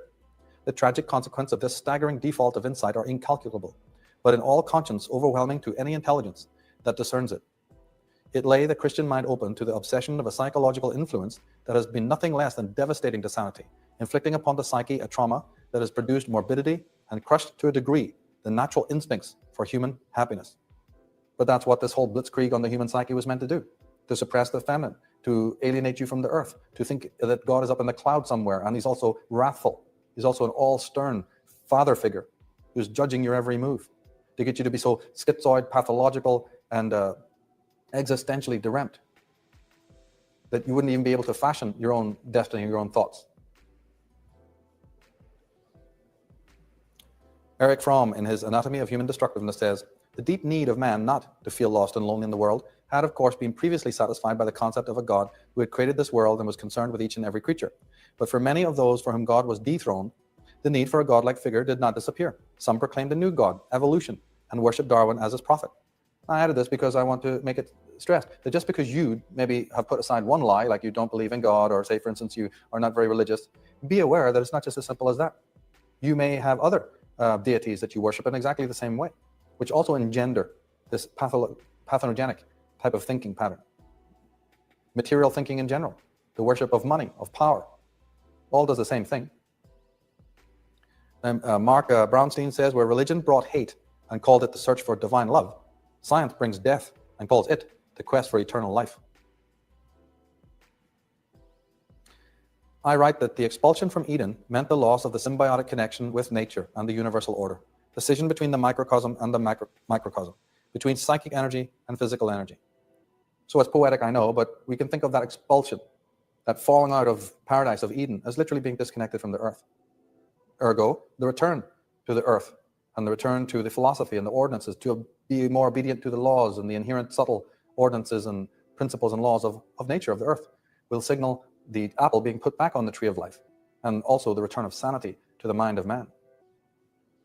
Genesis 3 we read, because thou, and they're talking about Eve, not the serpent, because thou hast done this, thou art cursed above all cattle and above every beast of the field. Upon thy belly thou wilt go, and dust shalt thou eat all the days of thy life. In the Lament of Sophia, from the ancient Gnostic book, the Pistis Sophia, it says, they have taken my light from me, and my power is dried up. I have forgotten my mystery, which heretofore I was wont to accomplish. I am become as a demon apart, who dwelleth in matter, and light is not in him. And we all know the idea of Lilith being banished and call it demoness. Lilith is nothing more than the healthy masculine aspect of the feminine. See, we accept the feminine, we accept Eve, do we not? We accept Mary, but it's the soft, pliable, recumbent, completely submissive principle. It's okay as a mother, it's okay as a whore, as a sinner. But to have the strong female and the strong feminine within, no, that's prohibited, that's taboo. Alvin Boyd Kuhn, he says, the influence of the book has done nothing to mitigate the virulence of the Western religion's bias against nature. Its glorification of the person and function in the history of the Son of God has in effect diverted all interest in the religious field away from man's relationship to nature. And Erich Fromm points out the consequences to this. Man differs from the animal by the fact that he is a killer. He, the only primate that kills and tortures members of his own species without any reason, either biological or economic, and who feels satisfaction in doing so. It is this biological, non-adaptive, and non-phylogenetically programmed malignant aggression that constitutes the real problem and the danger to man's existence as a species. He says the most ample and horrifying documentation of seemingly spontaneous forms of destructiveness are on record of civilized history. The history of war is a report of ruthless and indiscriminate killing and torture, whose victims were men, women, and children. Many of these occurrences give the impression of orgies of destruction, in which neither conventional nor genuinely moral factors had any inhibitory effect. There is hardly a destructive act human imagination could think of that has not been acted out again and again. George P. Marsh, in his book The Earth as Modified by Human Action, says that but man is everywhere a disturbing agent. Wherever he plants his foot, the harmonies of nature are turned into discords. And Alvin Boyd Kuhn again, he says, thinking which does not start from and continue in close relation to its foundations in the physical universe must lead to falsity. Erich Fromm says, in addition to sadism, the passion to destroy life and the attraction to all that is dead, that's necrophilia, seems to develop in the new urban civilization. Michael Elner says that just look at us. Everything is backwards. Everything is upside down. Doctors destroy health. Lawyers destroy justice. Universities destroy knowledge. Governments destroy freedom. The major media destroys information. And religion destroys spirituality. Caitlin Matthews, the Celtic scholar, writes, our exile has not only been from the goddess, but also from nature. It is not surprising, considering that most Westerners live apart from their environment, protected by concrete roadways, consuming machine-processed foods and filled with media information to the detriment of the experience of their own senses. The seasons go unnoticed. We seldom touch the earth, or eat fresh food, or observe the world personally. The sacred is a forgotten dimension in our society, which we ignore at our peril. And David Watson, in his Pathology of Civilization, says something which has always affected me very profoundly. He says, we reproduce catastrophe because we ourselves are traumatized, both as a species and individually, beginning at birth. Because we are wounded, we have put up psychic defenses against reality and have become so cut off from direct participation in the multidimensional wilderness in which we are embedded that all we can do is navigate our way cautiously through a humanly designed day-to-day substitute world of symbols. It's a world of dollars, minutes, numbers, images, and words that are constantly being manipulated to wring the most possible profit from every conceivable circumstance. The body and spirit both rebel. And that is what is happening. That is what is occurring in the next 10 years. There's going to be what Nietzsche referred to as the return of the repressed. One, whether it's from worshiping false leaders or from not doing one's own spiritual inner work, or as these scholars are saying, whether it's from being cut off from nature or suppressing our feminine side, from all of these and many more reasons, there's a buildup of toxicity in the unconscious. And at some point, it's all needing to be processed. It's all going to come out. In the program we did called 2012, we looked at the fact that there's shadow work. Normally, a healthy individual will do what is called shadow work to process some of this dark content and may graduate spiritually as a result, become more adjusted to life. But there's times when simple shadow work is not enough, and other archetypes then take the lead.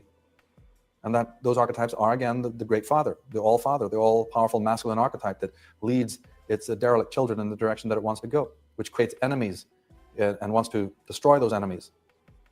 And like in a sort of Dr. Strangelove scenario, wants to drop atom bombs and cause all manner of havoc in order to expiate and exorcise all of our own darkness and disturb psychic content. We may wonder if the overwhelming success of linear perspectives as the sole definition of visual reality isn't a symptom of some deeper condition seeking expression. And we might ask, why did some humans create and then rationalize with elaborate devices, ideologies and defenses, an unprecedented way of seeing the world based on distancing and detachment? Could it be that the linear perspective that infuses our vision from our glorification of intellectual distancing to our debunking of earlier realms of feeling and intuition, to our relentless lifting upward of skyscrapers and space shuttles, to the ultimate techno-utopian vision of downloading human knowledge into self-perpetuating computers to make embodied life obsolete, that such a perception is the result of some traumatic violation that happened in our human past? So again, the idea of trauma in the ancient past. Now, in this age, in this time, we're going to have to discover that if we realize that when we were close to nature, not close to the concrete and the steel, but when we were close to nature, when we lived amongst the shamans, when we had people who understood and took care of our psychological welfare as opposed to just our physical and intellectual welfare, that we went through rites and rituals that helped us to process all of this dark content. You see, our world today is void of any of these rituals. In fact, the only rituals that were provided are sinister ones, which only make the problem worse.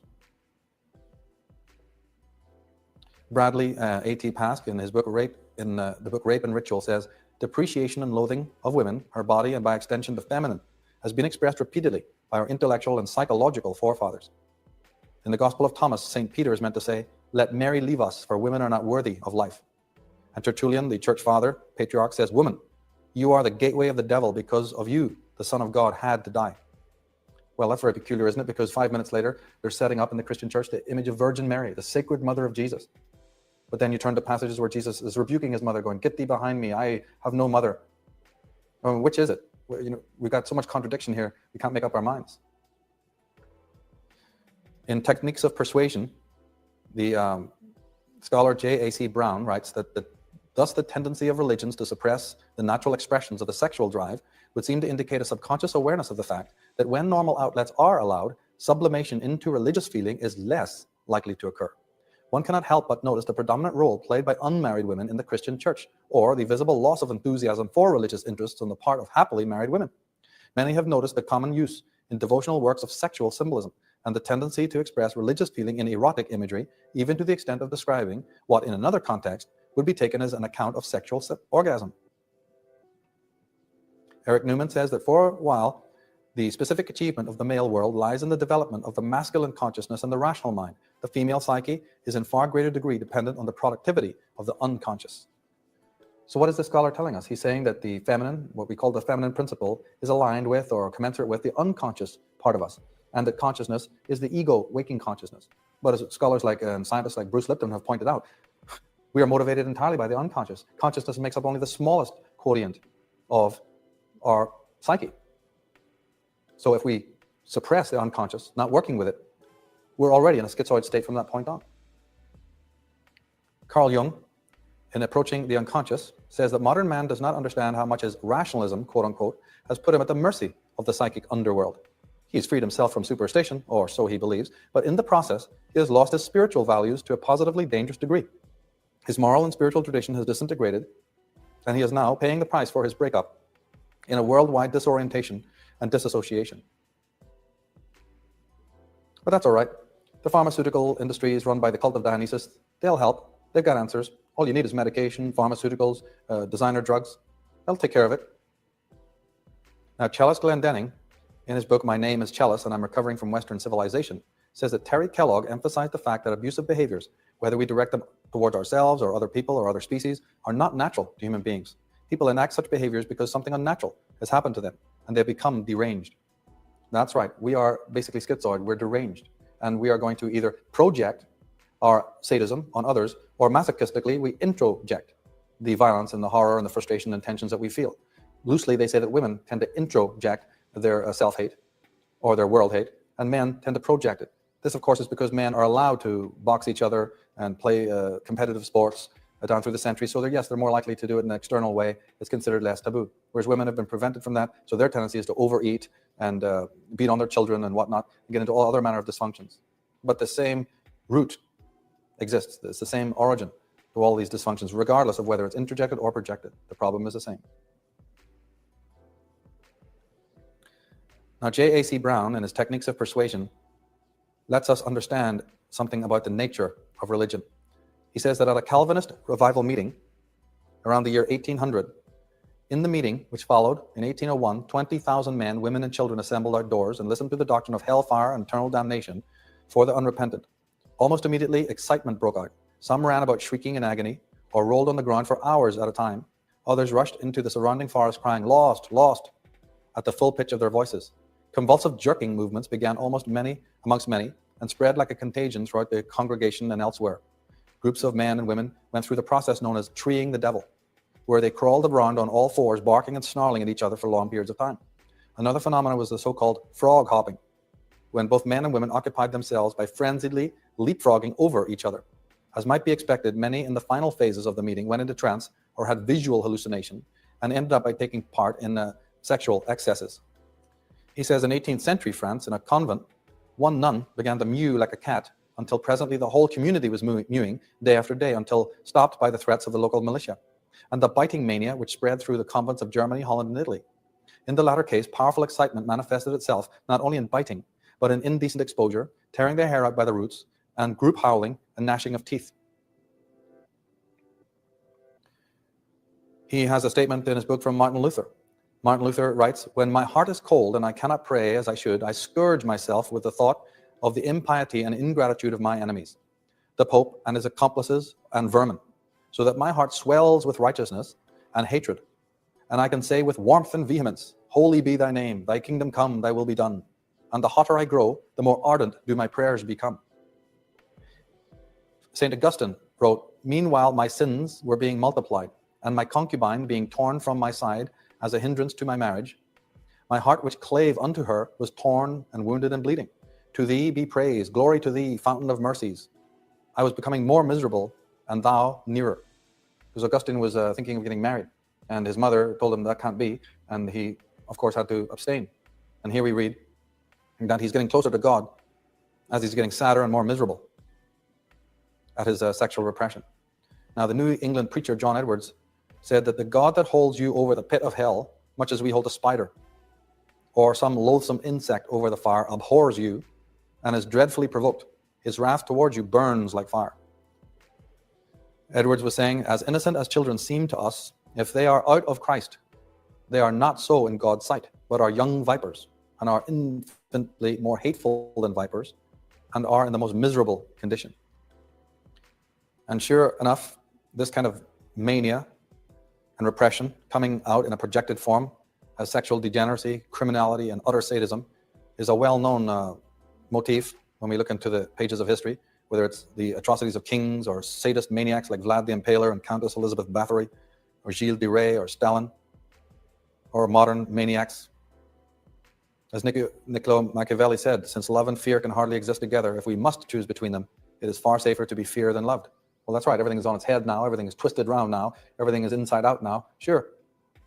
But where does it all originate? This is what we've been trying to demonstrate in this program. Leonard Shlain in Sex, Time, and Power says, when asked, most men will gallantly express their admiration for women in general and profess a profuse love for their mates in particular. Despite these touching personal testimonials, society is rife with misogyny and patriarchy. A cursory glance at the current newspapers or television news reveals a global society in which the majority of men disdain women. While some cultures are more egalitarian than others, men's actions suggest that they believe firmly in their superiority over women. Eric Newman, in his book On the Moon and Matriarchal Consciousness, says any development at any stage that strives towards patriarchal consciousness, towards the sun, looks on the moon spirit as the spirit of regression, as the terrible mother, as a witch. Leonard Shlain, in his book The Alphabet versus the Goddess, the Babylonians elevated to the supreme position a god who had conquered and then mutilated a goddess. Patriarchy, he says, is the dominant theme in Hammurabi's code. Sons are commanded to obey their fathers, not their mothers. And sure enough, we have the Canaanite god Moloch, to whom the little children are sacrificed.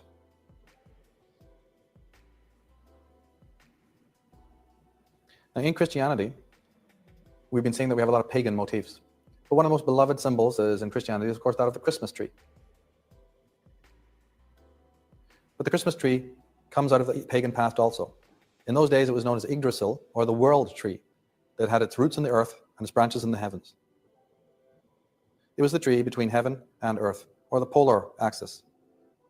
And of course, in religion, we always hear that the mystic or the prophet is near a tree. Lord Buddha, of course, in the famous Bodhi tree. We have Jesus in the baptism, and the medieval artists are showing the proximity of the tree of life, the fig tree and the olives. Lord Krishna always used to play his flute with the cowgirls under the tree. And Christianity, the cross originally had a serpent around it. It was the great tree.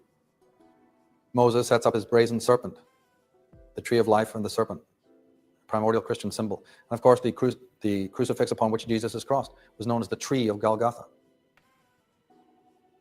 And in the tarot cards and all through mythology, we see the image of the tree, the sacred tree. The tree of life is shown in the tarot cards behind the female principle. In Tolkien's Lord of the Rings, we also see in that book a great deal of mention of the elven tree and the tree of Gondor, the tree that has lost all its leaves and is dark and ruined while evil is abroad, but then that comes to life again as light and truth comes back into the world. In the Bible, we have the tree of good and evil, or the tree of life, which contains the fruit of forbidden knowledge. We find that Egypt was called the land of the tree and the serpent by visitors to Egypt. In Egypt, they had also the tree of the north and the tree of the south, or the two trees, and they were also known as the Jed pillars, because there was a priestarchy called the Jedi in Egypt. And the Jed pillar was the missing phallus of Osiris, but it really represented the Kundalini and the raising of the Kundalini energy. That comes down to us in more modern times as the caduceus of Hermes, the two opposing serpent forces that you see on the medical monopolies today. But the symbol goes back to Nuth, who was literally the tree of life. So yes, we have the tree of life motif, but it goes back to the old palmyriums of Egypt, and it goes further back so that the body of the female goddess is the tree of life. And that's where we get the word nuts. When you go and pick nuts, berries, nuts from the tree, that comes from Nuth, or Nut, the Egyptian goddess who was the tree of life. The ovums of her womb are the seeds that give birth to life. In Egypt specifically, but not only in Egypt, do you see the presence of the female goddess in proximity to the tree of life. Being the tree of life and being the keeper of the ovum and being the keeper of the mystery of being, here we see the whole story in an old papyrus where we have the old story of Adam and Eve. There's Adam, the Pharaoh, sitting on the chair, in a recumbent and submissive position, being instructed in the mysteries by Virgo, the Virgin, with the wheat sheaves on her head and the ovum in her hand. And that ovum, by the way, is the apple.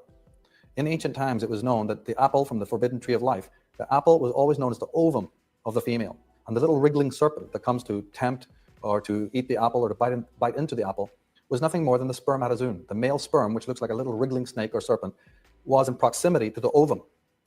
So this is conception. But magically speaking, conception had other meanings. It had the meaning of the uniting of the masculine and feminine within the self. Androgyny, not on a genital level, but on a spiritual level. And the mystery of this process, the mystery of these rites and rituals was always in the keeping of the female, of the Eves.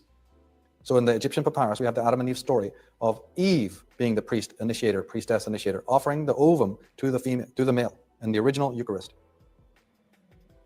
Here again, we see the interaction that the Pharaoh, Adam the male, is a little apprehensive. There's the tree of life on the right, the fourfold tree of life, the tree of consciousness, the tree of the spine, and the tree of the cerebral spinal cortex. And the initiation. Now, the lion chair that you see him sitting on is really the Panthera chair. The ancient priests used to wear the robes of the jaguar or the panther. In fact, the Semitic name for Jesus in the Talmud is Yeshua ben Panthera, because the panther skin was a symbol of the high priests. That was their logo or their emblem. Now, the tree of life represented man's intimate umbilical rapport with nature and the universal order. Its forbidden fruit refers to the sustenance by being non-differentiated from nature. What man considers his independent self, his independence, is merely hyper-alienation from himself and from the world. His ability to tolerate such an existential predicament has been increased by the conditioning of false theocracies, which have created intricate surrogate pacifiers for the lost reality, which he inwardly misses and craves. Man's attachment to these simulacras become the reason for further alienation. The spell is broken only for those whose inner voice is heard over the clamor of lies that besiege the brain and senses from all quarters. So your average serial killer, maniac, murderer type is the male who's secretly crying out for bonding with the feminine. But he's also got a love-hate relationship, a sadomasochistic relationship with the feminine. He both desires it, but he also despises it. So the artists will paint the female picture. The female image is the most prevalent motif in art. So it can be adored, but it can also be slaughtered and murdered because the dichotomy has been set up.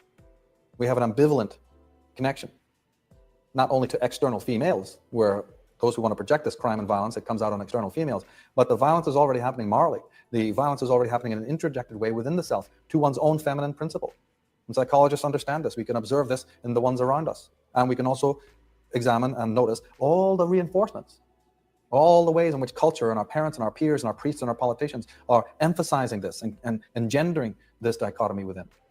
And if we buy into it, we will be the sucker. We will be the ones who are totally have our own republic torn to shreds.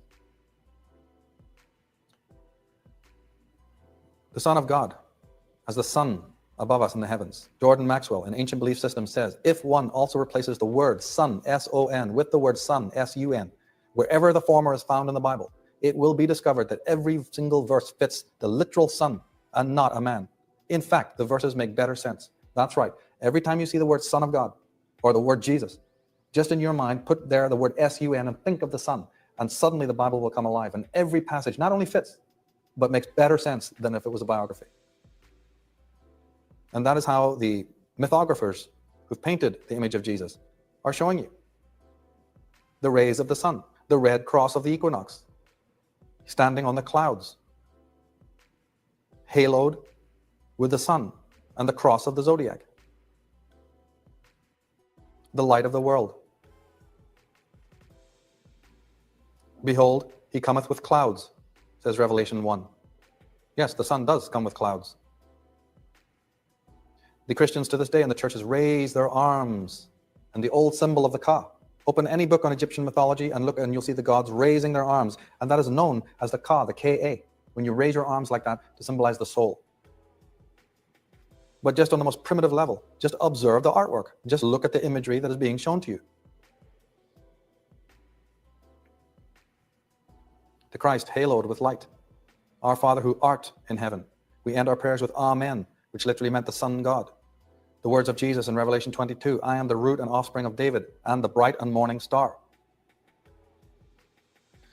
Jordan Maxwell has pointed out many times that many of the patriarchs also correspond to the sun. Solomon The name of Solomon is actually made up of 3 phonemes, 3 syllables that mean the name of the sun in the 3 ancient languages of the world. Sol is the Anglo-Saxon for sun, Om is the Hindu, and On is the Egyptian.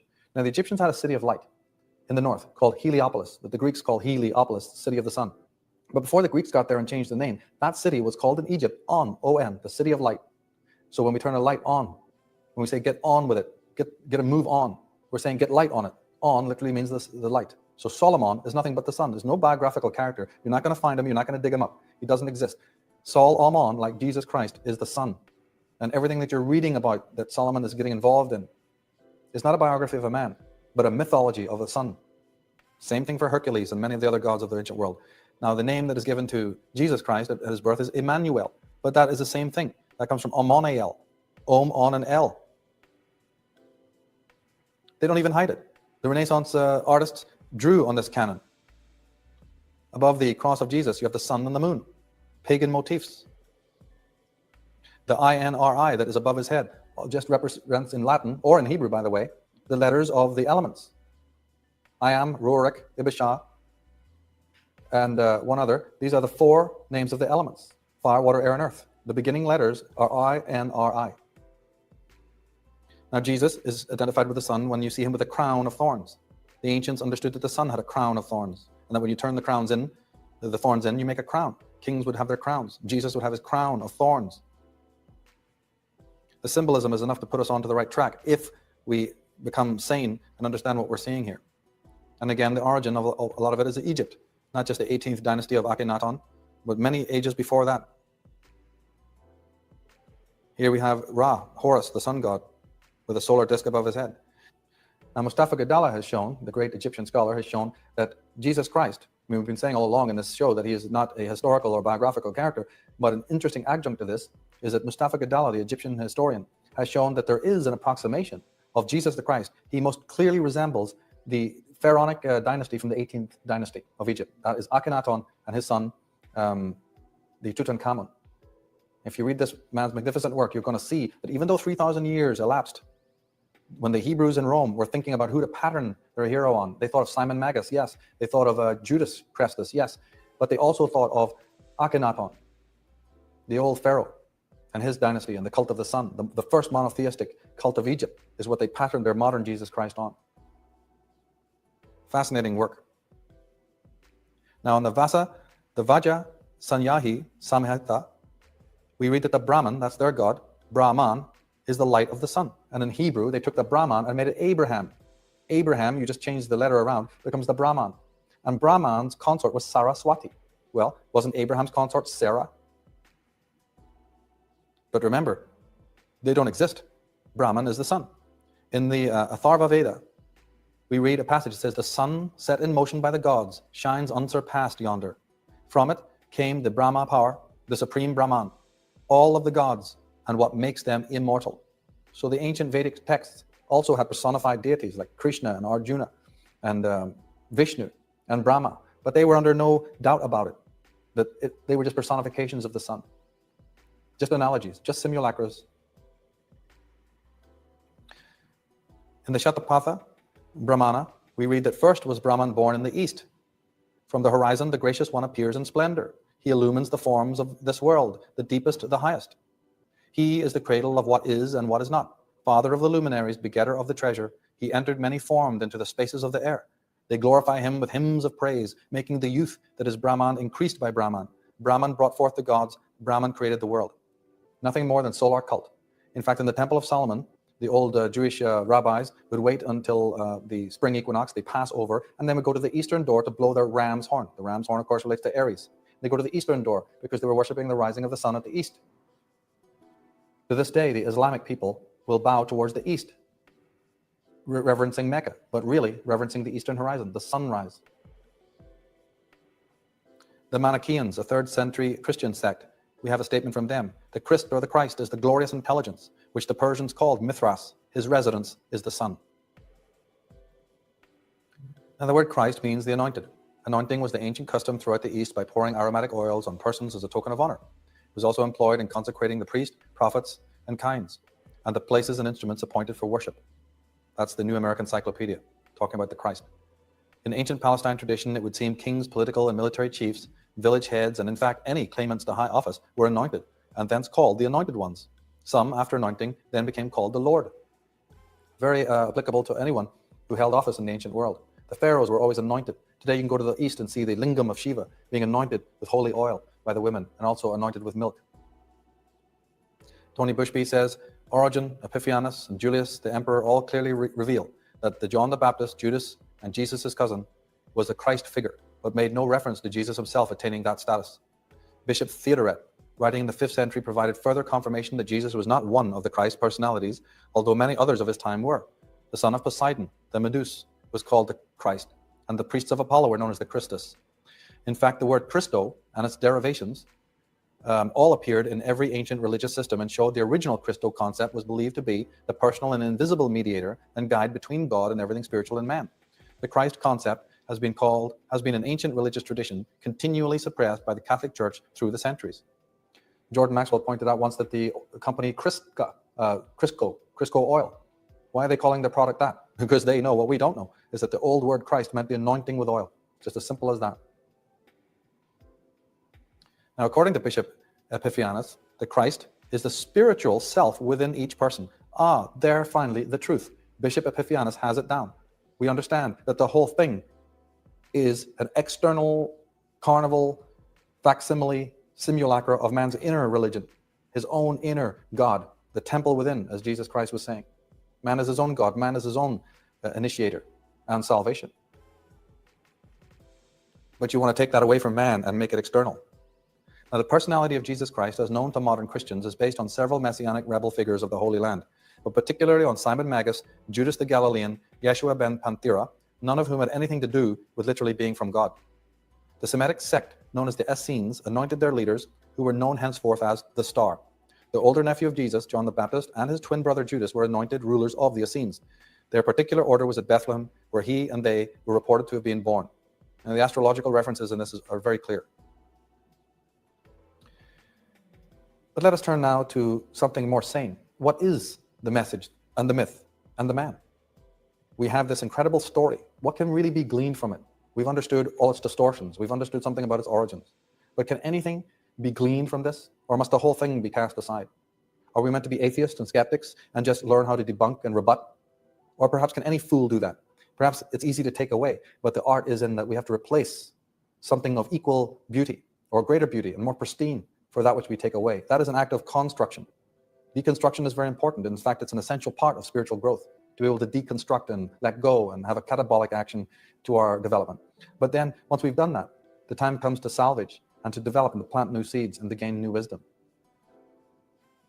We've understood that the Bible is the story of the Son, S-U-N, and the Son of God, who personified it. For good or for bad, or both, the archetype and stereotype have long since become intimately fused. The greatest story ever told has empowered but also disempowered the populace, has enraptured but also perplexed the human mind. The story's ending is not especially happy, but it is not conspicuously sad either. It banishes futility just as easily as it can evoke it. We may question the historicity of Jesus, but we cannot question the relevance of the Son and its mythic and symbolic significance. It is not that Christ is the light, but that the light is the Christ. Horus and Set, Christ and Satan, are but the phenomena we call light and dark, expressing themselves physically and psychologically. It is the light that will be with us until the end of the world, and not a man. As we have seen, the Bible is a story about light, and not a man. It therefore constitutes a scientific as well as a religious epic. Now, Christians, for a variety of reasons we do not need to explore here, are likely to remain adamant in their belief in the physical Christ. And as in the case of Robin Hood or Sherlock Holmes or Santa Claus, there is no reason why they should change their conviction and identification. The loss would be too great for any gain. And too many great truths have been based on this greatest of lies for it to be so roughly uprooted. Whether they realize it or not, the Christian is, even in his ignorance, closer to the ultimate truth than both the scientist, the cynic, or atheist, because man is light, and light is man. The universe and the human are expressions of the same mystery. Man and world, or man and universe, are one thing, being viewed from two perspectives by the ego. The conviction of the Christian believer needs only to be widened to embrace truths which are equally as valid and enlightening to the heart and mind. The story of the man Christ ends at Calvary. A great man betrayed by a friend, arrested and dragged through the streets. He's mocked, he's cursed by society and condemned by the state. He is totally alone. The man who is so maligned receives our empathy. He doesn't have to be a god, he's a man, and he receives our empathy because he is us. His story exemplifies the life we all live. It is divine because it is so human. For me, personally, the entire story centers not around all the miracles and thunders and lightnings and all the other paraphernalia. It's a Gethsemane of the healer of the world, the Son of God, the embodiment of truth, mercy, harmony, and light and love, watching his beloved, his friend, come up the garden path with an army of betrayers and deceivers and betray him with a gentle kiss. For me, that is the center of the myth. That is the message. And it's something that can visit all the teachers of light. In that is the poignancy. In that is the true story. In that is the poignancy. And it seems that so many in their movies and in their analysis seem to bypass that and favor so much of the other metaphysical, supernatural aspects. Weep not for me, but weep for yourselves and your children, says Christ in Luke 23. Of course, because you are I. What I go through, you will go through.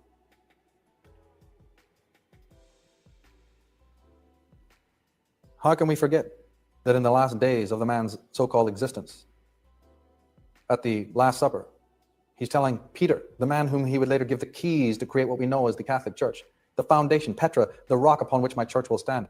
But Peter's busy denying him 3 times later on that same night.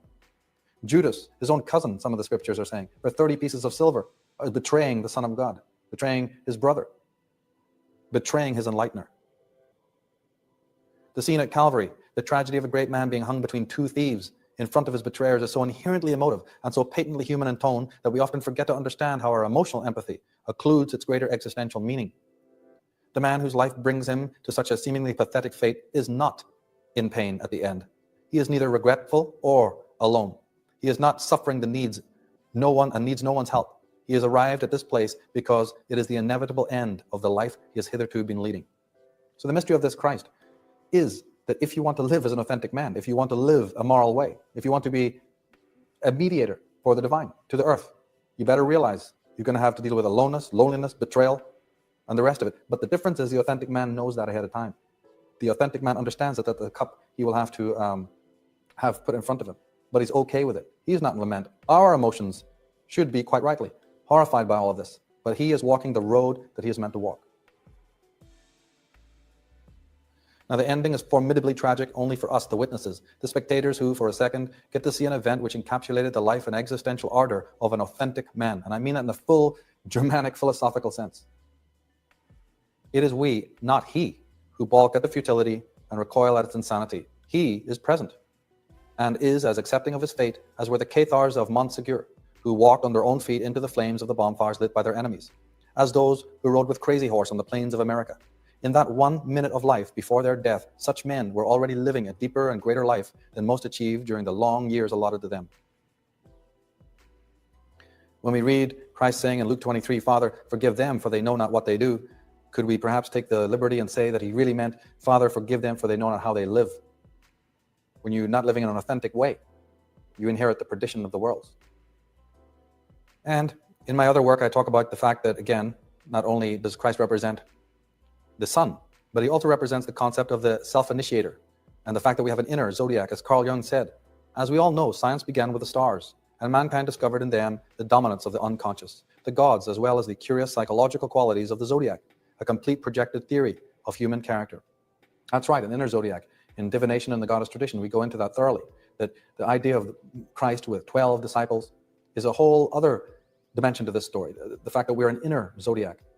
We carry that template around with us. We are the walking temple of God. And as we return full circle to the 21st and 22nd century, to the time of solutions, we understand that through the divination arts, through astrology, through the tarot, these are our means of initiating ourselves back into our sovereignhood, back into our own Godhead.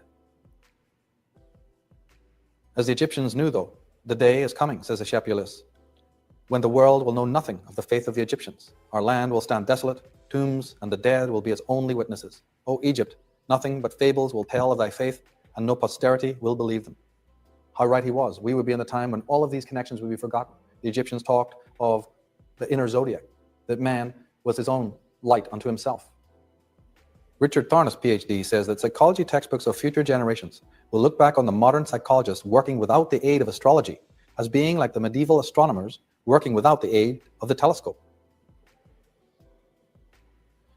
And through the divination sciences, hopefully there will be a sea change and we will understand the importance of working with these divination arts, because they were they not, the bequeathment from the stellar cult and the lunar cult of old. They're one of the most important oracles that we can use.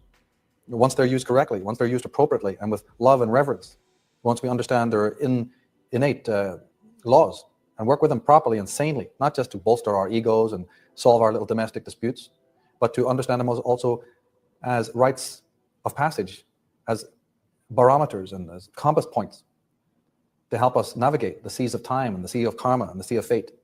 Then we can reinitiate ourselves into what? Into what the Egyptians had long ago been teaching us, that man is his own priest and woman her own priestess.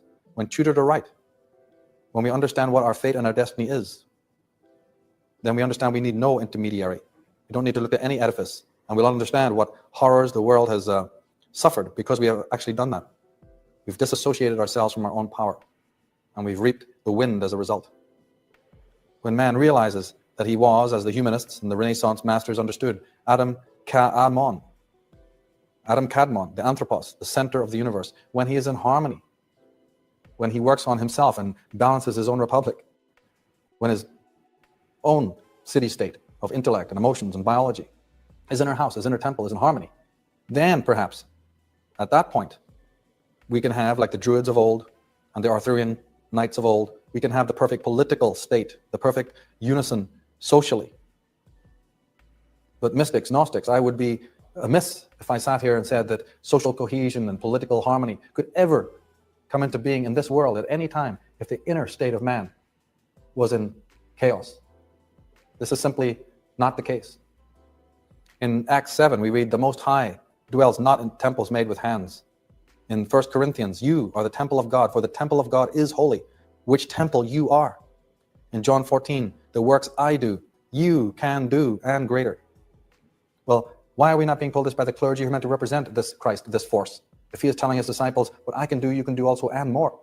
How come we then are kept on our knees in front of church and in front of state?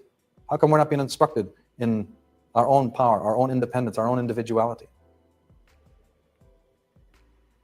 In this program, we hope to have shown you some of the reasons why, and also what to do about it. As Plato said, perhaps there is a pattern set up in the heavens for one who desires to see it, and having seen it, to find one in himself.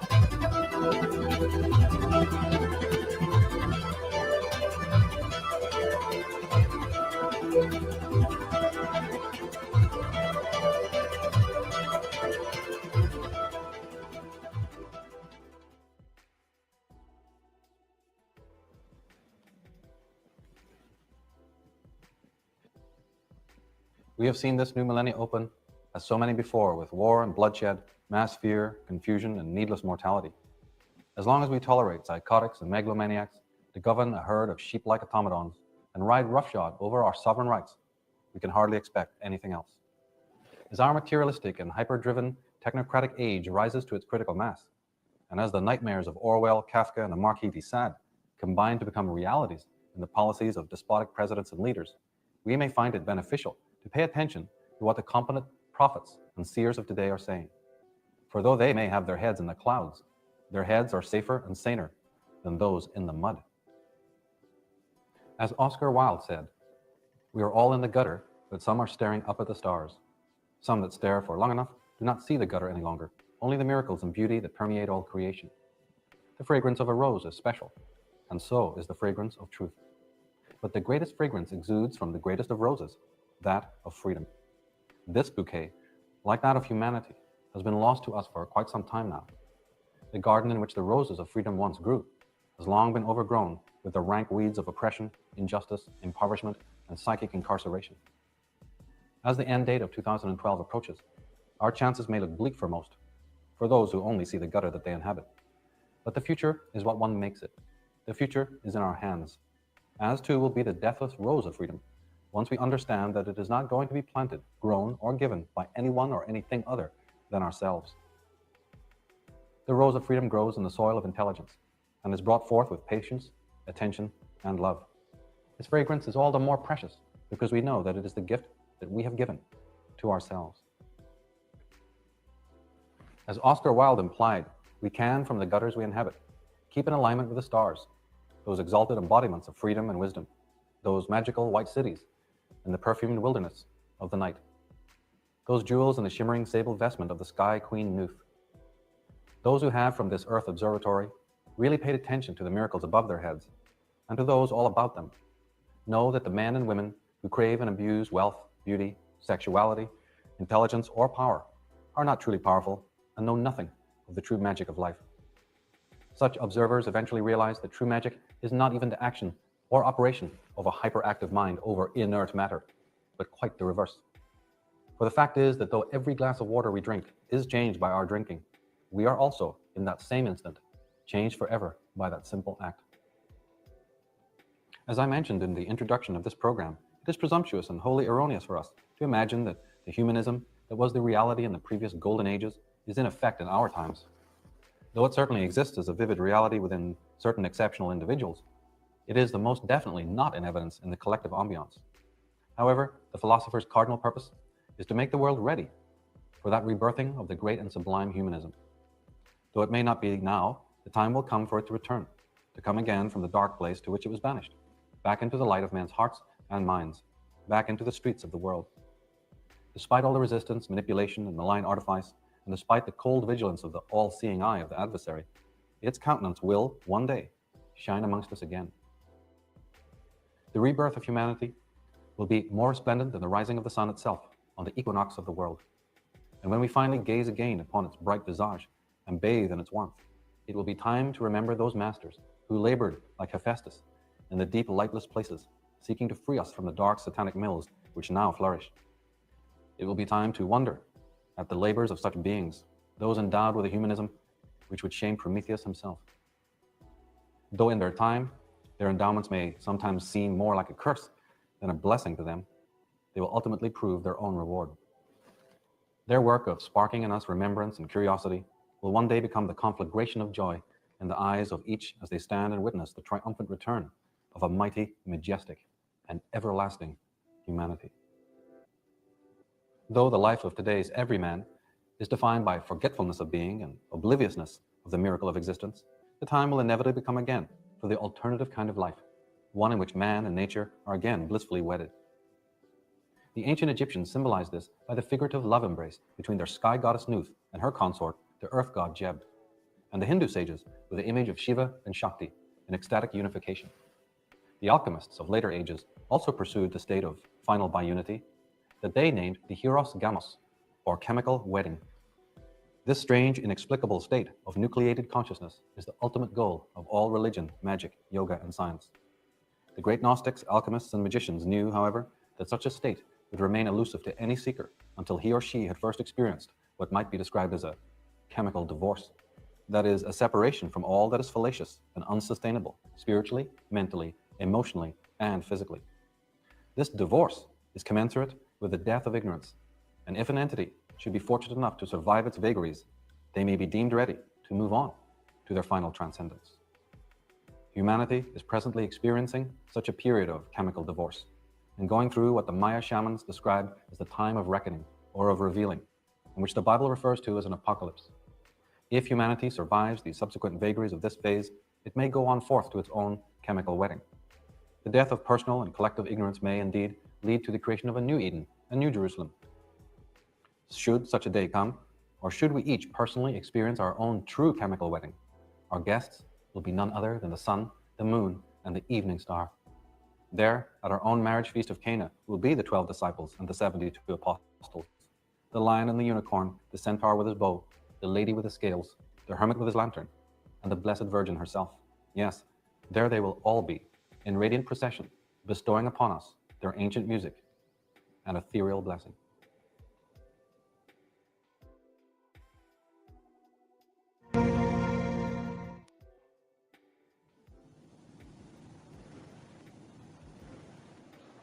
George Orwell, the author of 1984, said that during times of universal deceit, telling the truth becomes a revolutionary act.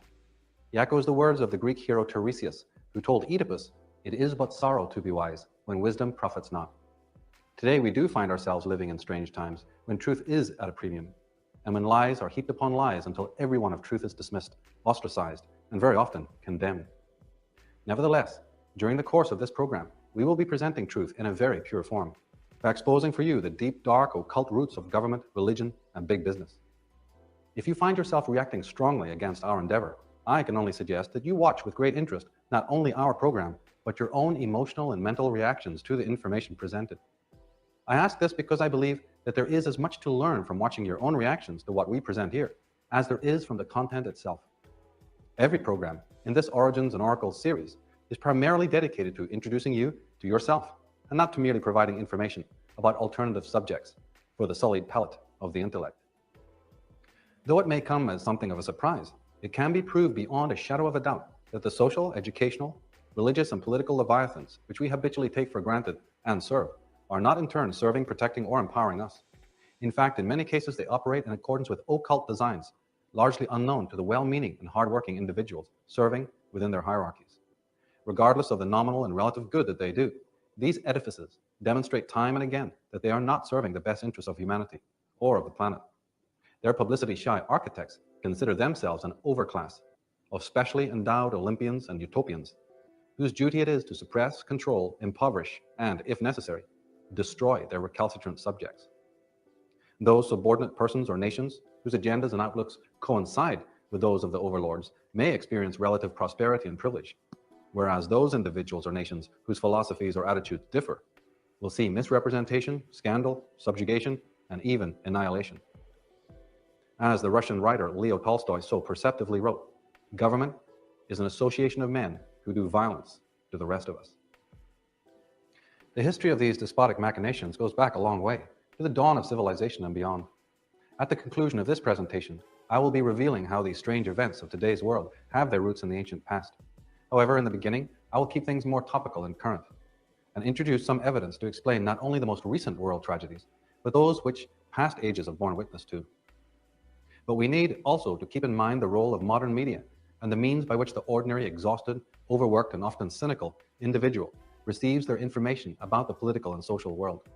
Well, it has become a common complaint that there are twice as many negative media stories about politics than there are positive stories.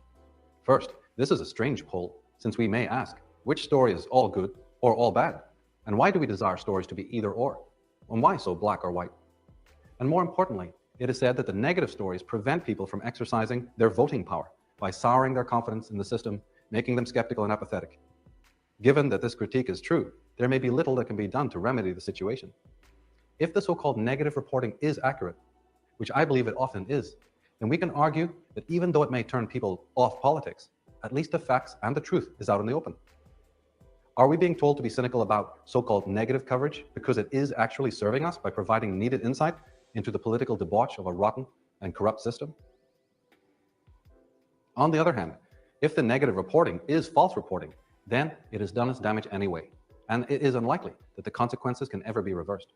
To reverse such consequences would mean more media coverage on the first media coverage, possibly ad infinitum. Now that's the kind of back and forth that is sure to lose people's interest. So we can rule that out. In the end, the media wins all the way across, and it has used this very back and forth to insidiously work towards getting us where we now are. Given the extreme brevity of all media stories on almost any subject, including the goings-on in the political arena, it hardly matters what ends up getting reported. We have independent candidates that have no chance whatsoever of getting elected, and two candidates controlled by the same hidden hand. Those who control both the major media networks and the main political parties know that the ordinary individual has neither the time nor the energy, and often not even the inclination, to get their arms around all the facts, even if those facts were to be presented. Years of lies and deceit, scandals, criminality, and cover-ups have jaded most of us into a semi-comatose condition when it comes to monitoring what is going on behind the very closed doors of that all too remote corridor of power.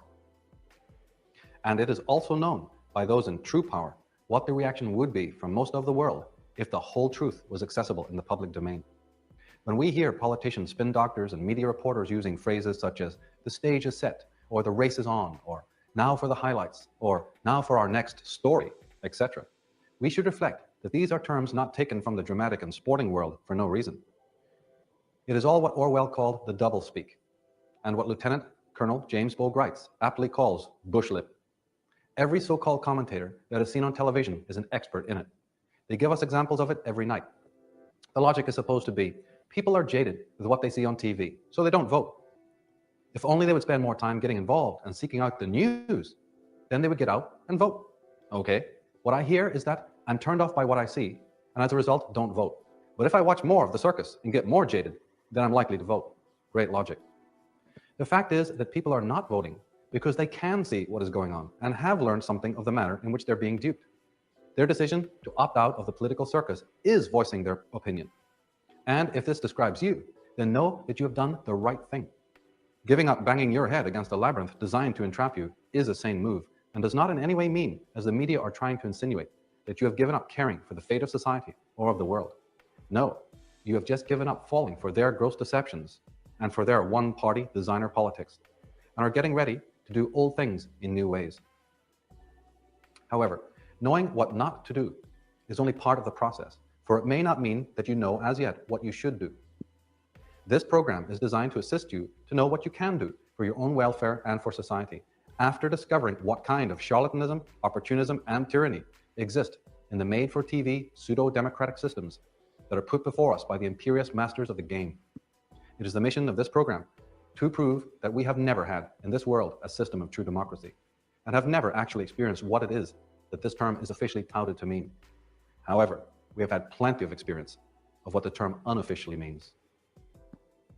The word democracy comes from the Greek demos kratos, supposedly meaning people rule. However, the connotation is more along the lines of people ruled or people under rule. Once this connotation is considered, we might be able to make more sense of the rhetoric of certain politicians, such as Bill Clinton, Margaret Thatcher, Mikhail Gorbachev, George W. Bush, and their successors. The Athenian philosopher Plato himself shuddered to think of a nation under democracy. Of the four main political systems that he delineated in his Republic, democracy was last on his list of favorites, even coming after tyranny.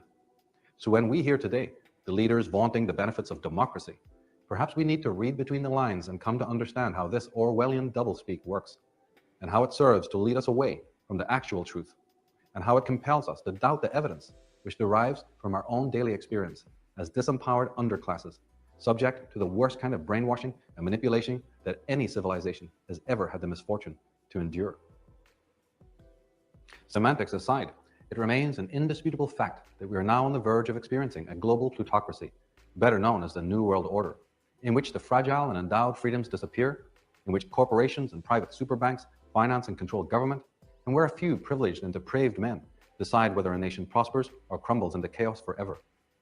Ours is an age of engineered famine, made-for-TV megadeath, the digital implant and spy satellite, the smart bomb, the eavesdropping agencies, of plastic money, infotainment, prescription superdrugs, virtual reality, genetically modified Frankenstein foods, and artificial intelligence.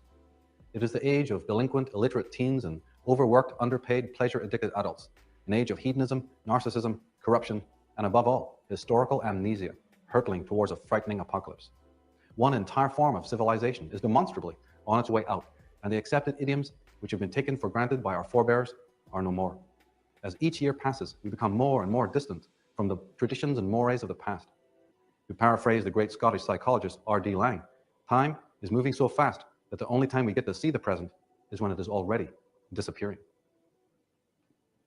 The implementation of solutions begins by each of us questioning where the ship of state is heading, and the motives and even sanity of those presently at the helm, those we may have elected but have not been able to select. Who are the captains and the navigators, and to what stars and constellations are they calibrating their coordinates? Are we heading for the calm waters of peace and prosperity, or for the sterile ice caps of want? Are we heading for the promised utopias, or for the gates of oblivion? Perhaps it is time for proactive mutiny, for good people to have the truth and to take the situation into their own hands, to turn the ship of state around before there is no chance of return. We often hear it said by activists and countercultural personalities that the government is afraid of the masses of mankind, afraid of the underclasses that they seek to dominate and disempower. And a little research does in fact confirm this statement. However, in my mind, the statement needs some clarification. I believe that the statement does not give us enough information. It does not tell us why the so-called leaders would be afraid of us, and it does not tell us what to do to make good use of the power that makes them afraid of us. Yes, the hidden masters remain hidden and shadowy, working from behind the scenes because they are afraid. But what they fear is not merely a dissembled, illiterate crowd, regardless of number. What the elites actually fear, and always will, is an educated mass of people, an educated, informed, and legally empowered mass coming straight for their weakest flanks. In this program, I intend to show and provide the kind of knowledge and education that I am talking about. I intend to show that politicians have nothing to fear from us as long as we continue to use the political systems which they have created and given us, and as long as we imagine real change to be possible within the political framework which is designed so that they always win. How to take our power back and how to secure ourselves personally and socially lies not in maneuvers of a political nature, but in legal maneuvers. After all, when Big Brother comes after us, political allegiances are hardly our salvation. When the IRS or the state or the immigration or the police come knocking on our door, we soon find that the weapons taking away our rights and our power and which victimize us are purely legal and not political. It does not help us when we're getting that parking ticket or when we're filing Chapter 11 to be a Republican or a Democrat. Though it is fine to operate on the local level as a Republican or a Democrat or as a conservative or Labor, we must understand that these pseudo-solutions never will bring us true freedom or social justice. We can be spam-mailed and delayed in the streets and asked to vote for the lesser of two evils, but we rarely, if ever, are offered free legal instruction or provided with cutting-edge legal empowerment TV shows. The average person knows next to nothing about even the basic commercial and social laws by which their own lives are limited and circumscribed. Until we fall victim of the law as purveyed by the oligarchs, we rarely wake up to realize the impact the law has and what changes could be made by the correct use of the law in the right rather than the wrong hands. Christ said, "Know thine enemy." Know thine enemy, yes, and know the weapons that they use, for that is true wisdom. Then learn how to use those same weapons in reverse and for the good of all. The feeling of empowerment that comes with such knowledge is our gift to ourselves. It cannot come to us from another. When we come into our own power, we become our own Robin Hoods, so to speak, able to turn the tables on the present King Johns and sheriffs of Nottinghams. We will become healers and liberators and look again to no other for the answer to life's problems. Along with my own critiques and conclusions, I shall during this presentation be drawing on the work of several scholars, researchers, and investigative journalists who since 2001 have also lent their energies to discovering the real reasons for the political, economic, and militaristic climate which now pervades America, Europe, and the world. These men and women are, for the most part, far from convinced by the evidence put before them by the official state apparatus concerning the attack on the World Trade Center and the need for the war on terrorism. They have, however, justified their skepticism by exposing the actual facts as to why those buildings were destroyed and as to why the war on terror was instigated, and why there is, in the aftermath, such a conspicuous lack of regard for constitutional tradition, legal precedents, human rights, and national sovereignty within the echelons of the present US administration. It has seemed particularly odd to members of the research community that after 2 decades of rhetoric about world freedom, global community, and diversity, the world is now experiencing wall-to-wall belligerency and dissension, comparable to that which existed during the prelude to the Second World War, some 60 years ago. Finally, I urge you again to pay close attention to your own emotions when viewing this program. Though the information presented is certainly controversial, and though it may be uncomfortable, I ask you to reflect on how many times we have all had to endure learning some dark secrets concerning the character or behavior of someone who was once taken for a friend, or who was held in some esteem. All of us have suffered from a sudden and unexpected glimpse into the private lives of those we admired or took for betters. Though it can be alarming, we know that it is better to have been placed in the know. Similarly, we can expect the same to be true when it comes to the private life, so to speak, of government, religion, and monarchy. Our glimpse behind the drapes may be painful, but in this new millennium, it is finally the right time for the blinkers to come off. And as doctors and nurses will tell you, the less painful way, in the end, is by the one sharp shriek method. So, with this warning, let the healing begin. In life, we have the rational and the irrational, the logical and the illogical. Both work for us. The person who is illogical exists in the same way as the person who has logic. Now, the leaders, the people who control, who are at the helm of government, are sensitive to this, and they know how to communicate to either side. The Bush coterie of the world know precisely how to deal and interact with and influence the irrational, the illogical, primitive side of us. As I said, both systems work. Government operates pretty much in the same way as a cult operates. And I mean us to think about that very specifically. Let us treat government as a cult, and therefore the followers are the cult members. Every cult needs a guru. And when we study the cults, there's always a sicker and more psychotic guru at the helm leading everybody whether he wants to go. Now, it seems that in government, the cult leader specializes, he understands, he's very aware of the mechanisms of control. He uses key terms and catchphrases. He tends to make things simple for his flock. It's an us and them situation, which is what we find when we study the cults. That's why a lot of people join them. The idea of clustering and the collectivism that comes from it. And as we saw in 2012, another program in this series, all leaders tend to really embody the psychosis that is in the members who make them leaders. They just embody the mindset of their followers and of the collective. So let us be aware, as we saw in 2012, that no matter how pernicious and irrational and outright violent and crazy their activities may be, let us never forget that they are merely acting at the behest of the collective. They are nothing more than a projection of the shadow and other archetypes of the collective unconscious. They are our inner sickness operating on the world stage. They're like the Pied Pipers, and they have the mantras, the us and them, the for or against kind of concept, which works so well in this world. Really, the idea of any cult, and certainly the idea of any government apparatus, is ultimately to kill the human, to destroy the human aspect of us so that the ism or the ology may survive and may live and may thrive. Now, the lackey, the cult lackey, who just follows, who lets others do his thinking for him, who sacrifices his own soul for temporary and fleeting welfare, he gets his pleasure, or he seeks his pleasure in two main ways. Either by trying to spend his time converting others to his way of thinking. A great deal of pleasure is often gained from that. Whole lifetime can be wasted doing that. Or in simply attacking and even murdering the rivals to that particular cult. And the rival is always demonic, always evil, and we are always good. We are always serving the forces of truth and of light. Some individuals in any type of cult or group organization like this prefer one, other people prefer the other. And even in history, sometimes one is preferred, that's conversion, but as occasionally historical cycles come upon us, as the pages of history reveal, where the second one is in ascendancy, slaying rivals, murdering those who do not conform, do not agree. Now, to talk like this, or anyone who stands against the demagogue, is always considered a renegade, an outsider, or worse, a conspiracy nut, somebody who should not be taken seriously. And we have to ask a question, a very important question. What is a conspiracy nut? Why do we have such a reaction against that word? And why do we fear those people who have an alternative view of what's going on the public stage?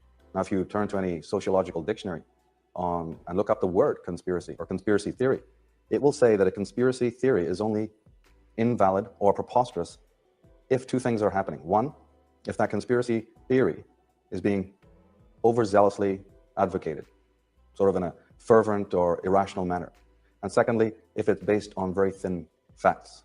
Now, in this series and in this show, we offer forth our theories in an eloquent way and also base it on a great deal of fact and on sources and resources. We make these programs available for that reason, and so pay attention also to the references and the sources that we mentioned and the books and the websites and the work of other researchers in this field, because this information is well documented and it's very age old.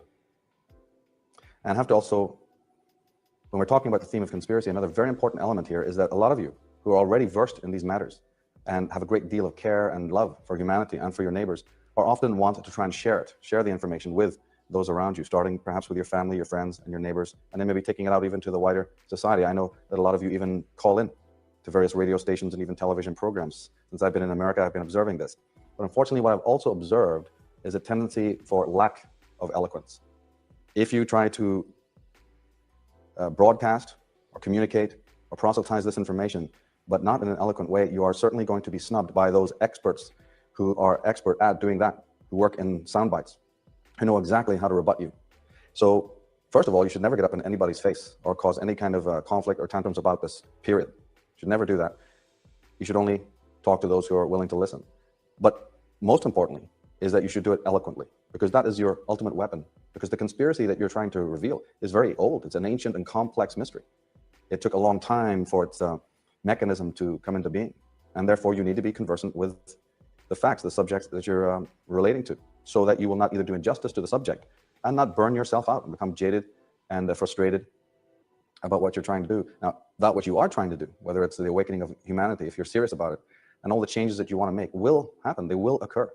But treat this subject as a sacred thing. It's something that's very powerful. There's a lot of power in it. So don't do injustice to it by denigrating it and by giving it to the unworthy or coming across in any kind of way that is uneloquent. Don't waste time finding this out and burning yourself out. As Lieutenant Colonel James Bobright has many times said, if you're going into battle, whether that battle is physical or spiritual, you need to suit up. You need to be ready for that contingency. Now, these programs, as I said, are meant to assist you in the suiting up process so that you go out there and have facts at your disposal. Check out my website, go to the links page. Contact me personally if you need sources. Sources are very important. You should doubt everything that is being presented to you, not just by me, but by other thinkers in the world. Doubt it, check it out, research it, find out. The information is there, we have nothing to hide. And we welcome you to do that. Very important thing to realize also is that there are historically accepted conspiracies. We have the First World War, and researchers have absolutely discovered that the assassination of Archduke Ferdinand in Austria was part of a worldwide conspiracy. We have a secret society taking responsibility for that action. We also have two other monarchs. Did you know that? Two other monarchs in the world were shot at exactly precisely the same time. The highlight of history is on Archduke Ferdinand, but Gustav III of Sweden was shot through the head while he was on stage in a theater production. And I think it was the Spanish king was also shot dead. So we have three monarchs instantly shot dead at the same time. Now, of course, if history was to tell you that, then the idea that there was a conspiracy operating rather than just some random event taking place, we would then understand that that is the case. So history is edited for us. It certainly isn't given to us wholesale for us to make our own decisions. No, it is edited so that we come to the conclusions that we're meant to come to. Pearl Harbor is come to light. There's even mainstream channel programs now revealing the truth behind Pearl Harbor, that there was complicity all the way up to the president. And anyone who's researched the assassinations of John F. Kennedy and his brother, and even Martin Luther King, and certainly Malcolm X, absolutely know that these were events that were also conspiratorial. These are officially understood as that. The Lindbergh kidnapping case, all the events surrounding various mafia, the fact that federal and state police have a criminal conspiracies division, which, I mean, it implies that there are such a thing as criminal conspiracies operating in the land. And La Cosa Nostra, La Mafia, what are they if not conspiratorial organizations? Their existence may be no secret, granted, but their operations and their initiations and their methodologies are certainly very closely guarded and well-kept secrets. The triads and the tongs in the Far East. It is known that Operation Paperclip, which was organized and funded by Allen Dulles and his brother and many top or senior members of the American government, operated in liaison with the Vatican to help top Nazis escape judgment. While again, on the other hand, they're showing you the Nuremberg trials. So on one hand, they have this fake law prosecuting a few handful of Nazis, while on the other hand, the greater bulk, the ones maybe the more shady ones, but the most important overworld figures or underworld figures in the Nazi movement, they're all given the red carpet treatment into the West. And the fact of MK Ultra, which every investigative journalist knows exists. And in an Irish context, we have the IRA. The history of the IRA is very important. But certainly, let's understand that the Vatican, through Allen Dulles, was instrumental in helping top Nazis like Werner von Braun and others escape from Germany. And it's known in history as the Rat Line. And the connections, in fact, between the Nazis and the Vatican and the Western powers, we go into that very much in Atlantis, Alien Visitation, and Genetic Manipulation, both in my book on that subject and in the other program in this series. We delve into that and show the exact connections between these edifices. In an Irish context, as I said, the Irish Republican Army, the IRA, a lot of people don't understand that both the Irish Republican Army and Sinn Féin are not only criminal organizations or what we might call terrorist organizations, and whether you agree with them or not agree with them, let's leave that aside for now. The fact of the matter is they are secret societies. Sinn Féin's little dove that they wear, you'll always see the symbol of the dove. If you get onto their website or watch Jerry Adams and so forth on television, you'll see he'll wear the green ribbon, which looks like a little AIDS ribbon, only it's green. That is because the Irish Republican Army originally was called the Irish Republican Brotherhood, and it morphed out of an organization called the Green Ribbon Lodge, which has ties to the ancient order of Hibernians. And these are secret societies controlled out of London. So here we have the whole situation here of the orange men on one side. And if you study this, you'll find this out, that the orange men on one side and the so-called Republicans on the other, at a higher level, are controlled by the same hidden hand. And when we're looking at conspiracies and duplicity of government, there are so many examples, but one of the ones that I personally love, I think is absolutely outstanding example of this kind of official conspiracy, is the story of Charles Lucky Luciano. I mean, in the 40s, during the Second World War, the mobster Lucky Luciano was freed from his life sentence by the US government. Okay, so this man is put into Sing Sing or wherever for life. They finally go to the length of catching this mafia boss, which is hard enough to do in the first place. They finally get him and then they put him in jail. And then, in the blink of an eye, he's released again on some pretext. Now, this strange move was orchestrated by the secret societies. A naval vessel was purposely sunk in the Hudson River docks and blamed on the Nazis. The US government then pronounced that they are unprotected against sabotage, and not knowing how to tackle the problem themselves, they get the great idea of letting the mafia handle it to protect America. Luciano, the godfather, is released from his life sentence and subsequently has his boys serve Uncle Sam by patrolling the harbors and docks. Luciano is not only released from prison, but is additionally reciprocated by being given an award by the US Congress. Critics of this fiasco were told that the mafia could be trusted because they were anti-fascist. Of course, this is nonsense, because in Italy, one of the other major mobsters, Genovese, was assisting the fascist government of Mussolini. Moreover, the head mafia boss, Joseph Bonanno, was himself Italian royalty, being descended from many dukes and princes. All this is bad enough, but it also flies in the face of the assurance of FBI Chief J. Edgar Hoover, who had, until the release of Luciano, persistently and arrogantly denied that the mafia even existed in the United States. So again, just get hold of one little historical anecdote like this and follow it accurately and truthfully. Keep your mind open and study it, and you will find an incredible story unfolds. So pay attention to the fact that there are official accepted conspiracies operating in the world, so that when we advance something a little bit more than that, which involves delving into deeper waters, like into the heart of the matter of secret societies, understand that we're not doing this because we have nothing better to do, or we're not sure of our facts. We're more than sure of the facts. G. Edward Griffin, one of America's greatest experts on secret societies and their operations, puts it this way. Conspiracy, he says, one of the darkest words in the language of man. There's hardly a single page of history that does not partially reveal the deadly eye of conspiracy at work. It was a conspiracy that led Brutus against Caesar in the Roman Senate on the Ides of March, that plotted the betrayal of West Point by Benedict Arnold during the American Revolution, that led John Wilkes Booth to the assassination of President Lincoln on Good Friday, 1865. The past record of man is burdened with accounts of assassinations, secret combines, palace plots, and betrayals in war. But in spite of this clear record, an amazing number of people have begun to scoff at the possibility of conspiracy at work today. They dismiss such an idea merely as a conspiratorial view. And the presidents and his lackeys and potentates, George Bush, for instance, at the outset of the war on terror, so-called, is happy to immediately preach it from the pulpit, right there from the podium, letting everyone know, let us not tolerate conspiracy theories. Now, hang on a minute, who's we?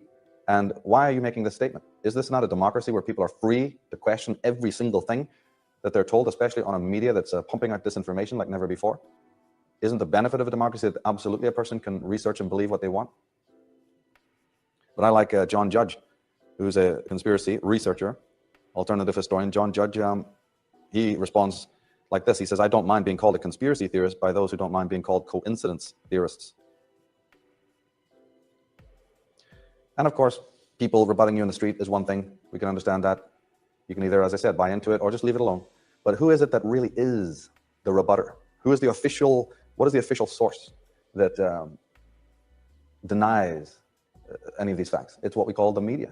You turn it on, you push the button, and there you have it, the mainstream concept, the ideas put before us that oppose the idea that there is any type of conspiracy operating in the world. And yet, can we not see that in this soundbite type of mentality, and this complete disregard for fact, which comes out of the ordinary oracles of the media, these half-baked stories and programs, if that is all there is that people are taking as the rebuttal, we are in a very sorry position.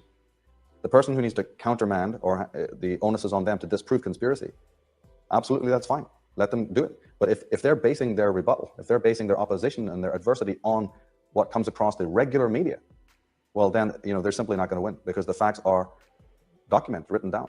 So let us beware who is the opposer and what kind of weapons are they also using. That is the worst possible conceivable oracle to be thinking of when you're using facts or looking for facts in order to try and contradict what people like myself and other researchers in this field are saying. Adolf Hitler, talking on the media, said the reorganization of our press has truly been a success. Divergences of opinions between members of government are no longer an occasion for public exhibitions and are not the newspaper's business. We've eliminated that conception of political freedom, which holds that everybody has the right to say whatever comes into his head. So Hitler and his henchmen are not only doing what we're meant to shake with fear, thinking that could happen. He's not only saying, well, he's done it. That's the control and the co-opting of the media. But he says that he's openly also telling you that he's done it. So please note in the statement, there's two levels. We have controlled the media, and then they're telling you about it. Not hiding it at all. In Worse Than Watergate, John Dean, he says that Paul O'Neill, who was a member of the National Security Council, as well as being in charge of fiscal policy, made a shocking revelation to the journalist Ron Suskind, that not only are public events scripted, but even cabinet and other meetings within the White House with the president are scripted, where everyone but Bush has speaking parts. Bush's role is merely to nod or listen expressionlessly, aside from his occasional cryptic or cynical comments. And this is a very loaded and monumental statement. It's not only horrifying, if it's true that everything is scripted, but you see, as you'll see, that we want to prove in this program that there's a reason for this fiasco. There's a reason for that type of situation, because there's control from higher up. Bush and everyone in the government, everyone in the official positions, they are literally playing a script. But who wrote that script? That is what this program in the series is in part hoping to reveal. But absolutely, Paul O'Neill has put his finger right on it. The disinformation, the utter nonsense, the stage setups that we have, we need to pay close attention to that oracle, that ubiquitous media oracle. And we must make sure that we do not give up our own intelligence, our own rationality, and let it do our thinking for us. On the same subject, Larry Flint, in his book Sex, Lies, and Politics, says, reporting from Kandahar,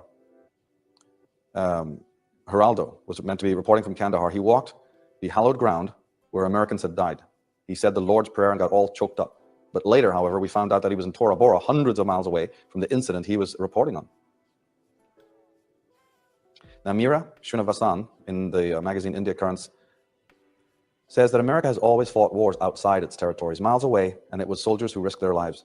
The people, other than the occasional worry, went on with their lives. No planes flew overhead, no sirens blared through the night, no buildings collapsed, nobody screamed on the streets, nobody lay in a pool of blood, nobody begged for food and water, and no American children were found crying in the streets while looking for their parents. September 11th is the closest America has ever come to war. Yet there is a tendency among certain American leaders to see war romantically and optimistically, like a Hollywood movie, than the horror it actually creates in reality. Now, of course, we know that's only partially true. America has been attacked at Pearl Harbor, and of course, Americans have known the horrors of war abroad. But of course, what she's really talking about is the fact she's trying to compare it to the absolute holocausts and horrors that have been known in Europe, in a European setting. And this, of course, leaves us open in America to believing what the talking heads on the media are telling us and the way it's portrayed, pretty much in a third-party way, in a passive way on television. It really is nothing more than a glorified movie. So take that into account. Now, as to the ownership of the media and who they really serve, we actually hear that David Rockefeller, one of the frontmen for the secret societies operating in America, in his address to the Trilateral Commission, which he helped found, he says, "We are grateful to the Washington Post, the New York Times, Time Magazine, and other great publications whose directors have attended our meetings and respected their promises of discretion for almost 40 years. It would have been impossible for us to develop our plan for the world if we had been subject to the bright lights of publicity during those years. But the world is now more sophisticated and prepared to march towards world government." Now, I didn't write that. He did. He spoke this. I mean, it's self-evident. He's thanking the media for being in their pocket, for keeping their silence, for turning the lights of publicity away. Well, wait a minute. How come the rest of us don't have that, privilege? How come the lights of the media are down everybody else's throats? But here we have a secret society operating to lead America in whatever direction it wants, and the world, who's got designs on the entire world, the little Trilateral Commission. And the cameras are turned off, and the journalists completely fold up and go to sleep.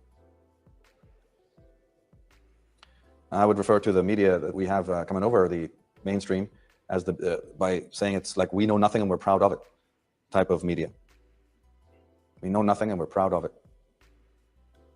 I mean, again, one of the ways that would assist us in getting our message out, whether you're eloquent or you're not, sure, it would be wonderful if instead of being rebutted all the time, the actual official media apparatus gave individuals like G. Edward Griffin or Jordan Maxwell or Eustace Mullins or myself or any of the other members of the research community actual little bit more time.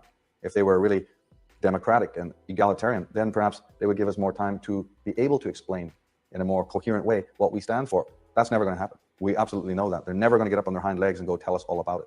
You'll rarely ever see that. What you will see is constant disinformation and marginalization and vitriolization. So again, don't hold your breath. You have to go to other sources. Larry Flint says of Bill O'Reilly, and I'm sure he's thinking of other shows like this, Bill O'Reilly only invites two kinds of people on his show. He either brings on someone who agrees with his position and sucks up to him, or he brings on some pathetic slob who's unable to defend himself and then beats up on him. And he's right. That pathetic slob is actually part of the problem, I'm afraid, because you can come on a show like that, you can make a call in, you can deal with individuals like that in your own neighborhood, and you can win. You can absolutely put them in their place, but you need to be eloquent and absolutely conversant with the facts. Do not treat this subject as something, cursory or in a flippant and casual way. The Pew Research, says Larry Flint, has done studies showing that about a third of the Americans under 30 now actually consider Jay Leno and David Letterman to be news sources. Arnold Schwarzenegger announced his candidacy on Jay Leno Tonight program, and later, along with actor Dwayne Johnson, appears at the 2004 Republican presidential convention. So with one hand, they're only happy to tell you, hey, stay out of politics. You guys have got no right. You're musicians, or you're this, or you're an actor, or what are you doing? Involving yourself in the political arena. And yet, here we have it. They're walking on the stage and barking as loud as they can right on the Republican congressional meetings and in the presidential campaign. And of course, I describe in other shows and in other work that the media is really like the new datura, which kind of zombifies us. David Icke calls the television the hypnotist in the corner. But I like to think of it as the new datura. Datura was the plant that the zombie master, the voodoo doctor, would get the solution. And it was the juice or the resin from the datura plant that, when administered to a normal human being, would kind of zombify them. But you had to administer it every day. If you didn't administer it every single day, the person would sort of regain their normal consciousness. So today, we have to understand that we still have a datura operating in our midst. Aldous Huxley, one of the theorists behind the New World Order concept, in his book, A Brave New World Revisited, he says the 21st century will be the era of the world controllers. The older dictators fell because they could never supply their subjects with enough bread, enough circuses, and enough miracles and mysteries. But under a scientific dictatorship, education will really work. Most men and women will grow up to love their servitude and will never dream of revolution.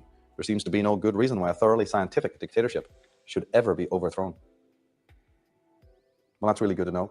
They're literally telling you that you're going to be in servitude and we're working on making you a slave, but don't worry, you're going to completely enjoy it. So always note that. You're going to be completely indentured slave, but it'll be absolutely perfect because you'll enjoy it. They're working on that too. Whether you're thinking about the media or the military or whatever control mechanism, General Sir Archibald Wavell makes this very important comment. He says the elementary principle of all deception is to attract the enemy's attention to what you wish him to see and to distract his attention from that which you do not wish him to see. So it's a conjuring trick. It is a game of chess. It is very much made for TV in the real sense of the word. And then we have another dimension to this problem as well, which is brought out by Gore Vidal, and what he says here, I think a lot of us have now grasped. Even those who are not into the secret society concept certainly do know this by now. He says, it has been no secret that corporate America openly and generously pays for our presidential elections. They also own the media, which is kept well nourished by disinformation from executive controlled secret agencies like the CIA. Media also daily assures us that since we are the most envied and admired people on the earth, everyone else on earth is eager to immigrate to the US so that he can share in this greatest pie ever baked. Now, this administration is very typical of what he's saying. The swing door mentality is very much in operation. We looked at this in other programs in this series, but again, top corporate Johnnies getting into government for a very short period, doing their utmost for those corporations, blatantly so, then immediately removing themselves from those offices when things get too hot, going right back to those corporate positions again. It's just It's just become so obvious. And yet, legally, again, legally, we'll be looking at, when we look at solutions later on, we're going to be looking at what we can do to remedy these matters. And legality is an important question. But legally, the actual donation that's allowed to any president campaign by any individual or group is $1,000. Now, Abraham Lincoln, in some incredible foresight, he writes in his letter to Colonel Williams on November 21st, 1864, he makes this remarkable statement. He says, "I see in the near future a crisis approaching that unnerves me and causes me to tremble for the safety of my country. Corporations have been enthroned, and an era of corruption in high places will follow. And the money power of the country will endeavor to prolong its reign by working upon the prejudices of the people until all wealth is aggregated in a few hands and the republic is destroyed. I feel at this moment more anxiety for the safety of my country than ever before, even in the midst of war." So the man is telling you that the corporate takeover of the country is worse than an all-out onslaught by some rival enemy. It's worse than war. It has more of a destructive effect.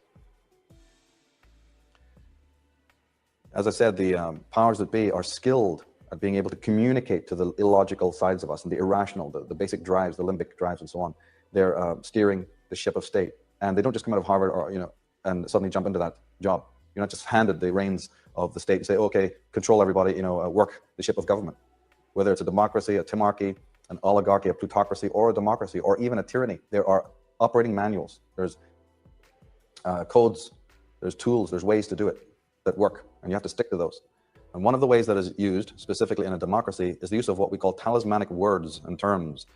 And you know that things are heating up when you start hearing these key terms, because the power of the word, we don't have time to go into all of this now, but the power of the word should never be underestimated. And linguists know that, but also people who are involved in metaphysics and the magical tradition understand the power of the mantra. And that's what the guru does. That's what the false leader does. He creates the mantras for everybody else. And today we're hearing that again. Axis of evil, the war on terror, freedom, patriotism, revenge, new world order. For us or against us, good or evil. They make it very simple for us. And that we have a very complex and stressed out life. And so when we turn to this, what we think is this leviathan of the political problem, we need it cut up very small. Suddenly we become very old and senile, and we need it all to be cut up into small little slices for us, because we haven't got any resistance left after the barrage. And as I said, not only does the cult member try to convert those to his belief system, he also can bide his time and spend his time in slaughtering the nemesis. But before you can do that, you have to create your nemesis. You have to identify the nemesis. And today we're seeing that again. The instant enemy, who's always referred to as the fanatic, the zealot, the terrorist, or the murderer. Of course, he's referring to his enemy in exactly the same way. So it's, which one is the fundamentalist? Which one is calling the kettle black? But it's an old story. And the worst of tyrants know how to sing the tune. Vladimir Lenin, one of the worst mass murderers that the planet has ever had the misfortune to endure, he said, call your enemy what you are and always tell the exact opposite of the truth. Again, the operating manual. Learn who is thine enemy and what tools they're using. Identify the enemy, but you've got to know what tools they're using, because they're firing at you. They're shooting at you. So you need to suit up and you need to know how they're operating. And they're only too happy to tell you. Paul Levy, in an essay called Breaking Bush's Spell, he says, George Bush is a master hypnotist who skillfully puts people under his spell. Bush mesmerizes people by using simple, repetitive phrases. To quote Nazi propaganda chief Goebbels, propaganda must therefore always be essentially simple and repetitious. Keep repeating them in this simplified form despite the objections of the intellectuals. Bush's talking points, his buzzwords, are his incantations. These magic words act as opiates to the fearful masses. To quote ex-Harvard University professor James Bryant Conant, some of mankind's most terrible misdeeds have been committed under the spell of certain magic words and phrases. This is again the power of the word. And how do we make a word? We spell it. So don't be under the hex. Don't be under the spell. Wake up. Somebody said those who do not understand what it means to be under psychic hypnosis are already under it. Here's a little example of how easy it is for these individuals to not only manipulate words, but to manipulate context. Context is extremely important. And once we understand how the manipulation of context work in a political way, we will understand how these evilocs have an open road to their goals, how absolutely easy it is, why it is that they're dancing on their desks with glee at how easy it is to control the masses. They do it through very simple means. We've all learned these means, but we don't often use it or implement it. Here's a small example. A pretty woman comes to you in the street and she's taking a poll. Right? She has a clipboard and she wants your opinion, let's say, on the subject of the draft. She comes over and asks you a series of questions. Are you concerned about young people not being able to find employment? Are you concerned about rising crime amongst the youth? Are you concerned about the lack of discipline in schools? Do you think some applied discipline is of benefit to the young? And do you think that the young respond well to challenges? And of course, you'll reply, yes, yes, yes, yes, yes. And the last one, would you be for reinstituting the draft? And you would say yes, after answering rapidly all those other questions. But what happens if the same pretty lady comes to you with a clipboard and asks you exactly the converse? Are you concerned about the chances of war, that war could break out? Are you concerned about the easy access today of weapons? Are you concerned about youth mortality from guns? Is it appropriate to force people to take up weapons? Would you be for reinstituting the draft? So here we have two very different answers. In one, you might have said yes, and the other one, you might have said no. It's just an example to bring out the fact that context is all important. And once this is used on the global scale, once this is used by politicians to throw at you all of this context, and then just insert at the end the thing that they want you to vote for, this is how the magic of government works. And this is how they know. If they handed it to you in the raw, you probably think about it. So it's embellished in a very important way. Julius Caesar says, beware the leader who bangs the drum of war in order to whip the citizenry into a patriotic fervor. For patriotism is indeed a double-edged sword. It both emboldens the blood just as it narrows the mind. And when the drums of war have reached a fever pitch and the blood boils with hate and the mind is closed, the leader will have no need in seizing the rights of the citizenry. Rather, the citizenry, infused with fear and blinded by patriotism, will offer up all of their rights unto the leader, and gladly so. How do I know? For this is what I have done, and I am Caesar. In 2012, we took an example of the whole doublespeak, Orwellian doublespeak idea that you hear tremendous amount of emphasis on globalism and the global economy when it has to do with destroying the economy of America. Then you hear about globalism. But when you hear about building jobs and when you hear about going to war, okay, then we don't hear anything about globalism or caring about what other countries and allies are thinking. Then we hear about independence and we're the only body that counts and we don't need any United Nations and so on.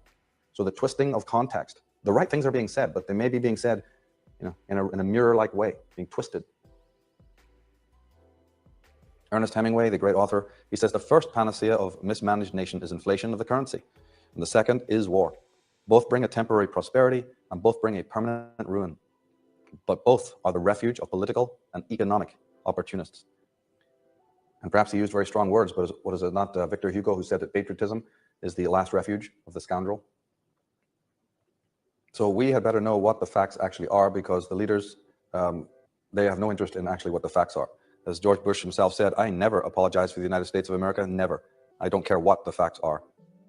And the groupthink, that works wonders as well, as Jerry Falwell so clearly lets us know. On October 27th on primetime television, this paragon of Christianity in typical fashion says, blow them all away in the name of the Lord. I guess he's not busy converting at that moment. He's more thinking about destroying the enemy. And Arthur Schlesinger Jr. says, we are not going to achieve a new world order without paying for it in blood, as well as in words and money. I wonder, is he talking about your blood or his blood?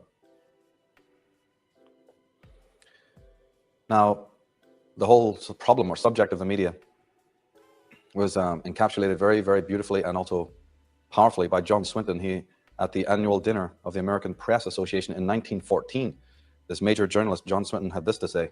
Of course, he waited for his retirement before he said it.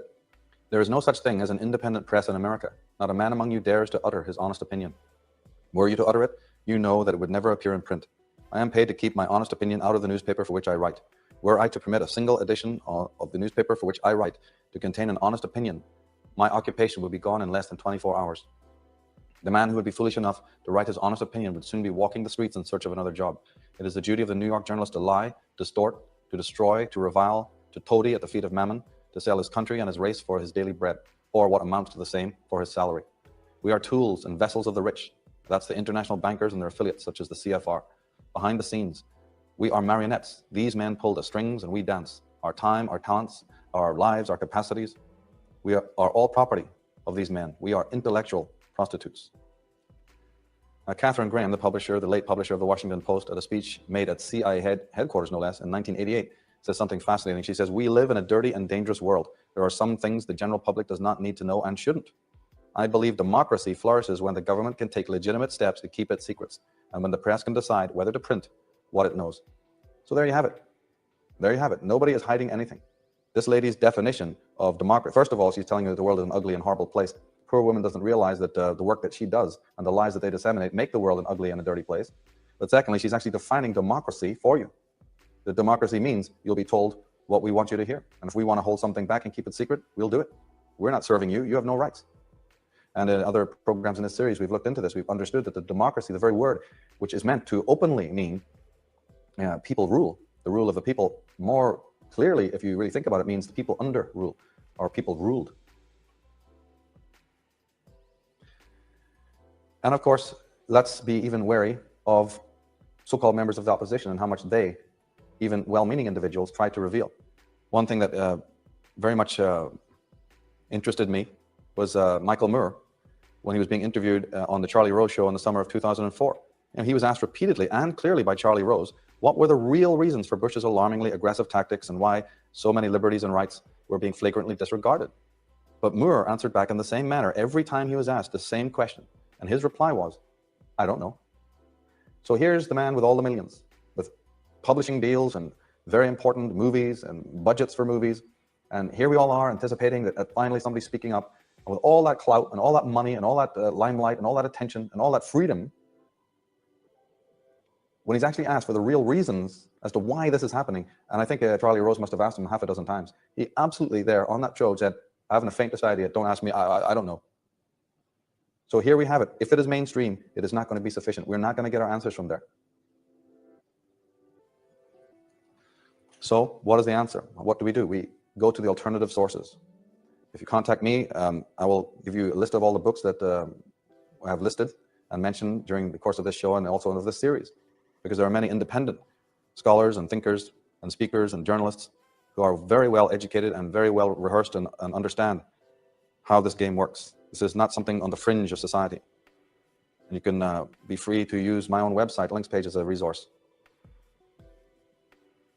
But just be aware that there are many books, many volumes in libraries and in bookstores that you need to read to be aware.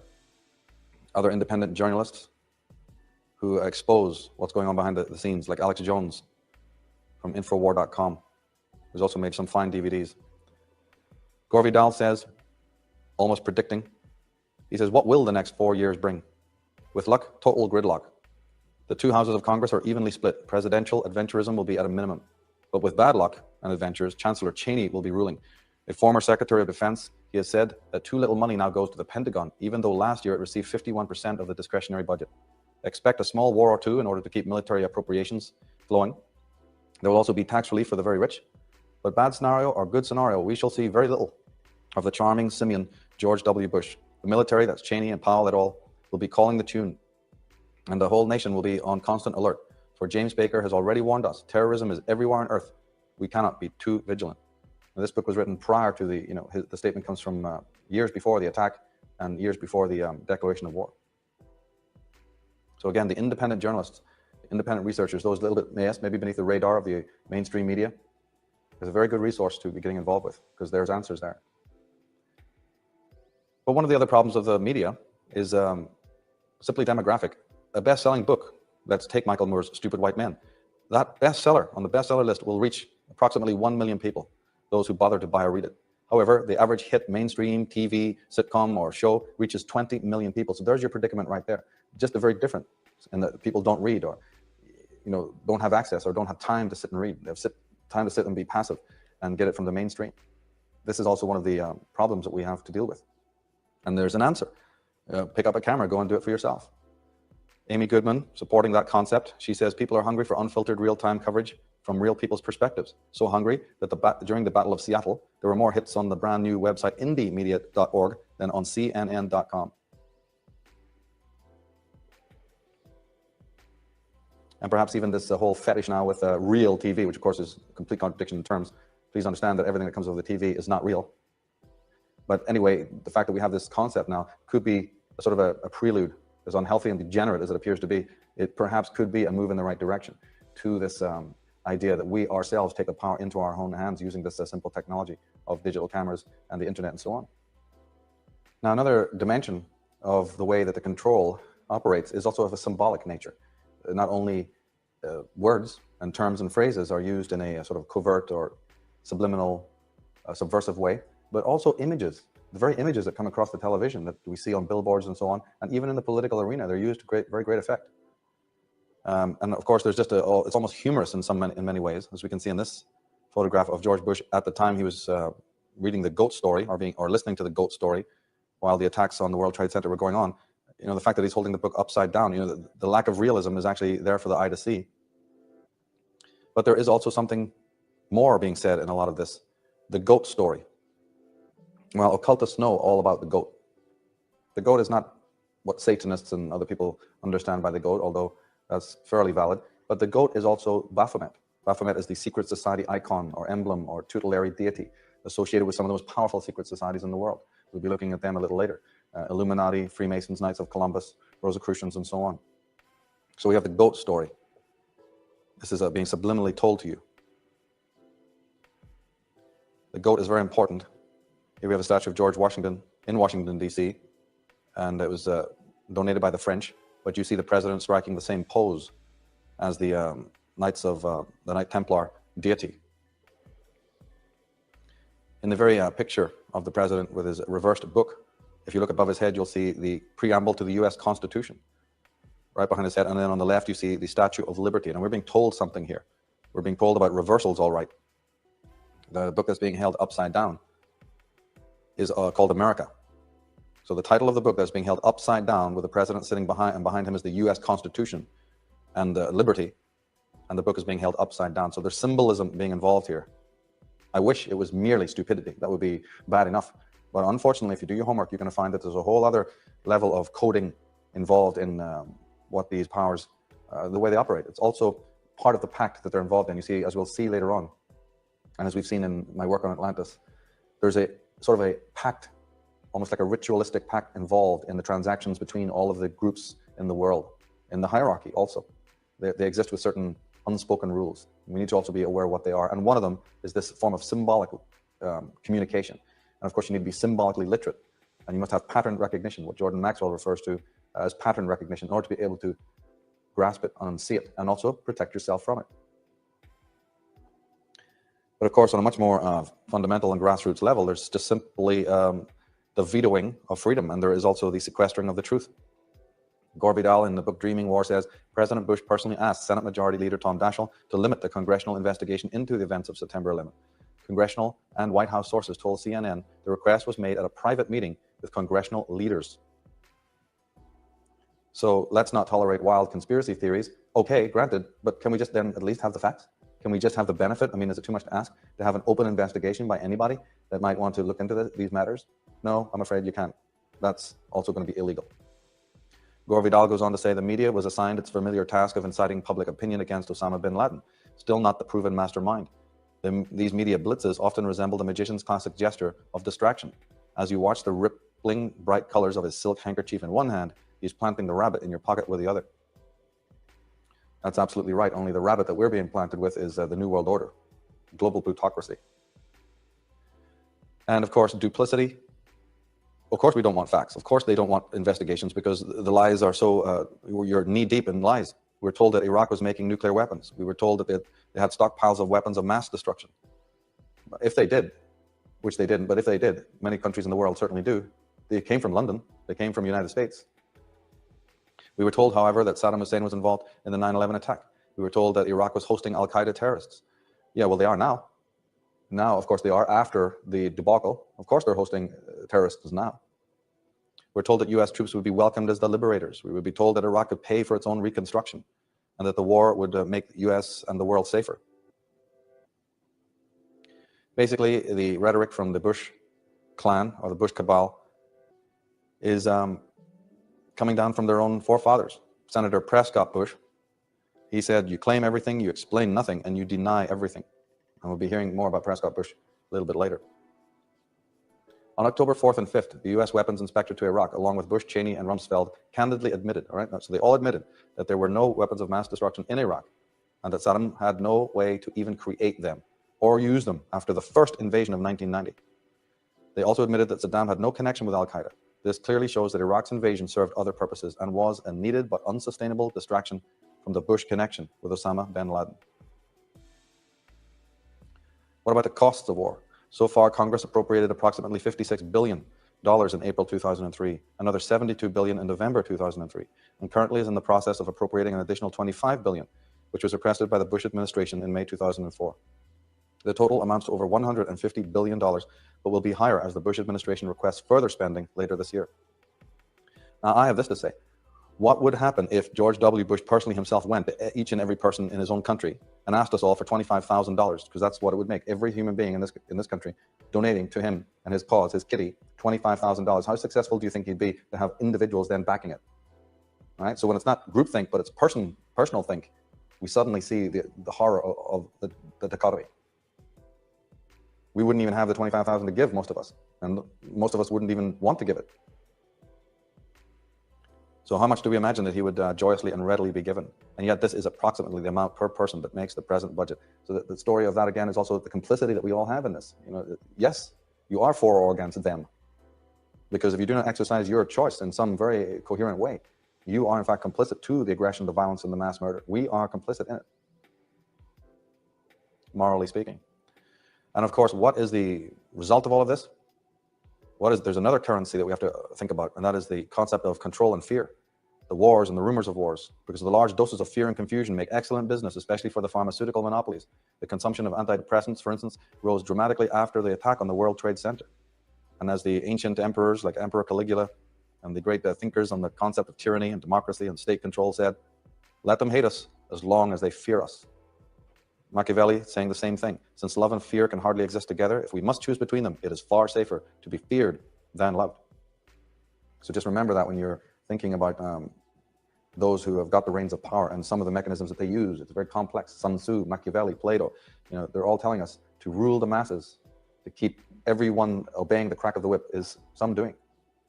In their book, Being Human, Solinen and Alicia Thim say, when faced with a life-threatening situation, the reptilian hindbrain, the most primitive part of the human brain, switches off all activity except that which keeps us alive. It sends the subconscious message, do not move, breathe, or blink, or you will be seen and attacked.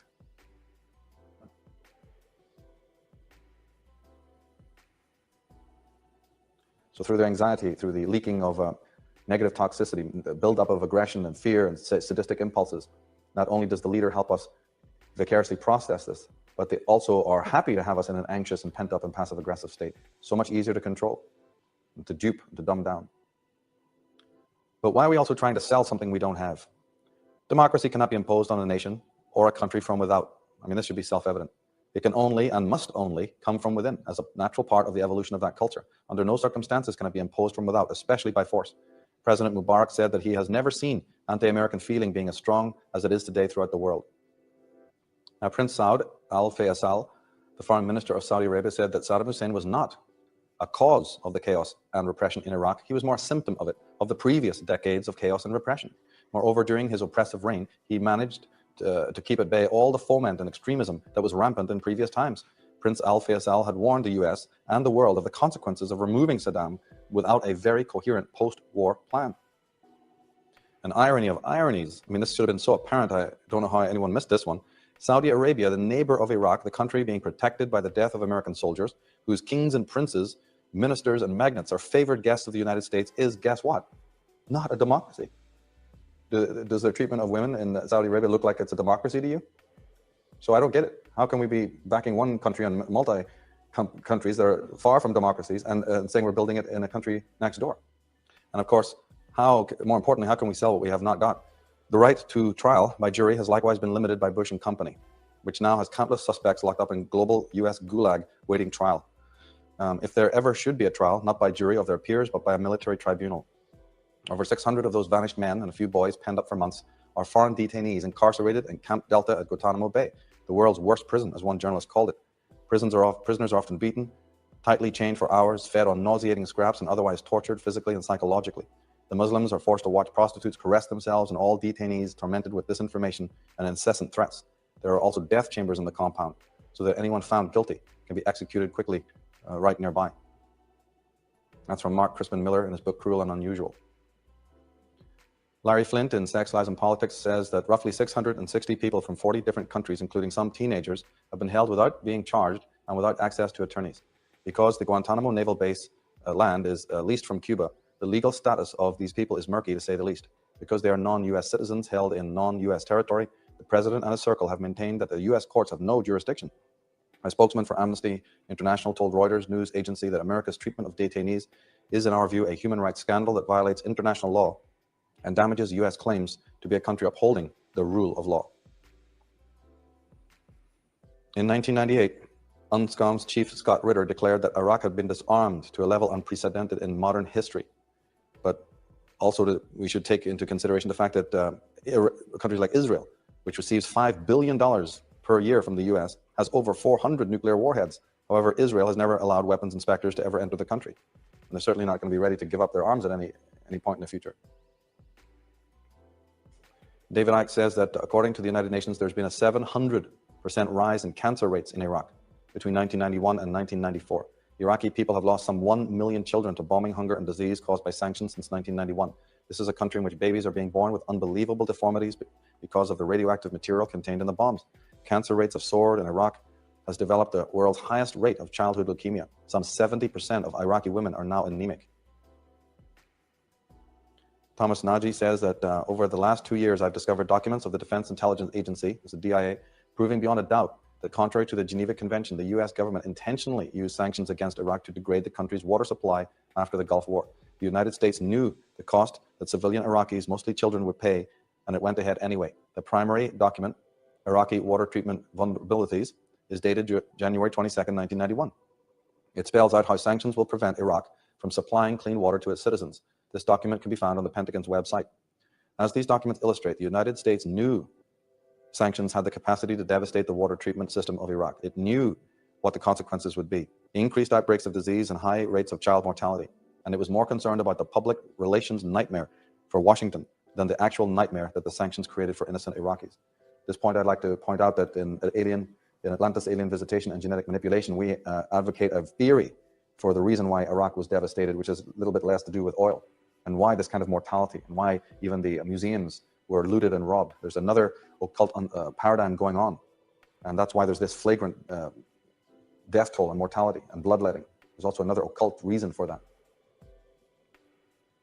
Sean Penn, on his visit there, he said, "And what of the shocking rise in leukemias and other cancers in Iraq due to depleted uranium exposure and of the thousands of unexploded ordnances, both gifts of the US artillery? Will we remember the hundreds of thousands of children who've suffered slow and agonizing deaths by diarrhea? These primarily attributed to the US-led sanctions in Iraq, where bombing of water treatment plants and an embargo on chlorine continue to ravage predominantly young victims. We must reflect on the certainty with which we are sold a war on the basis of what we now so expertly call weapons of mass destruction. This is our money I speak of, not theirs, ours, our democracy. We see Exxon, we see Bechtel, we see Halliburton, we see Bush, Cheney, Rumsfeld, Wolfowitz, Powell, Rice, Pearl, Ashcroft, Murdoch, many. We see no weapons of mass destruction. We see dead young Americans. We see no weapons of mass destruction. We see dead Iraqi civilians, but no weapons of mass destruction. We still see chaos in Baghdad streets, but no weapons of mass destruction. We see the disappearance of a murderous Iraqi dictator who relented his struggle and ran without the use of weapons of mass destruction. Over 60,000 civilians are also attached to the military and their operations. They are free of all laws and cannot be held accountable by US or military law. They are free to conduct tortures, homicides, rapes, and robberies with no legal hindrance. Hersham Mellon from the Al Shafir News Service, speaking on the war in Iraq, says, "If you wanted to write a script of how to undermine US credibility in the Middle East, you could not have done a better job." And of course, that statement opens up a whole other theory regarding the gratuitousness of this. Could it be for another reason, another agenda? Is there some need to destroy American credibility in this flagrant way? Because if you wanted to script it, as this journalist is saying, you couldn't have done a better job. And does that tie in to what we were talking about in 2012, another program in this series about the death of the middle class and the need for that? Now, Larry Flint says that there are 90 million Arabs in the world today between the ages of 15 and 24, and 14 million of them are unemployed. If they hate us, it's not because they hate freedom. And pretty much a passage, a comment, a statement that sums up the entire theme of this particular program comes from John Dean in his book, Worse Than Watergate. He says, "History has shown that what our government does to others today, it will do to Americans tomorrow." We'll be seeing how actually truthful that is in the coming years of this next decade. And yet, it may all be done under the guise of democracy, that key talismanic word again. But as Kenneth Boulding reminds us and warns us, a world of unseen dictatorship is conceivable, still using the forms of a democratic government.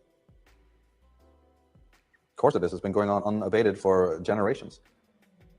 So whether it's democracy, communism, capitalism, socialism, spiritualism, any kind of ism, we must realize it's a game of chess. All such systems are merely elaborate experiments in mass control. They do nothing but destroy true freedom and are based on elitism, separatism, and destruction. If the leaders can wreak havoc in the world around them, then their own inherent chaos, sadism, and evil will not be as apparent. That's right. If you're a violent, sadistic, predatory, totally morally corrupt individual and you're burning for action, you're hardly going to be able to do it in a country that is full of peace and harmony and prosperity. So guess what? The best thing to do is create the chaos around you so your own behavior looks perfectly normal. We have sadists in our midst. And psychologically speaking, they may be merely representatives, icons, imagos of a lot of our own psychic content, because we are not doing our own healing. We're not doing our own inner work. Now, a very, very interesting historical anecdote occurred in the congressional hearing. Senator Jack Brooks was questioning Oliver North during the Iran-Contra investigations. He said, Colonel North, in your work at the NSC, were you not assigned at one time to work on plans for the continuity of government in the event of a major disaster? Question mark.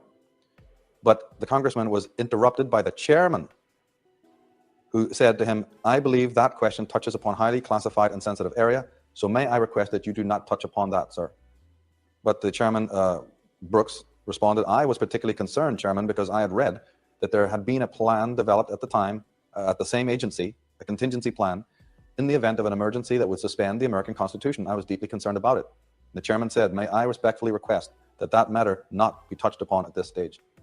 So we have censorship out in the open on a very, very high level. This congressman, the senator, they're vetoed. They are literally told where they can go and where they can't go, what they will say and what they will not say. As Henry Kissinger so aptly put it, the illegal we do immediately, the unconstitutional takes a little longer. But it's an old story, and we can always learn from the message of history.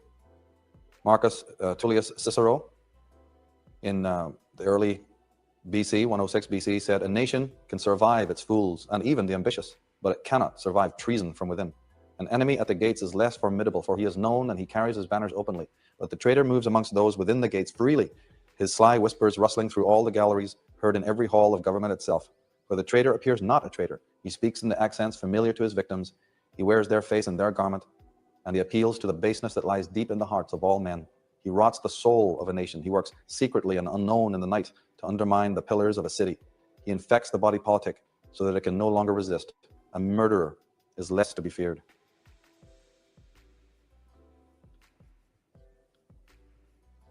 And one of the things I have a pet interest in, I've always found fascinating as part of this whole symbolic communicative methodology that's being used, are singular synchronicities. Singular synchronicities. To give you an example of these synchronicities, we find that Mark Keating, that's the brother of Governor Frank Keating, was working on his novel, The Final Jihad, which was about a terrorist bombing in Oklahoma City. Okay, so a book called The Final Jihad about a terrorist bombing in Oklahoma City. One of his characters was called Thomas McVeigh. Keating dedicated this novel to the Knights of the Secret Circle, that is a known Illuminati enclave. So here we have a book written previous to the actual bombing, and one of the characters is called Thomas McVeigh. Strangely, the novel was written 2 years before the actual bombing. George Bush. Out of these troubled times, our fifth objective, a new world order can emerge, a new era freer from the threat of terror, stronger in the pursuit of justice, and more secure. Today, a new world is struggling to be born, a world quite different from the one we've known, a world where the rule of law supplants the rule of the jungle. I don't know exactly what jungle he's talking about, but let's leave that aside for now. The fact is, he made this statement, and curiously, this speech was given on September 11th, 1990. September 11th, 1990, 11 years to the day before the attack on New York, and it was given at 9:09 p.m. It was given before the joint session of Congress on the Persian Gulf crisis. The speech began at 9:09 p.m., which means that at approximately 9:11 p.m., he was speaking the lines, the New World Order.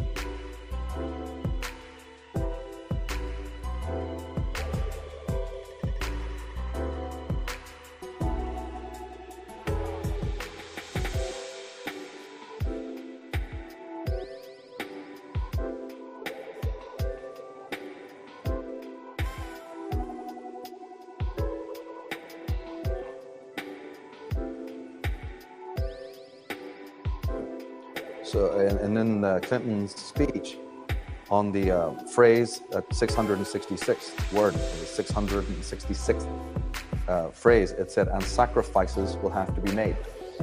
Now, this is, of course, on a famous day of sacrifice in the witch's calendar. So it's just a synchronicity. I'm not saying anything. It's just synchronicity. Now, this term, New World Order, has some antiquity with it. If you take out a dollar bill and look at the bottom of the pyramid, in Latin, you'll see that term, Novus Ordo Seclorum. Just remember that when you hear the term New World Order, it also was the name of Adolf Hitler's second book. So when you hear George Bush talking about 1,000 points of light, and you hear Adolf Hitler talking about 1,000-year Reich, and the world order, or the order of the ages, understand that these are not new phrases. They come from somewhere. Mikhail Gorbachev was the first world leader to come out publicly in recent times with the talk of a new world order, and he did so nearly 2 years before George Bush caught the vision. In his historic address to the United Nations on December 7, 1988, the Soviet Prime Minister made this dogmatic and even prophetic statement: "Further global progress is now possible only through a quest for universal consensus in the movement towards a new world order." And the date, September 11th, has also some interesting correspondences, especially in regards calamity, chaos. In Chile in 1973, the President Salvador Allende was assassinated on that day. South Africa in 1977, the great activist Steve Biko was beaten to death. New York City, 1971, Attica State Prison uprising, 39 people were murdered on that day. In Guatemala in 1990, an anthropologist, Myrna Mack, was murdered by US military. In Spain, April 2004, Al-Qaeda bombed the trains in Spain, but that just happened to be 911 days after the 9/11 attack originally. Something interesting in those synchronicities, and there's other ones as well.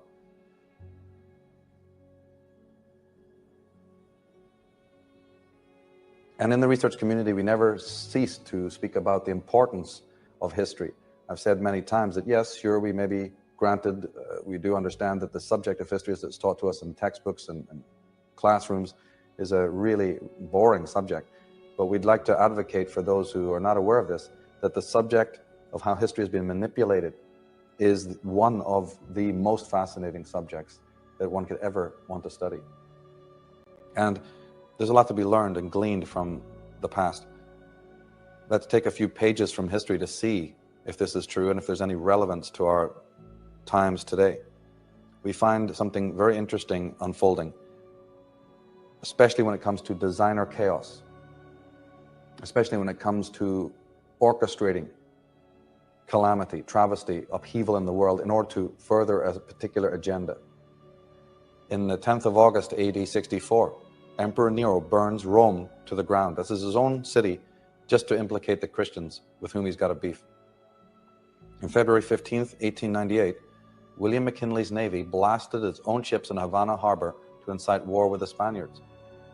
On February 27th, 1933, Adolf Hitler orders the burning of the German Reichstag to incite arrests and suppression. That's his own headquarters, their own Reichstag, their own parliament. May 7th, 1915, the passenger ship Lusitania was purposely sunk to bring the US into World War I. That was planned by a complicit government. And of course, December 7th, 1941, Pearl Harbor was attacked. The attack was permitted by a complicit president who ordered the removal of the decoding and radar equipment weeks before. Now, this thing with the Lusitania, in Ken Bracken's book, Shadow Government, he says, May 7th, 1915, British passenger liner Lusitania is directed to cross the Atlantic and break a German U-boat blockade, despite repeated prior attacks and public warnings of unrestricted firing. The Admiralty in London calls off the luxurious flagship's escort, and she sails into what a serious historian who specializes in British naval intelligence says was a trap designed to bring Washington into the war. And of course, Pearl Harbor, which precipitated the American entry into the war. And yet, we have the doublespeak in full operation. Roosevelt saying, while I am talking to you, mothers and fathers, I give you one more assurance. I've said it before, but I will say it again and again and again. Your boys are not going to be sent into any foreign wars. USS Maine, on February 15th, 1989, the USS Maine sinks in a mysterious explosion in Cuban waters, killing 254 sailors and wounding 59 others. It was called into these waters by General Fitzhugh Lee, the nephew of Robert E. Lee. The motive for the sinking was to extend American military and economic domination of the Caribbean and also its South Pacific, in the South Pacific through the Philippines. The flames of war were fanned by press giants William Randolph Hearst and Joseph Pulitzer. Then we have the Tonkin Bay scenario. The US destroyer Maddox and one other ship were reported to have been attacked and sunk by the Vietnamese PT, that's patrol torpedo boats. Lyndon Johnson, the House of Representatives and the Senate approved the Tonkin Gulf Resolution, which brought America into the Vietnam War, where 3 million Vietnamese people and 58,000 Americans died. The truth later comes out that there was no attack on these ships by any Vietnamese forces. We have Desert Storm of the early 90s. The Iraqi government repeatedly informed the Western powers that Kuwaitis are illegally slant drilling oil from the 2-mile no man's land area between the two countries. Baker and his office, that's James Baker and his office, repeatedly tell Saddam Hussein to take whatever action he sees fit to police the area. As soon as he does so, the US invade. US public sanctioned the slaughter after hearing of Kuwaiti reports that Saddam Hussein's troops desecrated incubators and kill infants in Kuwait. However, the truth comes out a little later that no such events ever took place. James Bamford was the Washington investigative producer for ABC's World News Tonight and is a leading expert on covert government operations. In his book, Body of Secrets, we read that in the Kennedy era, the military elite and security services devised Operation Northwoods and planned to shoot down 2 US planes over American soil. There was mention of remote control aircraft being destroyed from the ground. Robert McNamara was also a conspirator in this. There was even a plan to sabotage the first manned flight to the moon. John Glenn was to be sacrificed and the blame apportioned to the Cubans. We have Operation Northwoods, as we said. The architect of this Machiavellian plot was General L.L. Lemnitzer, the chairman of the Joint Chiefs of Staff. In his own words, he said, "We could develop a communist Cuban terror campaign. We could blow up a US ship in Guantanamo Bay and blame Cuba. Casualty lists in US newspapers would cause a helpful wave of indignation." And I would say to that, if these are our friends, what must our enemies look like? If these individuals can casually tell us that we can just kill off our own people in order to move this chess piece from here to there. This is the game of politics. These are the domestic enemies. And we're going to find out in the end that Waco, Oklahoma, the World Trade Center attack number 1, which happened in 1993, then the more damaging one of 2001, and the conflict in Afghanistan or in Iraq, these again are merely incidental. These are means to a certain end. And that end is the global plutocracy, the one world system, the new world order.